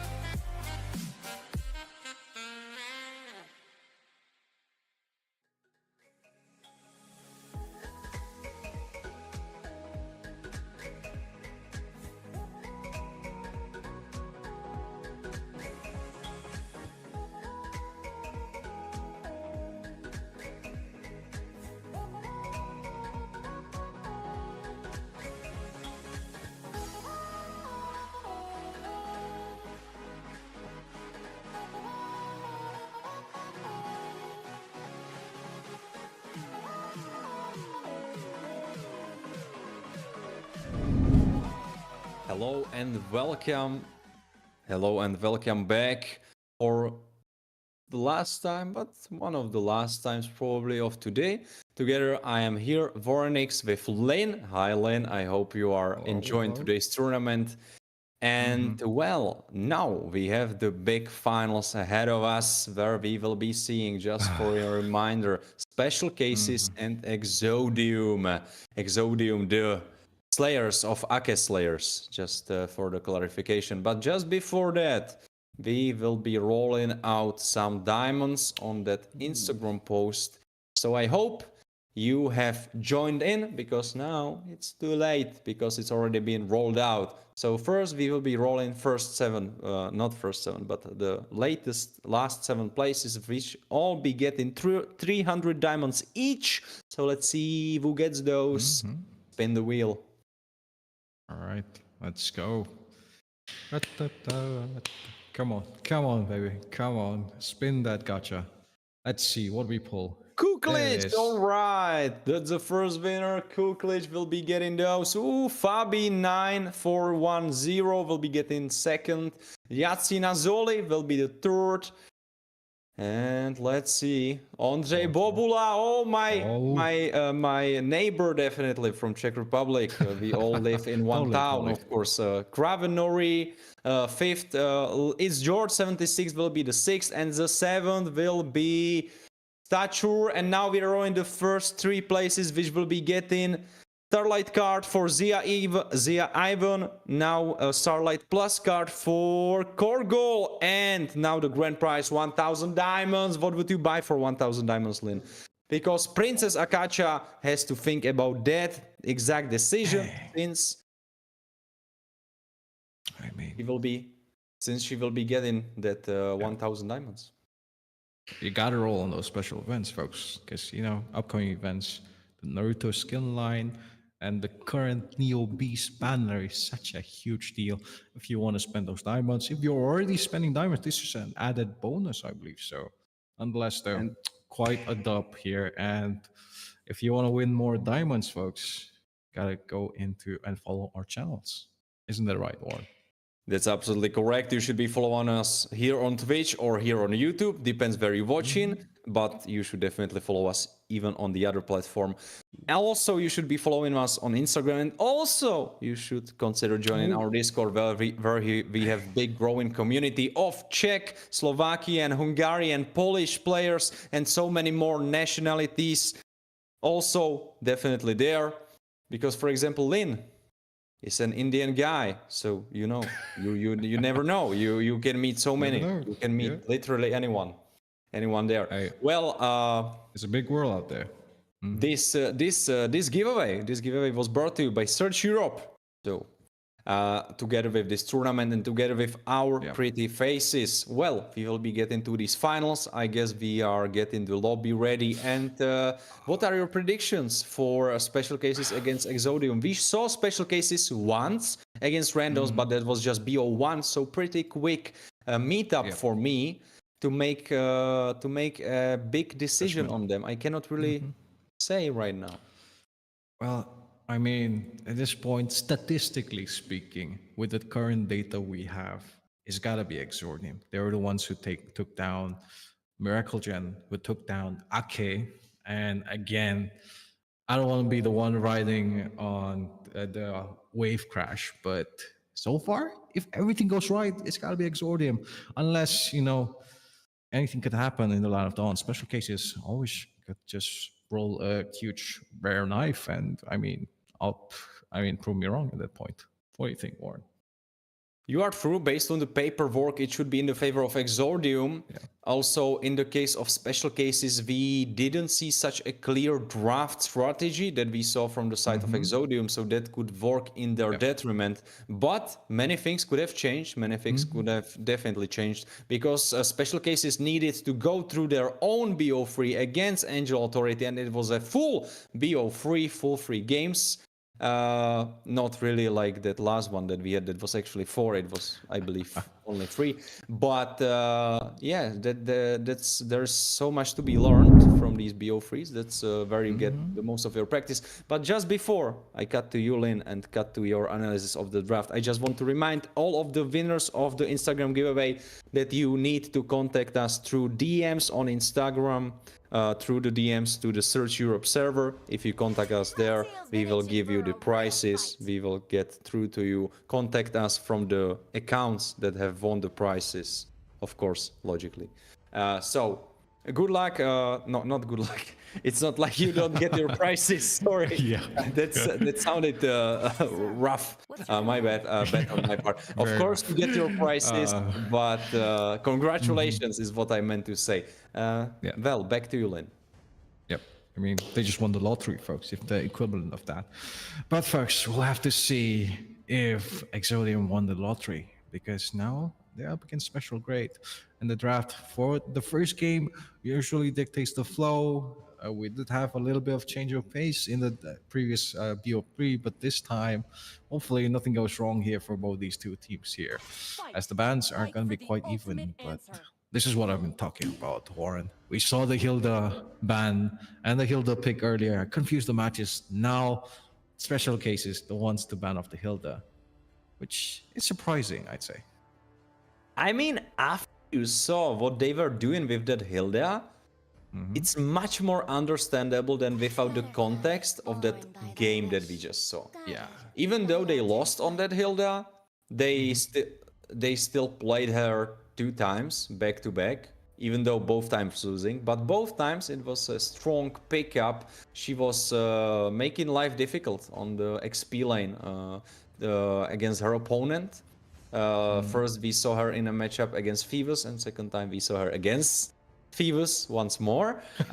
So that might give us a hint. So maybe Special Case is going for that Phoebus. What do you think? Well, could very much happen, though, unless they are on the blue side. So, again, they can't really go for a first pick Phoebus. So, Exodium, on the other hand, they could go for that in the first 2 picks. But the bans, though, could be pretty obvious for the side of Exodium here. At least Suyo being banned, this is going to leave both the Harriet and the Granger open. So they could give a trade both of them, I guess, in this case. 1 for 1, each team gets their own. Instead, maybe ban off Matilda here is quite good, yes. And that is just going to leave both teams to have an equally good, I'd say, goal lane in the meta right now. But which do they want to pick first in the side of special grade? I have a hot tip. Case, yeah. I think it's going to be Joy. Because, I explain myself, because Harriet and Granger are still open, and if you get either of those, you are good off. And it's exactly as I said. I'm sorry to break the mystery. I'm sorry. I'm just. I'm not trying to flex on you by my MLBB knowledge. I'm just saying. That was an obvious Joy first pick. Okay. I'm just saying. But look at the Phoebus, though. It's going to be picked on the side of Exodium here. And this is quite good here. You have Wicked on the Harriet, which is going to be performing extraordinarily well with this Phoebus giving so much pressure. But nonetheless, Pancrat securing that grade. He has to pick it up at this point. If he doesn't, it's going to be banned in the next phase. The question is, though, which hero is the main target right now? Because the side of Special Case here, Mage or Roamer is the question, I believe. Or unless they could go for the CC, right? Because they don't want to get the Phoebus. Actually, you might be onto something, because so many mid laners are still open. You can go for Luoji, you can go for Vexana, you can go for many more. You can go for Xavier, you can go for Cecilion. Yeah. There's so much. Cecilion picked up right now. I don't think that's the call, honestly. Only, hear me out. If your mid laner is very good on Cecilion, then I would understand you prioritizing him. Well, wonderful trade, though. But I feel like now this is going to leave the EXP lane to be a lot more obvious if you're on the side of Exodium here. Ban's going to be pretty obvious. But now what do they want to take for themselves before the next phase is the question here. Jungler still not picked for their side. And with only a limited pool here, Alpha might just be the optimum play, unless maybe a Hayabusa here could be amazing against. You just get a quick dive into the back line. Hayabusa, I come on, mean, Sind. Come on, Sind. Let's go, lock it in. Yeah, you're there it right is, bro. onto the money. You are right onto the money. It's Hayabusa, as you have said. Yeah. Great call from you, Lin. I think you might have a career as a 1-for-1. coach. I mean, you Oh. might have a career as a coach in MLBB, right? Right, based on this, and me as well, of course, with that crazy joy prediction, Yeah, right? yeah. I think we can both make it, but that's a story for a different time. Let's talk about the second phase of the bans that we will be going in, and Alright. what do you think should be banned out for the side of Exodia?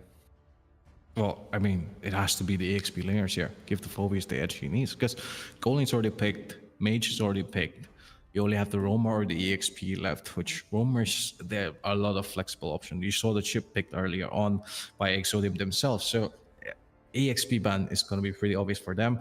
However, on the side of special cases here, it's a little bit questionable because you still have the Marsman here ready and available. Pankrat, you want to give the Granger a best time, I believe, unless... Oh, wait, no, never mind. I misread. It is the Harriet, never mind. Scratch that off the board. Low ban, very understandable. Mage is the priority of the side special case, while in Exodium, EXP is going to be the target. Luoji makes complete sense. Or Luoyi, as you pronounce that. Let me not butcher her full name. Luigi sounds cooler. Justice in the world. All right, then I stick to it. All right. Luoji okay. getting banned out together with Bedeng and Cho. Cho is quite questionable. I think Sissy ban would be much better because we saw Sissy perform so well into Phoebus. And also, Sissy is one of these heroes that could hold her own even against the likes of Hayabusa or Wicked in 1v1s. So that could be something that they might have considered, but... I get the vision though. We saw the side of special case with the Cho beforehand. I believe at least one of the players, maybe Laito, did pick it up, but I might be wrong on that. No, it was Mr. Death. No, I mean one of the players. Okay, but I feel like as a Harriet, you don't want to go for a Purify in this composition. You want to have the flicker. So disabling the Cho is more understandable, I'd say. But then again, you're gonna give up a lot in the EXP lane. So a lot of hopes onto Evat here, and they want to make an easier time for Wicked. So the picks are very understandable, the bans are very understandable, but on the side of special cases though, the last two picks for their team, we have to see their draft, how it forms here for his first game. I mean, you have Hilde off the board, you have Kalia off the board. They both would work so good. And Glue, I mean that's maybe exactly what you need. I mean, maybe that's exactly what you need.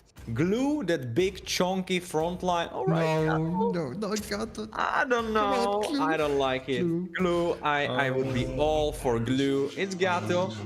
All right, you have Jawhead. Jawhead is not bad for repositioning the Hayabusa that might be engaging, for catching Wicked off guard, for getting Evet of your backline. That makes sense. But Laito securing that Gato for his side, I don't know about that. You have so hard time, as I was yapping about some time before. You have so hard time hitting these heroes on the opposing side. They have so much mobility. Well, I feel okay, Warren, it is rather than the fact that he's zoning the opposing team rather than landing those at sometimes. Because again, you're always playing with the mindset, oh, there's a Gato Kacho. There's a Gato Kacho. He's gonna jump in. He's gonna jump in. You wait for that, you anticipate. And with Raven here on the Jawhead, it's just gonna make him easier, make his life easier to set up those plays. But scratch that completely, remove that off the board, throw me into the garbage bin. As we see Osney pick up the Selena, which is the perfect counter to what the side of special case wants to draft for. That Selena will be absolutely brutal for the backline of the side of special cases. You have so squishy jungle, you have so squishy carry. Well, logically, what can he do, really? And, of course, mid laner will be the target as well. It will be rough. It will be rough. And looking at the composition, I mean, It's gonna matter so much how will you execute these team fights. Well, always it matters, but I feel like the side of special cases have a little bit harder fights where their spells really need to land on the targets that they have to land on, because for the side of Exordium, even with that Phoebus, I believe that's just click on. Correct me if I'm wrong. You don't really have anything to miss there. Only hero that really has to be hit in the spells is Ozne, and we saw him hit a lot. So I have a strong belief in him.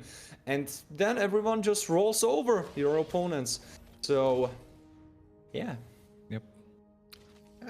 I mean, you laid it out perfectly well there. And so far, it is going to be a lot difficult for its side of special cases. You see the damage chunk being done also. Look at the zoning being done by Osne. Just immaculate right now as Xian takes the lead though uncontested. But wait, look at bot lane. Mr. Dead going for an invade. You're absolutely correct. Even, I don't know. Did Evad got it? I'm not sure. Ah, he didn't. He didn't. He might. He did? I don't know. Oh no, he didn't. The bot lane minion also being cleared there. And looking at the side of Exordium, Shan also going for an invade equally here. And both these junglers just equalizing the goal here, equalizing the farm. But Ivat might be in bit trouble if he overstays. Lito going with that count for Ivat. Oh. Yeah, the burst just not enough there. Sign though, still has the vitalize. It's gonna be very important first team fight. Oh, there's this quad shell landed. Ogi shell kill, getting first blood for Exordium here. As Jan getting the first kill is gonna be huge for this upcoming third fight. Raven spawning in just right instance though, and special cases gonna be farming up. We will be going towards the first turtle of the game with Exordium a little bit in the lead, with Zion picking up that first blood for himself, and Lito might be in trouble. Oh, actually, it might be Sint. Yeah, there's a toss here, ejector being landed. Raven wants to chunk him down, but the Vitalize is going to be allowing him to heal back up into safety. As Exordium takes this turtle unsecured, possibly, unless Lito jumps in, but no. It notices Mr. Dead not in the range, doesn't want to commit, but they're going for an invade now.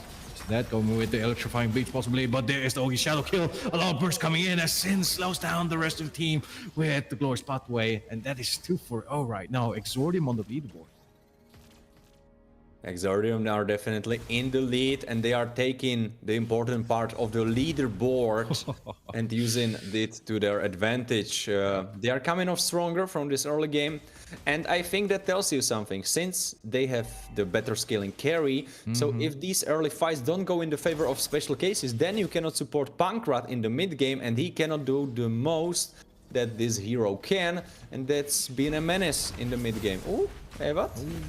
Yeah, a lot of burst here. The Monoforce also connecting, but not gonna be enough though. As the Vitalize just sealing them back up. Mr. Dead. Oh, Lito being the one to pick him up, but look at the top lane here. Raven being melted down, and there's two members being pulled here for Exordium. Sin solo on HP. Vitalize coming on play though, and both these two EXP laners. Both of these two, correct me if I'm wrong, tanky frontliners has just been surviving this tough trades here. Both teams Vitalize coming in clutch, and the trade though, however, one kill still going on to special case.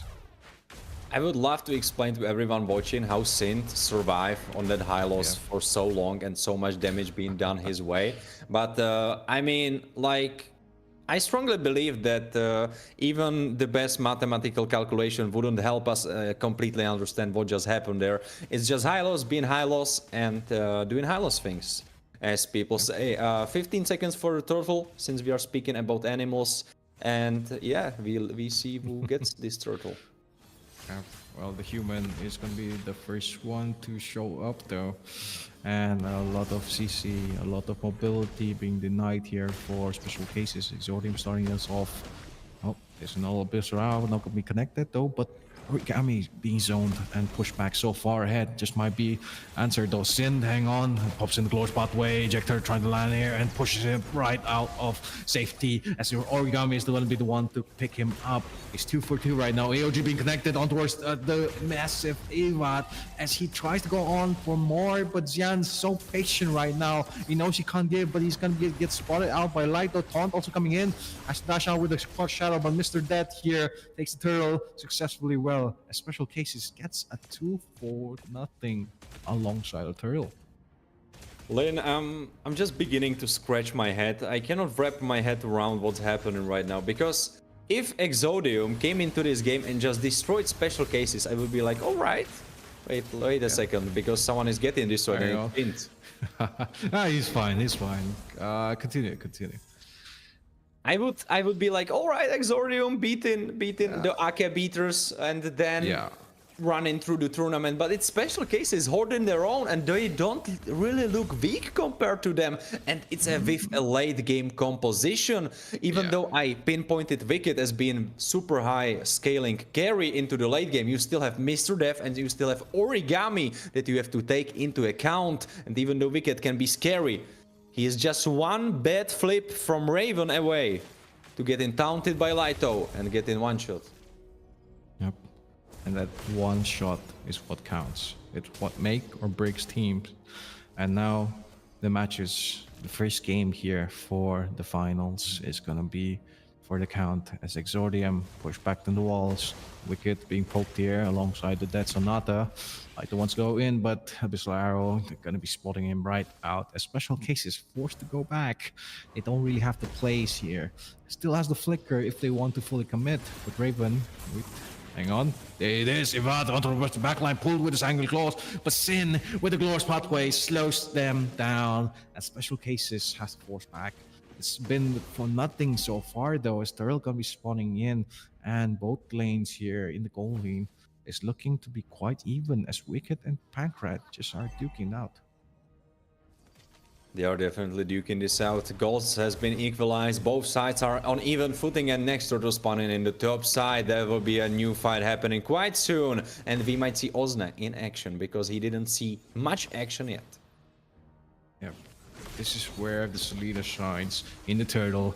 He'll try to go with the Abyssal Arrows, lands it in just before the ejector continues. But there's a gloss pathway by Shan as Xian picks off the turtle, goes in the back line. There's a quad shadow. Shadow flankers out of safety. Origami here. No one falling onto the hands of Exordium. A Special Case dispersed successfully well. But look at Mr. Death. All the while, he's been taking the turret in the bot lane here, successfully evening out the objectives. But on the goal lane side here, hang on, Raven pushing on towards Wicked, but Purify just gonna enable him to survive that onslaught. As Special Cases try to go in for more, maybe if they find someone, but Exordium, Abyssal Arrow connecting by Ozne, but not really finding a right target or a right moment as Xian is all the way in the bot lane. Oh, Hylos could be looking for some action. Oh, pulls back right onto the action here. Lighto is gonna be the one who is targeted, but again, he's so tanky. So, almost a deny there. Looking in the top lane though. Hang on. Raven with the ejector. Might just go in. Wicked doesn't have to purify, but he doesn't need it as Pancrat gets melted down. There is the unstoppable force as Pancrat is gonna be the one to pick him up. And Wicked tries to go in and survive possibly. Ivad also is there, Origami. But Exordium can't really find target in the bot lane though. Xian versus Lighto here. So low on HP. His Hayabusa is just trying to play with fire as Agato Kacha solos him out of camera. What in name? It is very important to tell everyone that maybe skip that part where Mr. Dev was in 1v1 against Zion. So Zion was pretty low after that 1v1. That's why Lighto was able to pick him up and raise his scoreboard to 2-0-2, which is quite nice. We usually don't see Gato performing so well in the kill department. He's usually more as a utility player. But First Lord will be spawning pretty soon, and Special Cases actually with a lead. Yep, and there's the growth pathway. It also dropped right on time. Wicked being chunked down a lot here, and Exordium forced to go back. But there is the electrifying beats as Wicked gets picked off by Mr. Dream. Goes on towards Sind again as a double kill. Falls on the hands of Special Cases. Lord also in the taking here. Retribution though not available. So Special Cases has to zone off the rest of Exordium. They do spot out Xian on the bot lane here though, and Lighto tanking just so much shots from this Lord. It's just gonna be nevertheless. Special Cases can get this Lord alongside 2 kills. And I must once again be saying similar words, so it will be a little bit of a deja vu to our viewers. But yeah, I'm sorry, but everyone on the side of Special Cases is playing well. There is not a single person that you can pinpoint and be like, yeah, he's making the carry plays. He is really the carry. Origami, great positioning. Raven, great plays, great setups. Mr. Def, even though getting caught off guard, he is still scaling up. He's level 15 already. He over-leveled Zion, Lighto, 202, and Pankrat, making his work on the damage department, poking them down. And I must say, I wanted to say something very important about the first turtle fight, but it's so far behind us that we should focus more on what's happening right now. yeah. And the fact that Special Cases trying to go in on the bot lane here onto Xian possibly, but Raven knows he has the quad Ogi Shadow kill if he wants to dash away for action, but Special Cases waiting patiently. Lord pushing down the top lane as we speak. Exordium wants to defend this for the mid lane here. The map control so important. Riven being stunned there by Law and Order. Sin being so low on HP. Doesn't matter if you have to revitalize, because Mr. Death is gonna be the Reaper to Exordium. And Special Cases looking to clean this up. 1 for down now. They have to go back and recall. There's the Ogi Shadow kill here as Wicked picks up Raven in the process. That trade successfully being made for Exordium. It's only Lighto. He escapes with the AOG, but Pankrat picks up Xian in the process. Mr. Death gets Wicked. Nonetheless, Pankrat gets another, though is only Osney left in the battlefield for Exordium as Sin spawns right back in. And 3 members of Special Case, they want to get his thirst, they want to get his inhibitor damage being done. There's a stun on towards Origami, forces the flicker, but doesn't matter, it's Osney's damage is just so consistent. He goes on towards Lighto as he stands alive.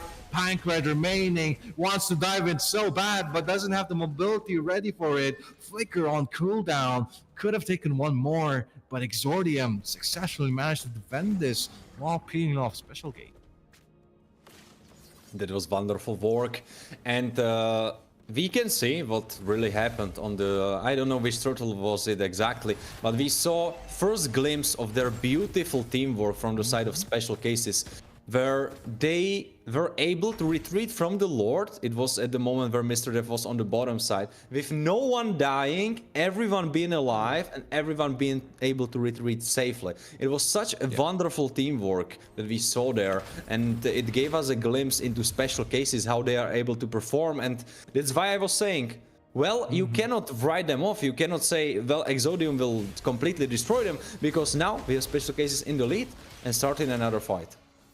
Yep, there is the Sanguine Claws pulling back Sin though, forces it in, but Wicked just still alive, finishes off Mr. Death as Pankrat cleans him up. This Granger is unstoppable right now as the Ogi Shadow kills goes on towards the backline, but doesn't really matter because the Revitalize is gonna kill Lighto and his team right back up to full HP as the next Lord is being targeted, but Jungler being down is gonna be a huge factor into the fact that they can't really take that unless maybe they mark down Xian, and Exordium knows this. Look at the positioning here coming in. Abyssal Trap also being landed. Osne and Ivat want to go and deny this, but that is not the plan for Special Case as they go for a lane clear, waiting for Mr. Death.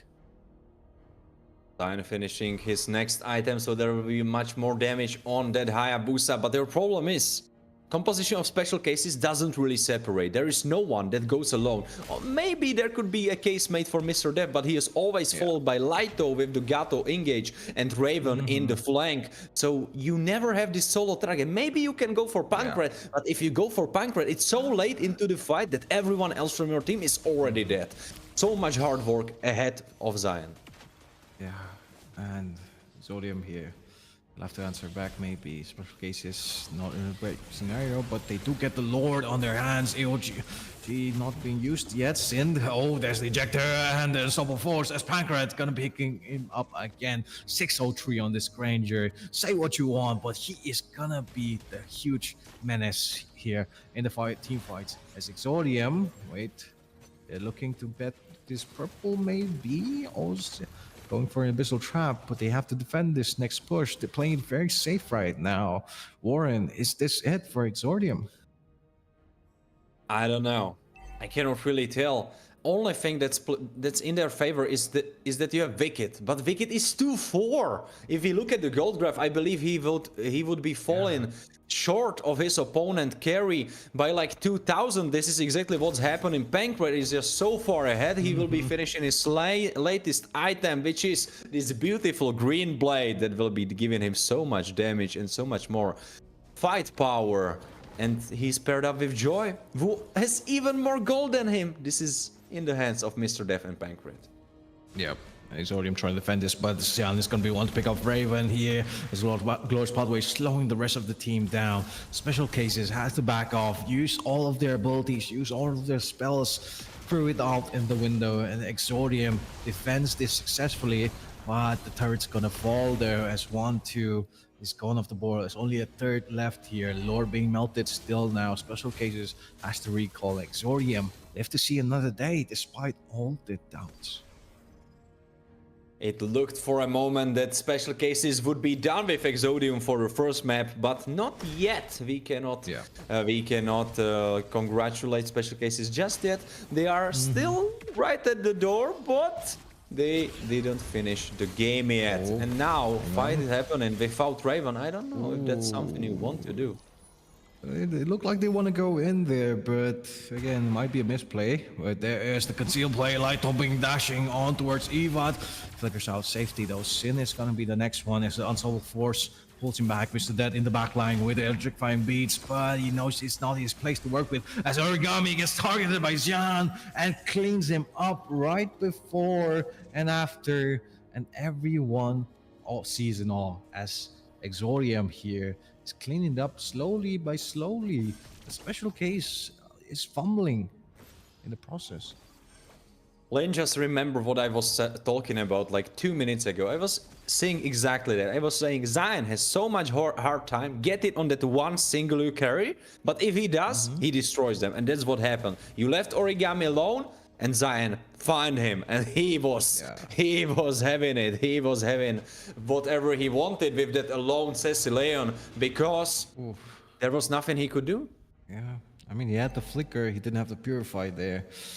And it's quite understandable, you want the spacing that you need, but right now Exordium high boost on the bot lane here. Special Case notice they want to take the fight, but all the members not ready here. Lighto also half HP, so can't really fully commit, and Raven has to be the one in the front line though. Yeah, a little bit of damage, Chrono Dash will be coming in. There's the traps also being landed, but they wait, hang on, look at the high-lows here. Mr. Dead gonna be the one to take on the Lord. Xian a bit late to the fight here. Rest of Special Cases try and go for it back, but Xian, not really finding the right target. Doesn't want to fully commit, and the Lord gonna be on the hands of Special Cases now. Right now, ladies and gentlemen, part number 2. Is this gonna be it? Today is in the name of setups, in the name of things changing, and in the name of surprises, because right now we see Special Cases trying to knock on the base of Exodium and finish the game off. Oh, the Lord gets still in action. Lighto gonna be one melted here. A lot of slows, a lot of traps being shot out of the side of Exodium, and Special Cases have to go further back. It was not it, ladies and gentlemen, as they couldn't close it up. Special Cases here playing it for the safety right now. Raven only being the one to be their playmaker. Warren, do you think that may be the case, which denied them at least to end the game?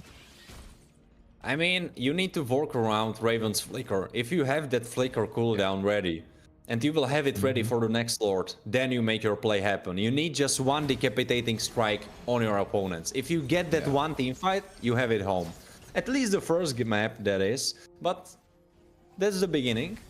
And you need to be reasonable and wait for that right moment. 35 seconds for Raven's flicker. And you need to sync it up with the spawning of the Lord. Or you miss that opportunity window and you leave space and options for your opponents to get back into the game and maybe beat you back and go for your own base.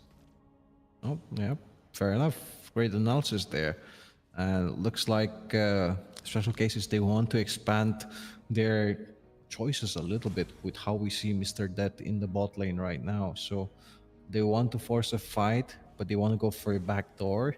A little bit questionable right now. Sned also here, chunk down the Hilo, so tanky, but still here comes the ejector on towards the backline Origami. So tanky, but doesn't matter. Xian cleans him up with Ogi's shadow kill. 3 members down for special cases. What was supposed to be an initiate for their team turned out for a disadvantage instead, as Exordium was the ones to clear that. And what is going on there? What is that? Why is the Granger levitating in the air? There's a new mob there, guys. But we see Exordium trying to finish off this game there. They're pushing in onto special cases. A lot of damage onto this turret here. 3 members alive and healthy, with Jan and Osni being the ones to defend it. And Mr. Dead has to recall here. And Exordium looking to take this middle inhibitor turret as they go back for this next Lord to spawn in. But wait, Mr. Dead, he wants to go for more. There's the Lord's pathway being dropped, slowing down the rest of the team of special cases. Raven so low on HP, pops the immortality, but this Phobius is jumping up and down on towards the demonic forest, flickers back, but I don't think he's gonna be alive. Hang on, but the ground also being online. Also they pick up Pycrat. Is this it for special cases? As Exordium picks them up one by one. There's the third here, also getting a double kill alongside Wicked.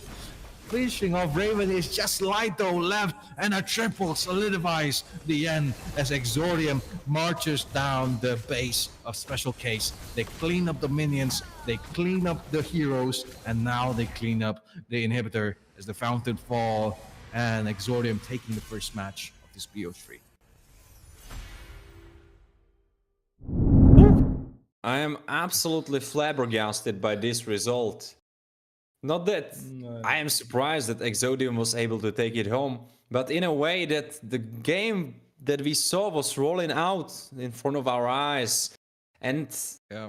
I must pinpoint that Ozne had 0 deaths throughout the whole match, so his performance was so consistent. So that was one iron in the fire for the side of Exodium. But for the side of special cases, everything worked so well. They had so much synchro, they had so much synergy. All the fights, I've been trying to talk about it, but now we finally have the time. The third Lord, or whatever it was, there was beautiful synchronization of all the team, all the team members that were able to retreat at the same moment. No one left alone. No one left at the Lord alone, being left to be picked off by players of Exodium. It was so beautiful work, and it was visible throughout the whole rest of the match that their teamwork was so great. But then, just as I was saying, they need to wait for the Lord spawn, then they take the fight. They completely flipped it just when I said it, and I don't know, I guess I jinxed it. It's my fault again. But they just completely forgot how they got to that point, how they get to the point of almost beating Exodium, and they completely like monkey from Simpsons in their brain, and they forgot how they want to play the game. They fumbled the bag is what the appropriate term could be. But yeah, that was quite the match there. Exordium came really close, like you said. Team synergy was great. They had the vision, but it came down to that late game execution. They just didn't know how to end the game. Maybe with team fights, maybe with turrets, but even after they took all of those down, it was just very iffy, I'd say. But again, huge potential. Warren, going to second game though, maybe things could change. I think there is so much potential. I didn't want to be too rough on them by my way of words, but I just wanted to pinpoint the big contrast that we had of special cases during early game, during mid game, and then the crazy contrast of the late game where they just fumbled. It was like 99% of the game was so clean, so clean, and I was just looking at it, and I was like, this is so crazy. What is happening? We have Ake getting beaten by Miracle Generation, then Miracle Generation gets beaten by Exodium, and then we have special cases coming from the opposing side of the bracket, beating Exodium. My heart was racing. I was going so crazy. Just watching you go through these play-by-plays, and I was being hyped in my seat, and I was like, what is happening, my man? You know that meme of the puppet, like person, your normal average person being controlled by employer, and then employer being controlled by another head guy, and then a head guy the government being controlled by some random dude. It's just that's what's been going on, at least in this tournament. Continue. Absolutely. So it was crazy roller coaster, but you know, I am gonna still give chance to special cases because wow, that was a game. That was a game. And even though they fumbled, I think this is giving us an idea of how they can perform, of how they can play, and I think we will be going to sleep a little bit later than you maybe anticipated, because I think this will be full BO free. Oh, that's what we all want, folks. That's what we all want to see. BO3, absolute cinema. Just grab your popcorn if you don't have it ready, because these two teams that we have in our hands, Special Cases and Exordium, are in for a long ride, folks. I'm stoked to see what they have in store for us. First game, usually the dictate how the momentum is going to go, but again, these two teams, exceptional. So I could be wrong here. So, Warren, though, the draft's gonna be different now. Exodium on the blue side and Special Gate on the red side. So, base gonna be controlled by Exodium. Always on the way. You're right. Exodium will be the one dictating the flow of the draft, but on the receiving end, there are special cases. Vu can, in return, be taking that flex picks, trying to curve the game around the way they want to play it. They have these responses in their pocket. So, based on them choosing that side, I have a lot of hope for them, because if you are able almost win on the blue side, I mean, if you get to choose that red, which looks like should be the better side for you, then you can only imagine what they will bring to the table. I'm very excited about the draft that they will bring us towards this second map of the finals. Well, it's looking quite similar to the first game, though, with both the goal layers being open. And I want to see Pankrat on the Granger once again, if he can, manipulate what happened in game number 1 with the upside down gigantic match. You remember that, Warren? I do, but you need to take something into consideration, and that is Phoebus is out. Phoebus cannot be picked up, and he was picked up last time, so a little bit of a change there. And I'm not sure about Zuxin. I think Zuxin wasn't really there. I have it as a blur. It was crazy game. It was crazy game. So not really sure in this department, but I think other than that, the bands are quite similar. So let's see what will be the opener. Yeah, first picks here. Exodium on the board. Matilda banned off. This meaning maybe the junglers could be an option here. They could go for the Joy once again, but oh, there it is. Jean with the Joy here. Instead, Will they run it now back? Exodium. Yeah, back to back.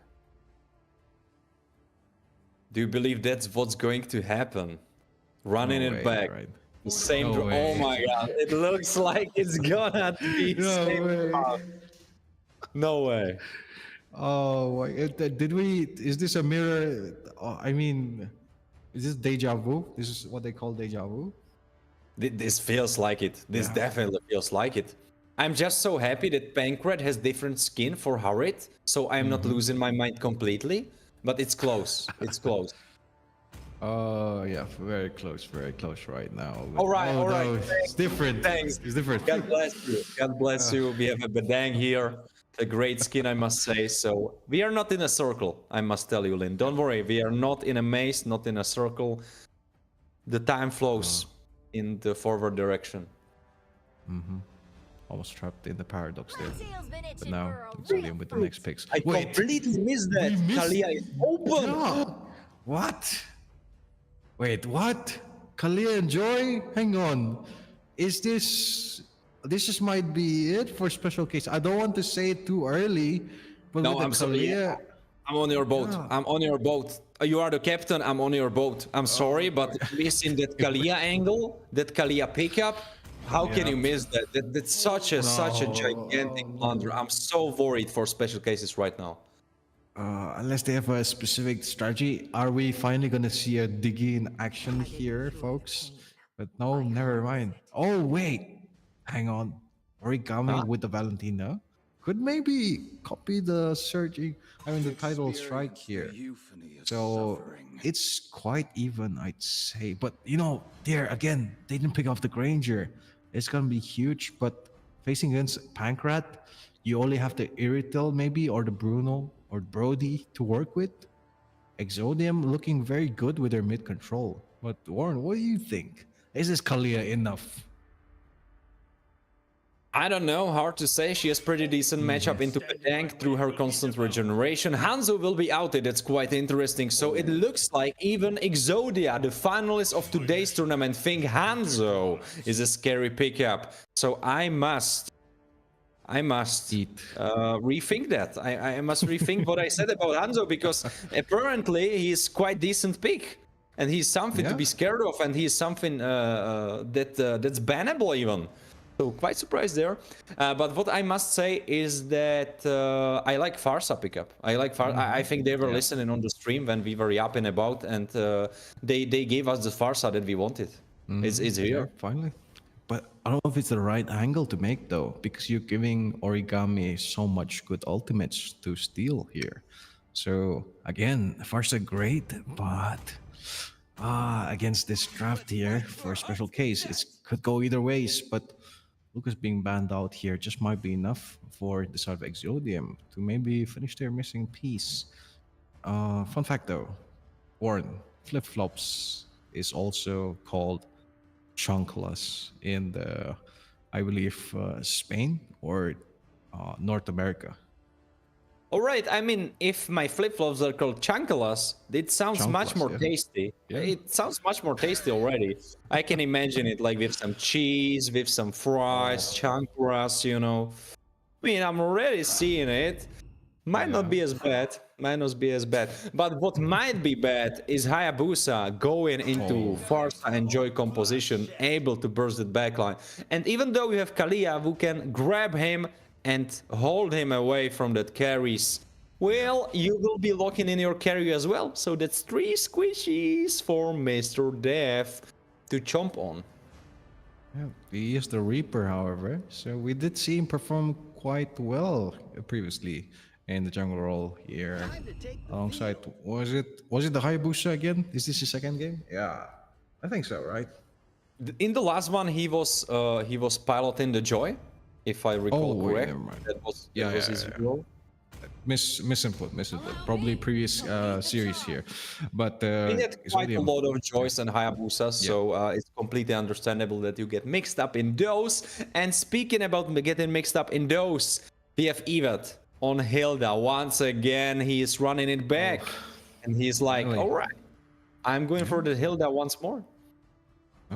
So far, previous series didn't really have a great time. This time, to prove us wrong, maybe game the one Hilda was banned by the side special case. So now Exodium has it on their board, but Raven here hovering over Johan. I don't know if this is the right play though, Warren. I'm not really sure myself. I think I kind of hate it. I kind of hate the idea of Jawhead, because who you are really picking of?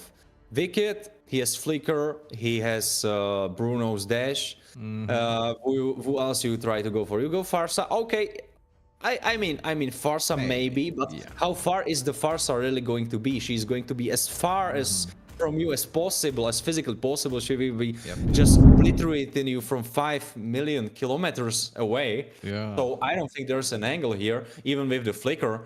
And who else is there? There is Joy. You are not gonna be heading for Joy, because she just jumps out and it's completely lost that engage. And I am not sure what was the last pick, but we had Kalia, right? And we had Hilda All right, and neither of those is a good pickup. And if you accidentally pick up that Kalia, she's just instantly going for her backline, jumping with them back into her team, and it's a complete disaster. So I want to give hype to special cases. I really want them to win this one and go into the turn map. But their draft, I don't like that last pick. Yeah. You summed it up pretty much well here, and quite much to say here. It's gonna be very difficult for the special cases to take the real control, unless Raven tries to answer back with the ejector. No, look at the damage burst there from the Swift Exordium. This Farsa is just showing in alongside the the second strongest early game hero, I believe, that you can do the most burst here. Wait, hang on the back line. Oh, Mr. Red, so low on HP, just managed to evade death as he tries to go in for his clear, but Exordium looking for the aggressive plays here right now. Badang so low, Lito forced back, getting all they can from the South special cases, not giving the farm they need. Exodium already trying to take special cases into chokehold and choke them out before they can even make their move. They are already starting off very, very strong and already took one camp from Mr. Def, I believe. That's the reason why Zion is one level ahead.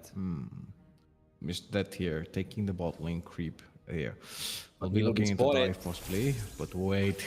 Gets denied off that farm. Still level 3 right now. Special cases. Turtle spawning in soon also. He wants to go for a play, possibly Raven. Hovering over with the ejector, Flicker might go in on towards someone, possibly on Olsney, but Ivat is ready. And wait, Sin trying to space him out. But Mr. Red getting landed. Oh, he shadow kill. Oh no, that doesn't connect. Special cases, force back. Turtle spawning in as Exordium. I must proceed to flame Raven a little bit. I think that was a big blunder on his side where he could have just picked up Saynet and maybe killed him off with the rest of his team. I don't know what was happening that it didn't connect on that very risky positioned Kalia. That was unfortunate for him. Yeah.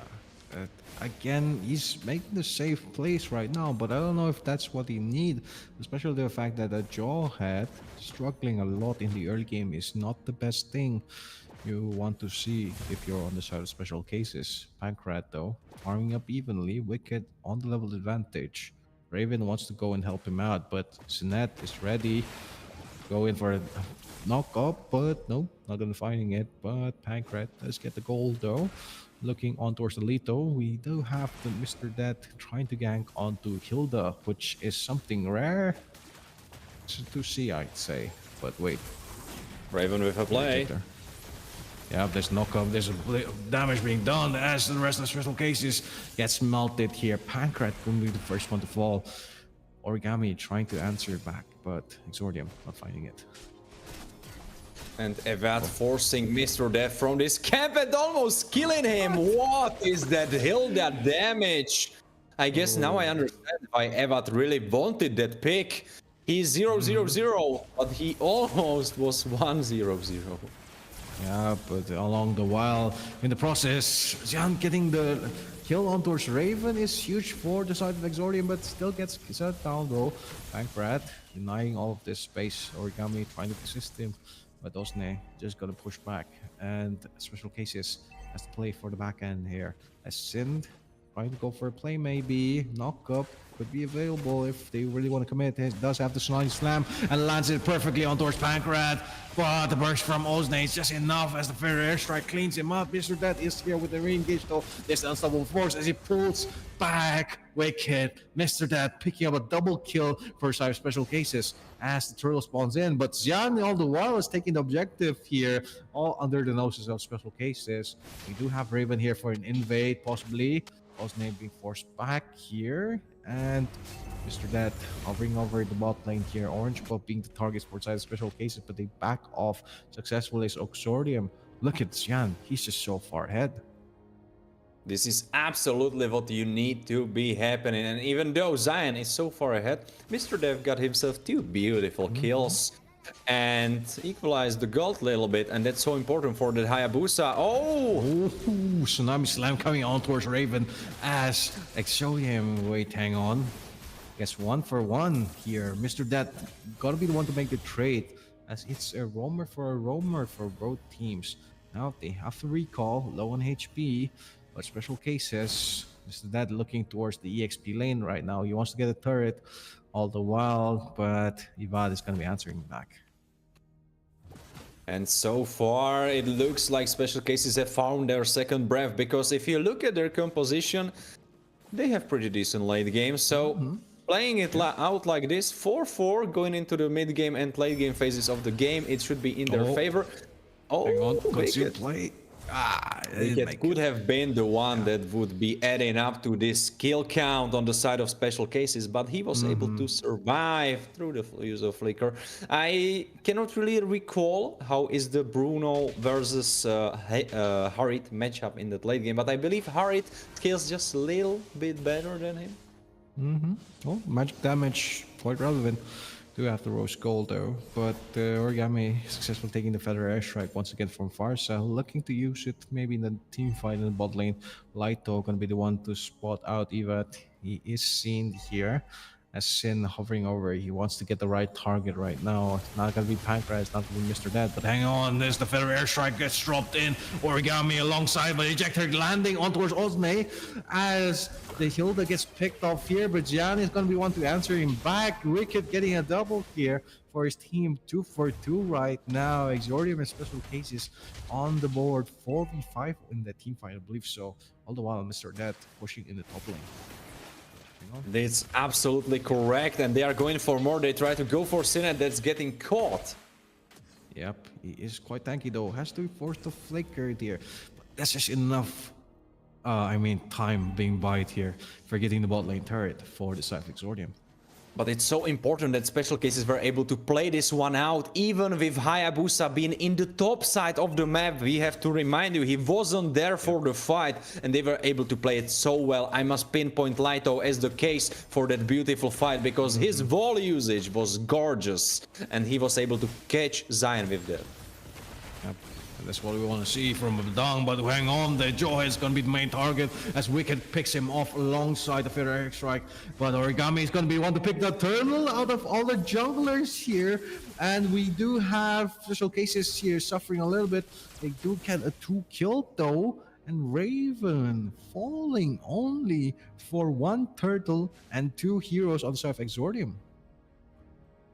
And you have to realize all these kills were going to Mr. Dev. He's 4-0-1, and what he just did was that he one-shotted enemy XP laner, enemy Hilda, which he's, by the way, 3 levels ahead of. Mr. Dev will be the main carry to lock your eyes on, because he is the one that will dictate the outcome of this game for the side of Special Cases. Yeah, but a lot of bursts coming on towards this light though here. Conceal being played here.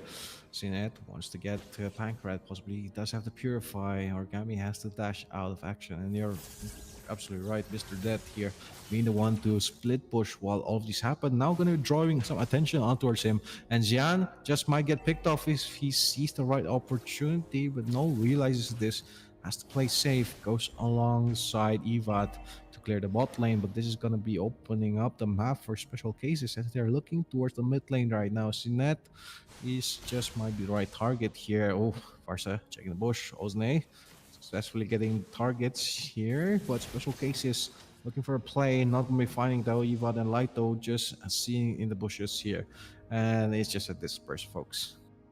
Let's just check the items, but I believe Mr. Dev will be soon to hit in his full build right now. He is 4-0-1, farming the most of the game. I think he should be hitting those power spikes. Oh, Raven with invisibility trying to set something up. Mr. Dev. Mr. Dev, 4-0-1. Pretty scary. Pretty scary hero you need to be careful about. Better edge, right. It's only off the rest of Special Cases. And you're right, Mr. Dead being 4-0-1, level 13 to the back. He's gonna add a lot in those team fights. Ultimate only full scale, they're level 12. They're Lordgum started, but there is the Tsunami Slam on towards the backline. Gets one, Wicked being the one to take down Raven, but the Ogi Shadow Kill in the backline, dealing a lot of burst damage as Jan is on the other hand, cleaning up special cases, gets two, but Mr. Dead alongside gets the triple. It's only Lighto here left. The remaining is a Badang in action. Fitter airstrike just to zone him off, as the Lord is going to be taken down here by the Exordium, unless a miracle happened, but I don't think that is the case, folks, as Exordium, a massive play right now, 9-11 on the board. It's so unfortunate that Raven got bursted so quickly. Let's recap the fight. What happened? Mr. Dev got very well into the backline, but it was the problem with Hayabusa's damage getting split between the targets, because so many of members of Exodium were sitting on each other, hugging each other. So Hayabusa wasn't able to finish either of them off, and then he was left alone there against 3 players, and he just couldn't make it. He got bursted so much, then he had to retreat, and Zion was on him, on his back, running for him, and he went straight for that Hayabusa without cooldowns, so he had nothing to defend himself with. Could even say got some back shots there, but hang on, Sinet trying to go on towards the Badang, Lighto solo on HP, Fitter airstrike, but Jan gonna be the one to clean him up as special cases try to retreat back. Jan not gonna be punished here, still alive as Ivan takes down the turret. Exordium looking to end the game perhaps, but no, not gonna happen possibly unless the special cases make a huge blunder.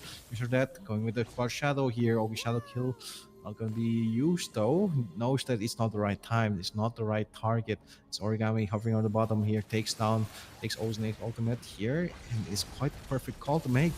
If he wants to zone off the rest of special case. Oh, Exordium, it just might be the time here. Ogi Shadow Kill on the rest of the back line, a lot of burst damage, but it doesn't matter as the Tsunami Slam lands on towards Mr. Dead, disabling him and cutting off his legs, as special cases right now are being pushed back so far. Exordium though, unless Ozne might just make a mistake. Yeah, no, doesn't want to commit here. It's 1-0 though, folks, as special cases, wait, they defend this.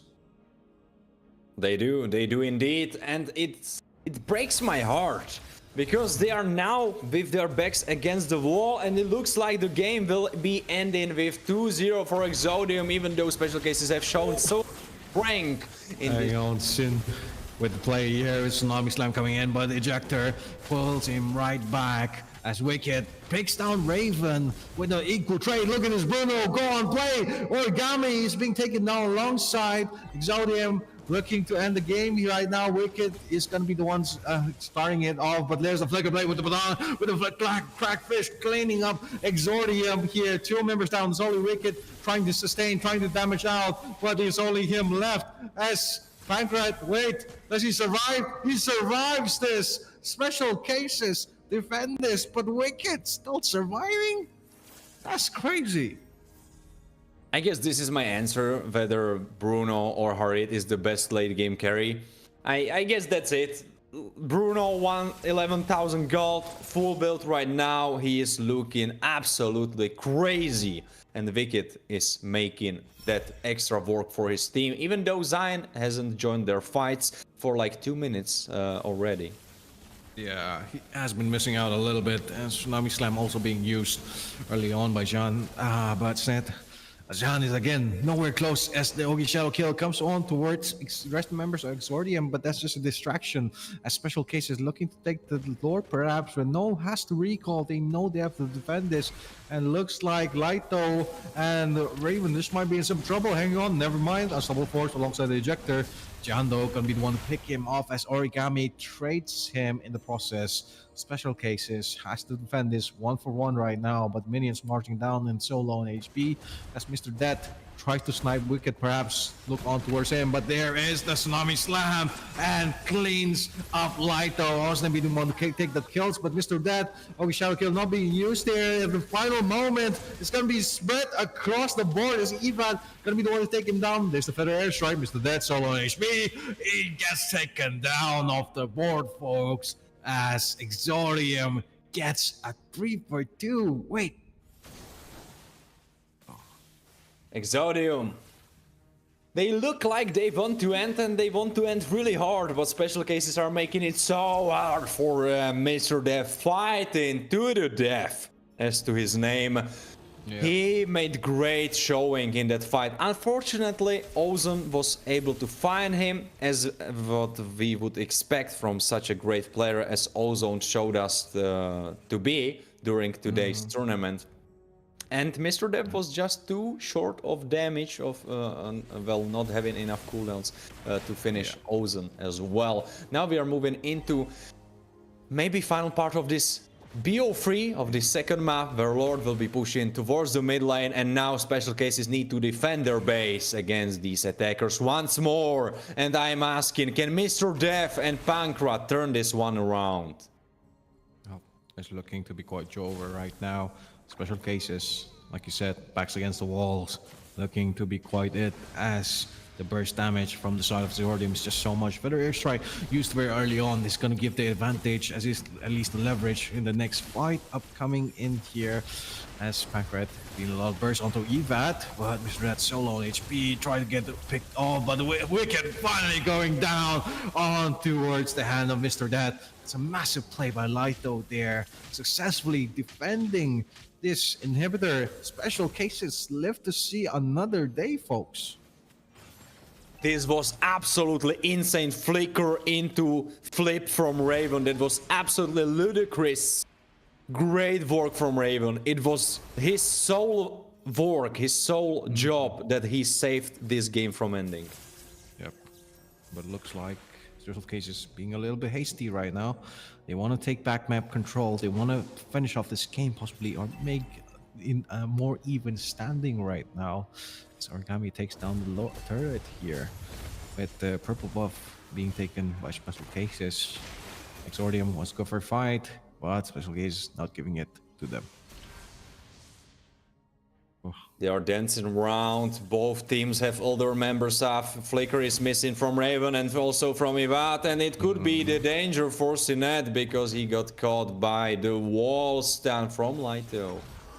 Oh, a lot of burst there on towards Mr. Dead here.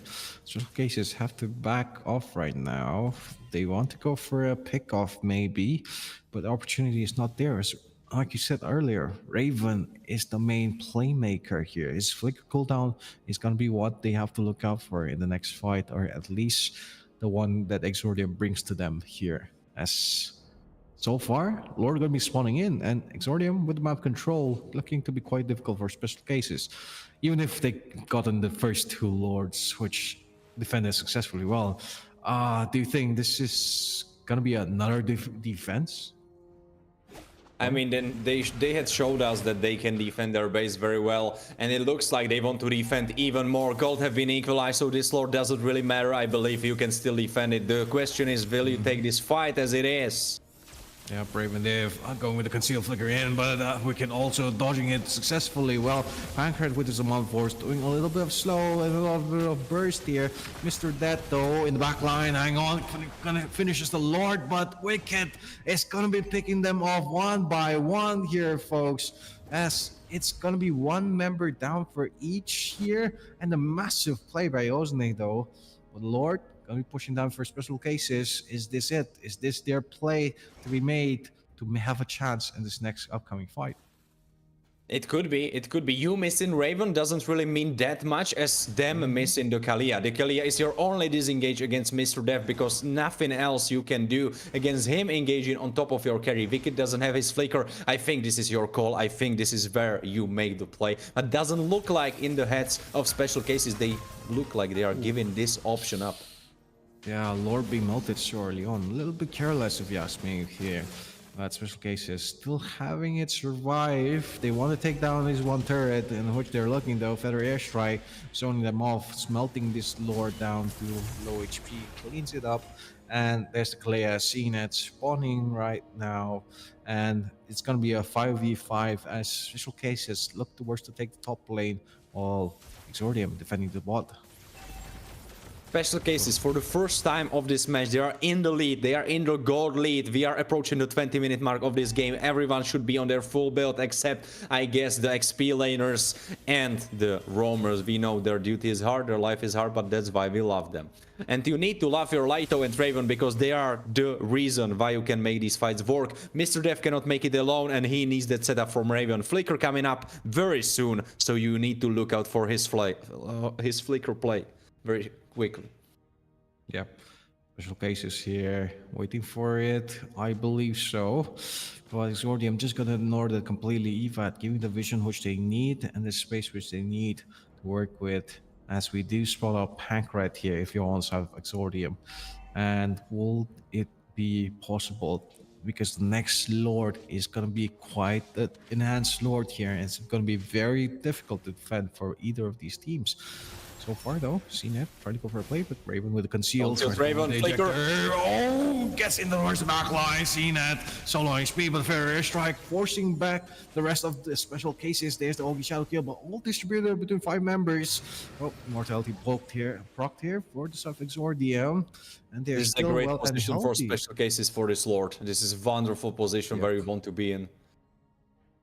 Oof, great position, like you said. And for now though, Exordium, they're trying to reposition. Zian here trying to go on towards the back line. Lito being solo on HP, has to force out the flicker, and Immortality being procced also, but nonetheless, he's still not finished here. And all 5 members still alive and healthy. A little bit of a reset from both sides. High books, we have the Badang and the Joy being recalled here, but Wicked can be one to start at the Lord possibly. Raven doesn't have the flicker ready, so only could go with the conceal, maybe if he has it off cooldown. Well, looking at special cases, 2 members so far away in the base. They are giving it up. Yep, not possible here.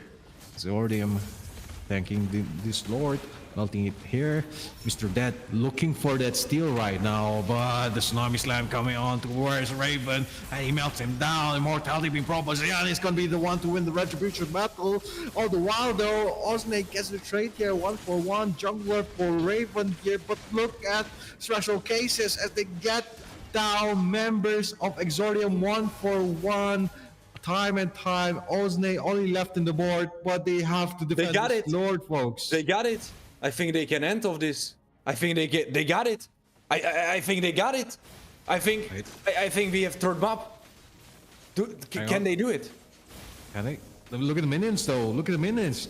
They're clearing. They have to clear off the lanes here. It's only Osnay. He does have the burst he needs to clear off the lane. So it's up to Mr. Flash on it. You need to flicker on him. You need to jump him immediately. You need to jump on him. Yep. But so far back right now, this Farsa playing very safely. He knows he can't misplay this.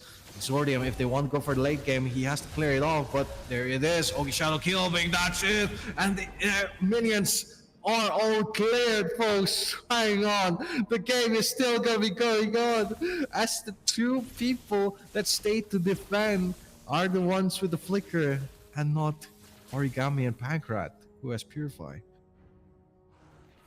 Oh my MLBB. Oh my MLBB, that's all I'm gonna say, because this game is absolutely crazy. The only thing bigger than the death count, than the kill count on both sides, is the timer. It's 23 minutes right now. Gold is going in the favor of special cases, but this doesn't mean anything because everyone is on their full build. Raven with a flank. Alright, hang on, he wants to go in, but it's that Tsunami Slam in towards the region of Exordium. But Pancrat cleans off Wicked. Where does someone force? Hang on. As they said, folks, special cases. Look at Joel. Raven flashing out towards the back line there, but the inhibitor so low HP. Special cases got the inhibitor finally, finishing off game number 2 and putting us for a 1-for-1 score, folks. This is absolute cinema. What is happening, Lin? What is happening, Lin? I was expecting that we would be ready to go to bed like 2 hours ago, but here we are, almost to 11 at night, my time, and oh my god, wow. Wow, just fantastic MLBB back to back. No one giving anything up. And I was telling you, Mr. Dev will be making trouble. He will make it hard, and he made it super hard for them to finish. And it was just enough for Pankrat to pick up his breath and finish off Wicked in that 1v1 in that last fight. I didn't believe it. And then I saw the glimpse. Then I saw that he got that 1v1 kill. And I was like, this is it. They got it. They can end the game. And they are back for third map. Whew. Wild road. I don't want to say it too soon, but man, oh man, what a series, folks. Exodium in special cases. Two exceptional teams here, showing us why they deserve the spot here in the finals, in the qualifiers here for EOMS number 4. But again, phenomenal gameplay coming from both teams here. And like you said, Mr. Dead gonna be the one to be the game changer, at least marking those crucial backliners, not giving Ozne or Wicked the space they need. Always every team fight having so much pressure, but Pankrat gonna be the one to have the most damage. Obviously, he's the AD carry, has the most burst. I need to give so much credit to Lito because seeing his transformation from a jungler towards XP laner is wild. It's always something that when you see players transport from one position to another, it's always like, are they gonna make it work? Will they make it work? How they will perform there? But Lito, he is such a glow up because him playing on that XP lane, he's just natural there. His bedang setups, his wall setups, he was almost at all the kills in the game. He has the highest kill participation in his whole team, except Pankrat. But of course, you gotta give it to AD carry. But his XP lane performance, he was at all the plays. Wild. I love it. I want to see more of it. And I'm so hyped for the third map. What do you think? What do you think, though, will change? Where do you think we will see Exodia? Because they are the ones choosing their side. Well, I mean, if it works, why fix it? So possibly might see in the red team here, because right now we've had intense games back to back. So I feel like most of the teams are still, it is a BO3. It has been 2 games, but it feels like 4 games at this point, Warren. Come on. Because, I mean, you got to be tired after that much thinking, after that much mental pressure, after that much intense gameplay. So I feel like red team has a little bit more better chance with those flex picks. Well, we definitely saw that red team has the bit better win rate, at least here in the finals, where we saw both of the teams win of the red side. So that must be telling something, even though both games are super close. And I still believe that it must be going through Raven's head that if he waited with that flicker in that first game, he could have had completely different scenario for the second one, where they would already be lifting the trophy. But that's not the story. And Raven, he was able to come back into this game looking strong, even though his performance in the early game wasn't looking the best.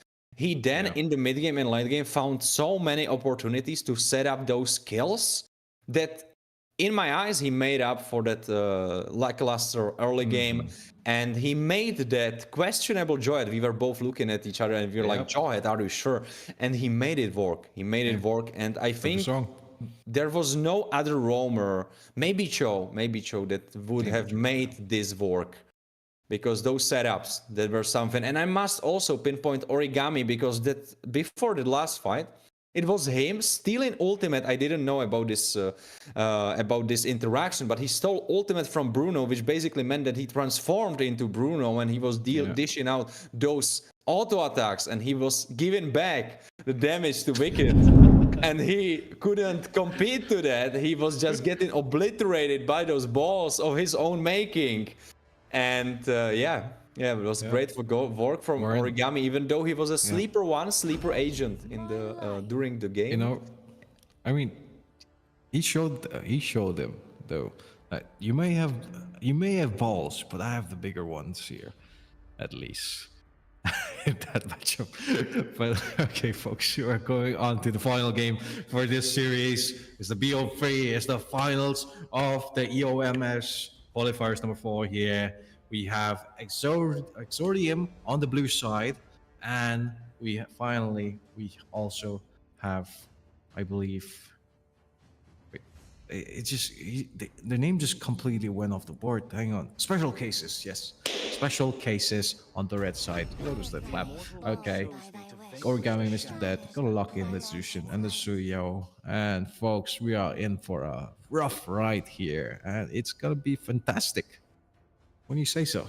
Or I mean, that's such an oxymoron saying that it will be rough ride, but it will be fantastic. You have quite a way with your words, I must say, Lin. Well, another person who has a way, not with words, but with his champion is definitely Mr. Def, which we will be seeing quite a tank scratcher right here.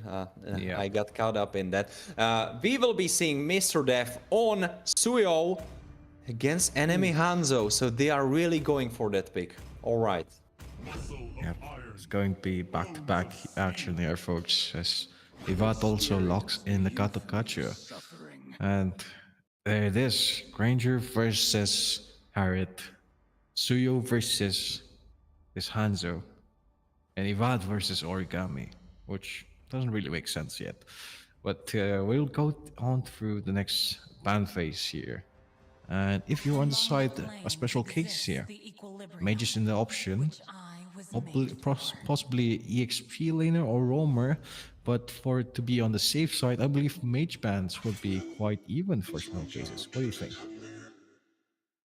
Well, mage bans could definitely be in order since you already have Zuxin and it's making sense. They are already on their way. Ivy getting outed. I believe the second will be either Cecilion or it will be someone long range like Farsa that we also saw in the last match, so it's making complete sense. She was making big trouble for the side of special cases, and that's completely on the board what I would expect. Jawhead being a respect ban from the side of Exodium. They don't want Raven being on that pick. They really hate him, and I must say I see why. Like him running around invisible and then popping out and being like, oh, now I got you, and now you are in front of my team and you die.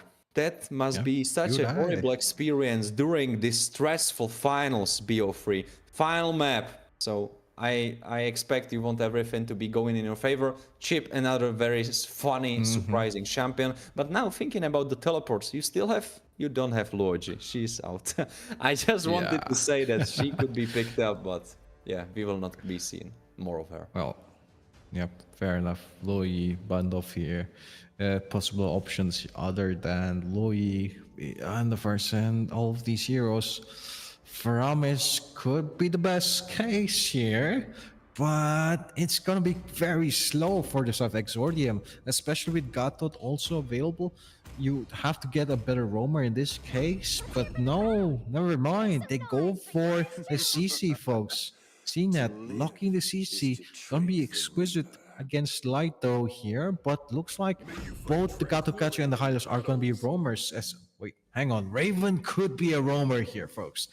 And the Badang is going to be such an impactful force against the side of Exordium, especially the fact that, they are playing for the close to mid-range here. And even the mage is also quite close range. So this Badang is going to be a huge thorn on the side of Exordium. And for the final game, folks, for the final match of this series, special case looking very strong. That's brought to you by Search Europe, of course, and Varnix and Lane here on the mic. I hope you're not sleeping already, because that would be rude. You should be with us, because we cannot make it without you. So I hope you are with us, folks, and we will be heading right into this third map. Lin, you already showed your liking towards one side. Why do you think their composition is the better one?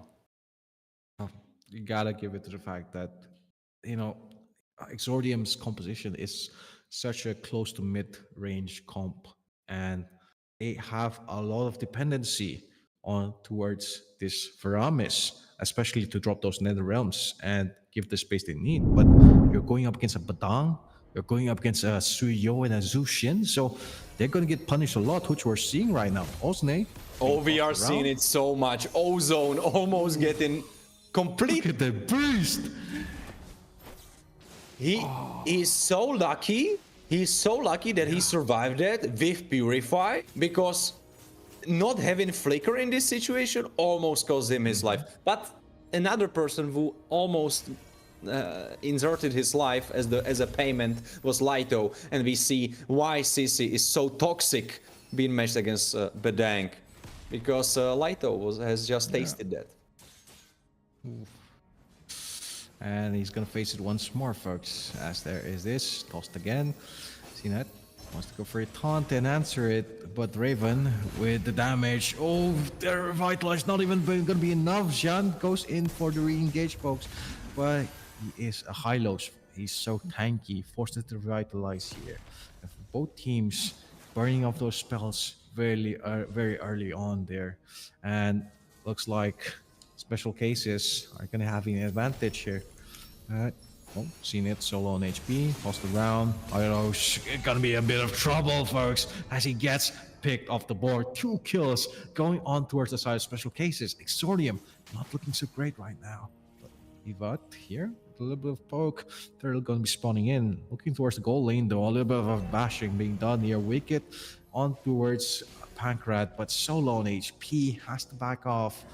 And Turtle gonna be going on towards the hands of special cases. This Exordium tries to pick up the pieces. They try for maybe following on towards this goal lane, perhaps seeing that hovering over the taunt, tries to go in, but gonna be missing it. Origami instead gonna be dashing in with the lantern, gets the pull, pulls him back on towards the fight. Pancrat gonna be the one to take the kill. No, never mind. Origami finish him off the board. Special case 0 for 3 right now. They are having a great time, folks. And I thought Lito was gonna be the one. I mean, Badang was gonna be the one here on the EX, on the Rome side, but nonetheless, Exordium not looking great. They do have a little bit of advantage in the mid phase, but Faramis has to be the one to be the active player in that case here. But hang on, Origami, a bit of trouble, and the flare on action, but forces the flicker out of that utility. Very massive spell gone off the board, but looking inside the goal lane, Wicked just might be in bit of trouble. Goal spotway also being dropped, but he's just so low. Instead, Raven's gonna be the one to be answered as the AOG lands on towards the minions, and the taunt getting Raven in the process. Exordio finally on the board as Jan tries to go in for more a little bit, possibly on towards Mr. Dead, but doesn't have the connection that he needs. Evat all the way from the EXP lane here for a re-engage, but this is going to give the opportunity for Lito to push and shove the wave in towards the side of Exordium. As Mr. Dead clears off the Lito right now. Towards special cases, looking towards maybe an objective right now. Might just be the turtle that can spawn in, and unfortunately, Exordium here not having the best of days. Mr. Dead did get the kill also, but and the kill for it, Exordium went on to the hands of CNET. So it's not the best scenario to have.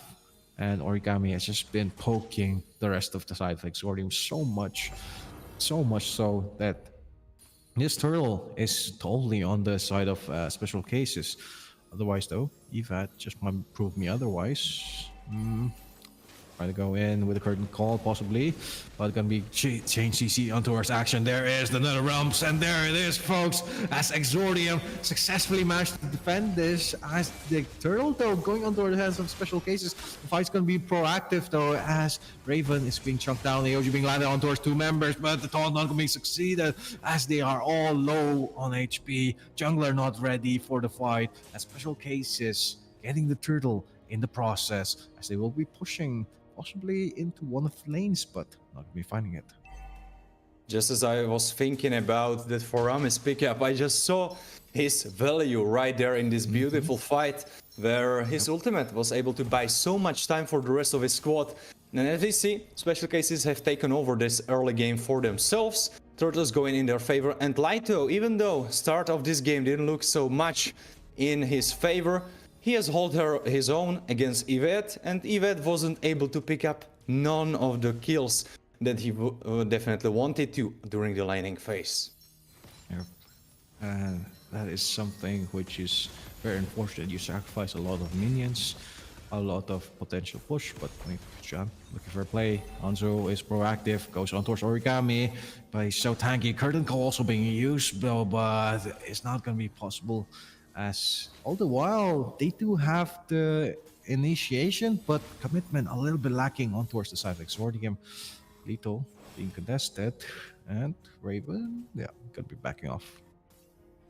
Won't finish that for Origami. Big power spike coming his way together with Pankratz. New addition to his arsenal, also more damage coming this Granger way. And well, so far mid game should be in the hands of special cases, but let's see how it will roll out. Of course, we saw Wicked, or not really Wicked, we saw Pankratz on the other side being very wicked with that Horrid pickup. So let's definitely think about that before we make any final calls. And Turtle will be spawning. It looks like Mr. Def is too far away to contest this. Yep. It's gonna be started though. Light though wants to slow this down. They're going to be resetting it right on time. And now it's all members ready to fight. The Wicked has to defend the lane. So 5v4 right now currently. Ivat being chunked down. There's Sonata coming in, but he's just so tanky. Curtain Call on the runs back line by AOG. Gonna be messed on towards all members of Crystal Case. As Mr. Dead is gonna be the one to pick up the turtle, but the Nether Realm is just so strong for the side of Exordium. As CNET picks up Raven. Mr. Dead looking on towards Wicked perhaps, and he does get the kill, but Hazun pulls him back into the turret. Still survives though, but Pankratz picks off the last remaining front line of the side of Exordium, as it's only Xian and Ozne left, as both the lanes get pushed up in mid. Xian wants to defend the mid lane here, and they successfully do, but Pankratz getting a lot of gold in the top lane. I mean, I hate the Hanzo pick.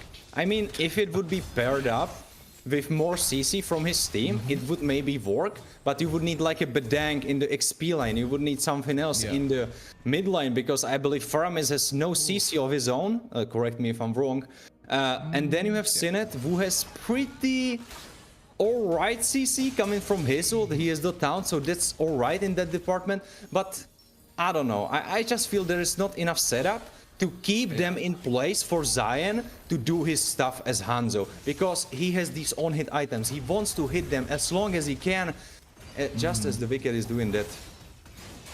Yeah. Wicked's gonna be the one to try and maybe recalibrate a little bit of the losing early lead they had. And like you said, absolutely right, as Ozne, Faramis does have a little bit of CC, but he lacks the range, and range is what Exordium needs. Sure, you have Gacha who has that extraordinary setup, but again, alone as it is, it's not going to be very impactful. I mean, for example, if you exchange the CC for Phoebus, I don't know, I believe he was banned, so you would have no luck there. But maybe that Hilda, you know, that would set you up with that slow coming the way of the target. What? Sorry? She was banned also. Unfortunately. Oh, she was banned also. Okay, there goes my plan. That's my fault. But well, moving on from me hating on Hanzo, let's move on to Origami, because he has a wonderful game 3-0-4. So something on a positive note. He is looking very strong. Special case is 7k ahead, and it looks like the first game that was a fumble will be complete opposite in the third map. Yep. Lord could be taken down, and maybe this Hanzo hate just might be justified. Who knows here? He's a player, and you might see for maybe a Slayer in the bot lane, as we see Hanzo trying to go in Xian, but no, he has to go back. Special cases with such a huge advantage. They want to proc this bottom lane burst there, but look at the burst on towards Evat. Oof, a lot of damage being dealt, but hang on, backline being dived upon Bazian, but he's just getting melted so fast before even anything happens. A special case is all full HP right now. That poke doesn't really even matter. I try to come up with one more What if, instead of taking Hanzo, let's see this fight roll out. Oh, hang on. This is Amon Force. Loud burst being done by Wicked on towards Lighto. Melts him down. And that's one member down before the Lord here marches in the top lane. Special cases, they want to get a turret perhaps, but it is going to be looking very difficult with Lighto being out of the picture. Ultimate is also being used. And also, Osne want to go for a play, want to go for a pull. But not be finding anyone onto our special cases. There's the cut and call. Loud burst damage being done by Exordium. And Wicked, just the missing piece they need as he picks down Raven and defends top lane. And Exordium managed to defend that, Lord. Good for them, because that keeps them in the game longer. So that means more scaling even for Xian and even for Wicked. We saw how much can Horrid do in that late game. So just be careful. Pankrat is strong right now, but he might not be as strong 5 minutes later. Both of the games that preceded this one were over 20-minute mark, I believe. So we are definitely in for a little bit of a game still ahead of ourselves. And those special cases are in a little bit of a lead for themselves. I believe Exordium are still able to stall this out. They have a lot of clear potential on Evat and Foramis. Well, Warren, we did see this same scenario which Exordium was in game number 2. Now in game number 3, they do have their backs against the wall once again. Oh, Jan wants to go for a play, tries to chunk down someone, but he finds no one there. Again, Hanzo not really finding the best case in those engages, which right now is dead. Mr. Dead was the one on the advantage, Osne. Gonna go for someone. Pull back. Kushan again, once again, trying to go in. But melted just so fast. There it is. As Glorious probably being dropped. Pankrat gonna be one to pick up. Evat. The NetherRealm just buying a little bit of time for Exordium, but one by one they all fall. No, hang on. Osne being the one taking down. The AOG being landed, but Pankrat gets off Wicked. Seeing that, taking Lighto in the process. But it's 2v3 right now as Hanzo is all the way in the back. CNET so low on HP. Raven wants to chunk him down. Pankrat with the bullets, but gonna be blocked here by Osne as they manage to defend this one once again. The Lord gonna be spawning in. They don't have the jungler ready though. Are they gonna be starting it off is the question, but gonna be waiting a little bit. Exordium could go for it actually. Wait. They could try the angle. Wait for the Doesn't rest of look the like team. it though. Yeah. Or could just be the play if they want to, but again, they I think this is so too much late. I think time. this is too late. If they wanted to do it, they should have done it immediately. Now it's too late and the option is gone. Yep. Like special cases are gonna be the ones to push them back now. Xian wants to go in, but again, these connections are just not landing for him. Zordi needs something a little bit more. Evat also trying to maybe enable his team to contest this, but Lord being melted by Mr. Dead is just not gonna be the answer here. Because they have to defend this next Lord once again, folks. Once again, their backs against the wall. Last map being 7k behind, but you have still Wicked 2-4, almost level 14 for this carry of side of Exordium. Now they have to defend with the rest of his team against the Lord pushing on the top side. Yeah, and it's gonna be quite difficult here. At least if the side of special case sink their waves, which they are trying to right now. Mr. Dead on the bot lane here, but Exordium positioned for a pickoff early on. They want to get one before this Lord and have a better chance possibly.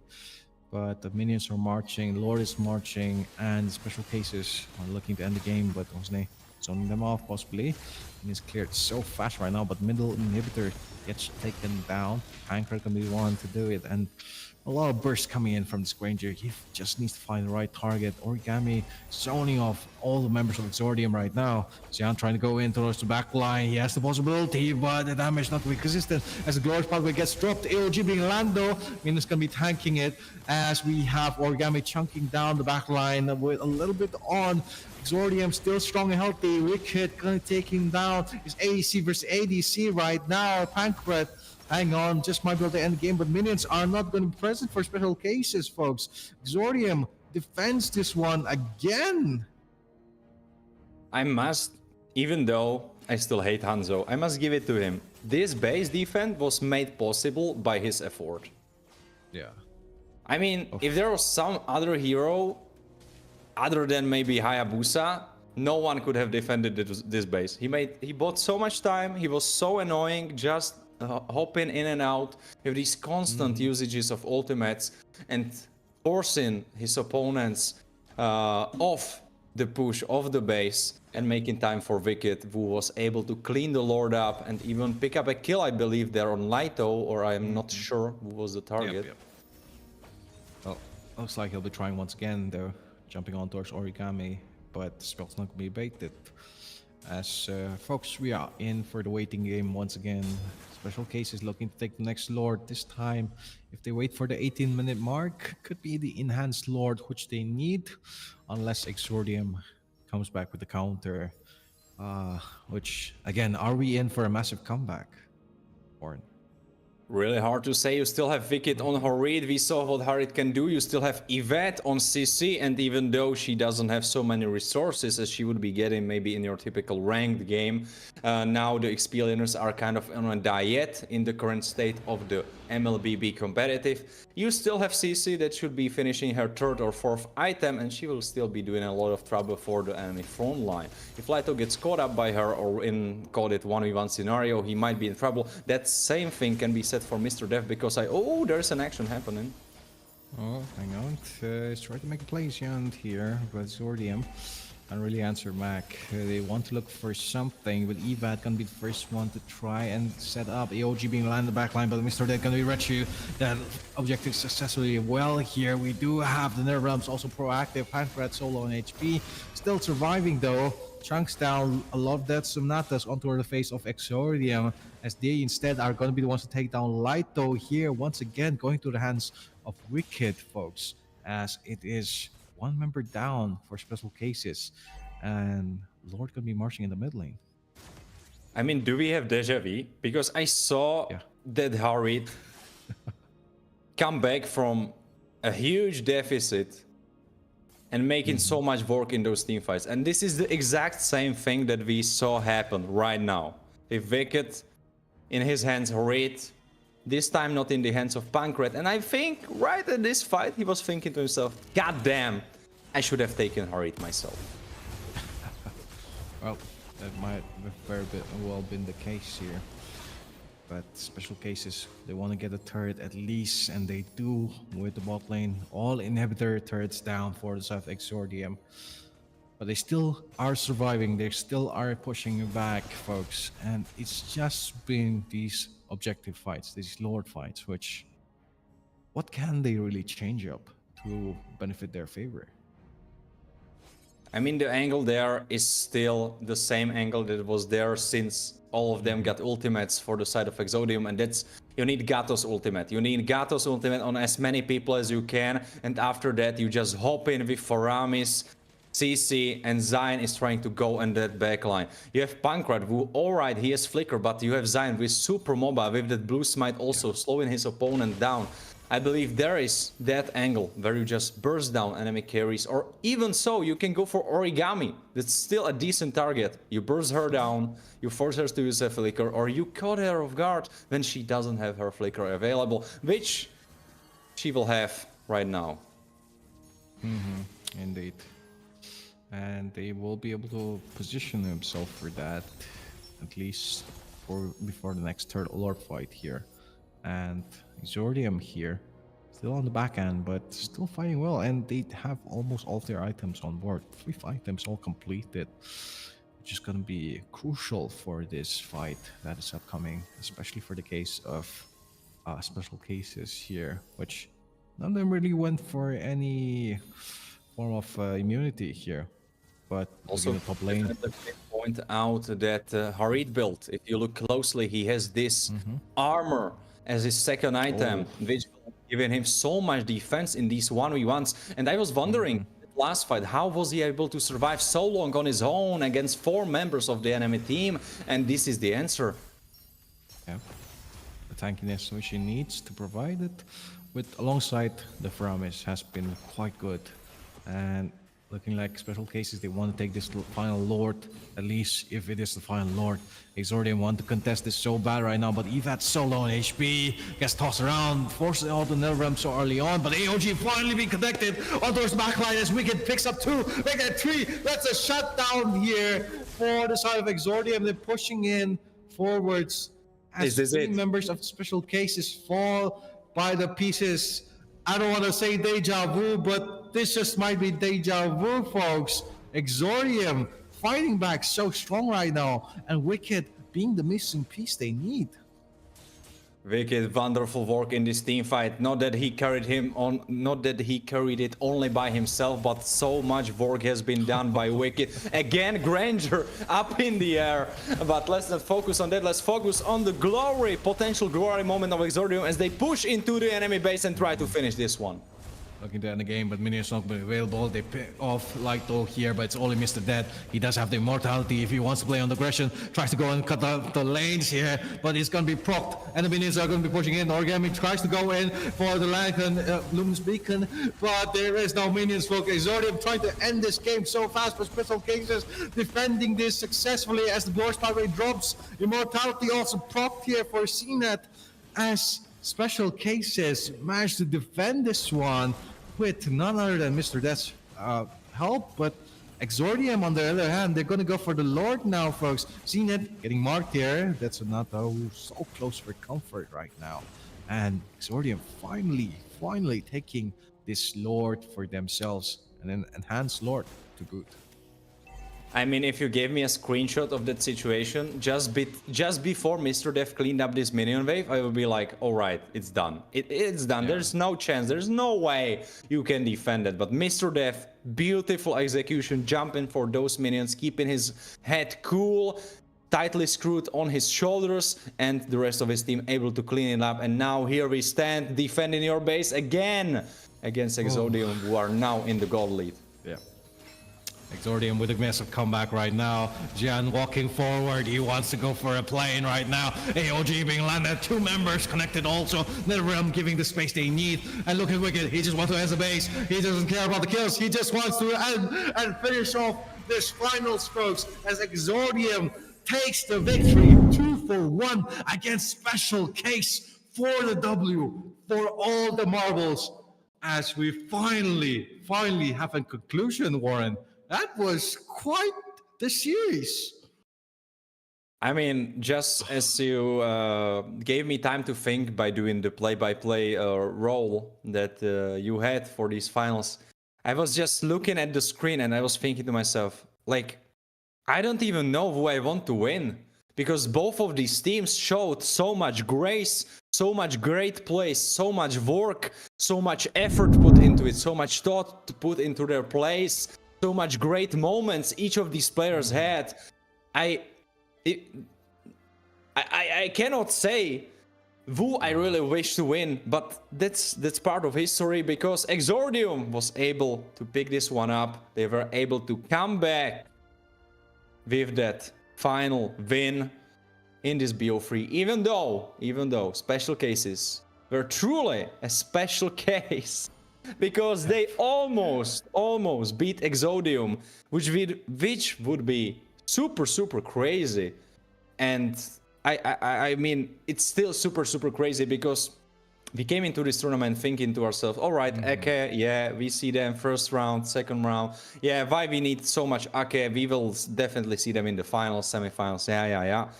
Then they got beaten off the screen by Miracle Generation. Then Miracle Generation on the stream get beaten by Exordium. Then Exordium goes into the finals, faces Special Cases, and we're like, all right, this is done. Exordium, they will stomp them. They have the Ake school, they have the Ake University now. They graduated. There's no one else. Yeah. There's no one else who can beat them. But then you have Special Cases, and they just, the second game, come back, beat their opponents, and put us into the third. Crazy game, 23 minutes almost. 13-11 kills, 69k gold against 64.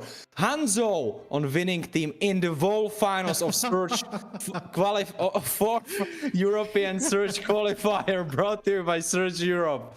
I cannot believe my eyes. And I give the word back to you, Lynn. This is just absolute cinema, folks. And it was just a spectacular series. Props to the players. Shout out to all the players here from both the two teams. And they played amazingly well. Like Warren said, you can't really pick a side because, again, most of the times there's always that one team that stands out. And you're like, I will really want to root for them. But it's just two teams here which just played up tremendously well. And we want to see more from them in the future in future tournaments, in future events, possibly even might make it to the big stage, who knows. And yeah, that was amazing. Wouldn't you agree, Warren? As a last series to finish off the night for everyone who is like tired and waiting, but again, seeing those games just gave us the spirit, revitalized us, you could even say. Honestly, on my part, I'm so happy that you had the play-by-play for the finals because my tongue was absolutely getting lost in my mouth. I didn't know where I put it.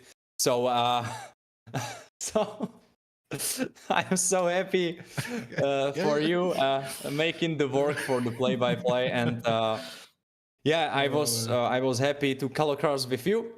It was a great event today. Wonderful time. I didn't know we would be here until 11. It was quite a ride. Wonderful performance. Ake getting beaten. And the whole story that I was putting up already, saying it 3 times over. But yeah, today's tournament was a thing. That was something. Yeah, sensational. But that will be all for tonight, I believe. Unless you have a couple of words to say to the players or to the community, perhaps, here. About something about the. Wait, no, never mind. We already had the giveaway. I was. Okay, never mind. Folks, it's been a long night. It's been a tough time coming. And it's been an amazing journey for all these players for the qualifiers here in Search Europe. And Warren, just sign us off, man. It's getting late. I will definitely do that. Was wonderful road. I am happy you were here with us, you viewers. I hope that you get your diamonds, the ones who sign up. Next time, best of luck to you. Congratulate once more to the players, to the winners, to of course the ones that we should go over that were able to get their 3rd place, and that was Miracle Generation. So that is spicy. So definitely that bottom side of the bracket was the rough one, even though special cases came from the top, and they made great showing in the finals. 2nd place goes to them, and the grand prize, the 1st place, the best place, goes to Exodium, and they definitely earned it. Their wave was so crazy to see, and I hope for the best for the players. I hope we will see more of them. Absolute cinema, as Lynn is signing there. And it was wonderful having you, Lynn, as a co-cast. I hope you enjoyed your time today as well. Yep. And yeah, we will be signing off, and we will be joining you with a new tournament, maybe not with our faces specifically, but maybe with someone else from our crew pretty soon. And you should definitely follow our Instagram, join our Discord, follow us on Twitch or YouTube or both, so you stay notified. See you next time. Bye. Good night.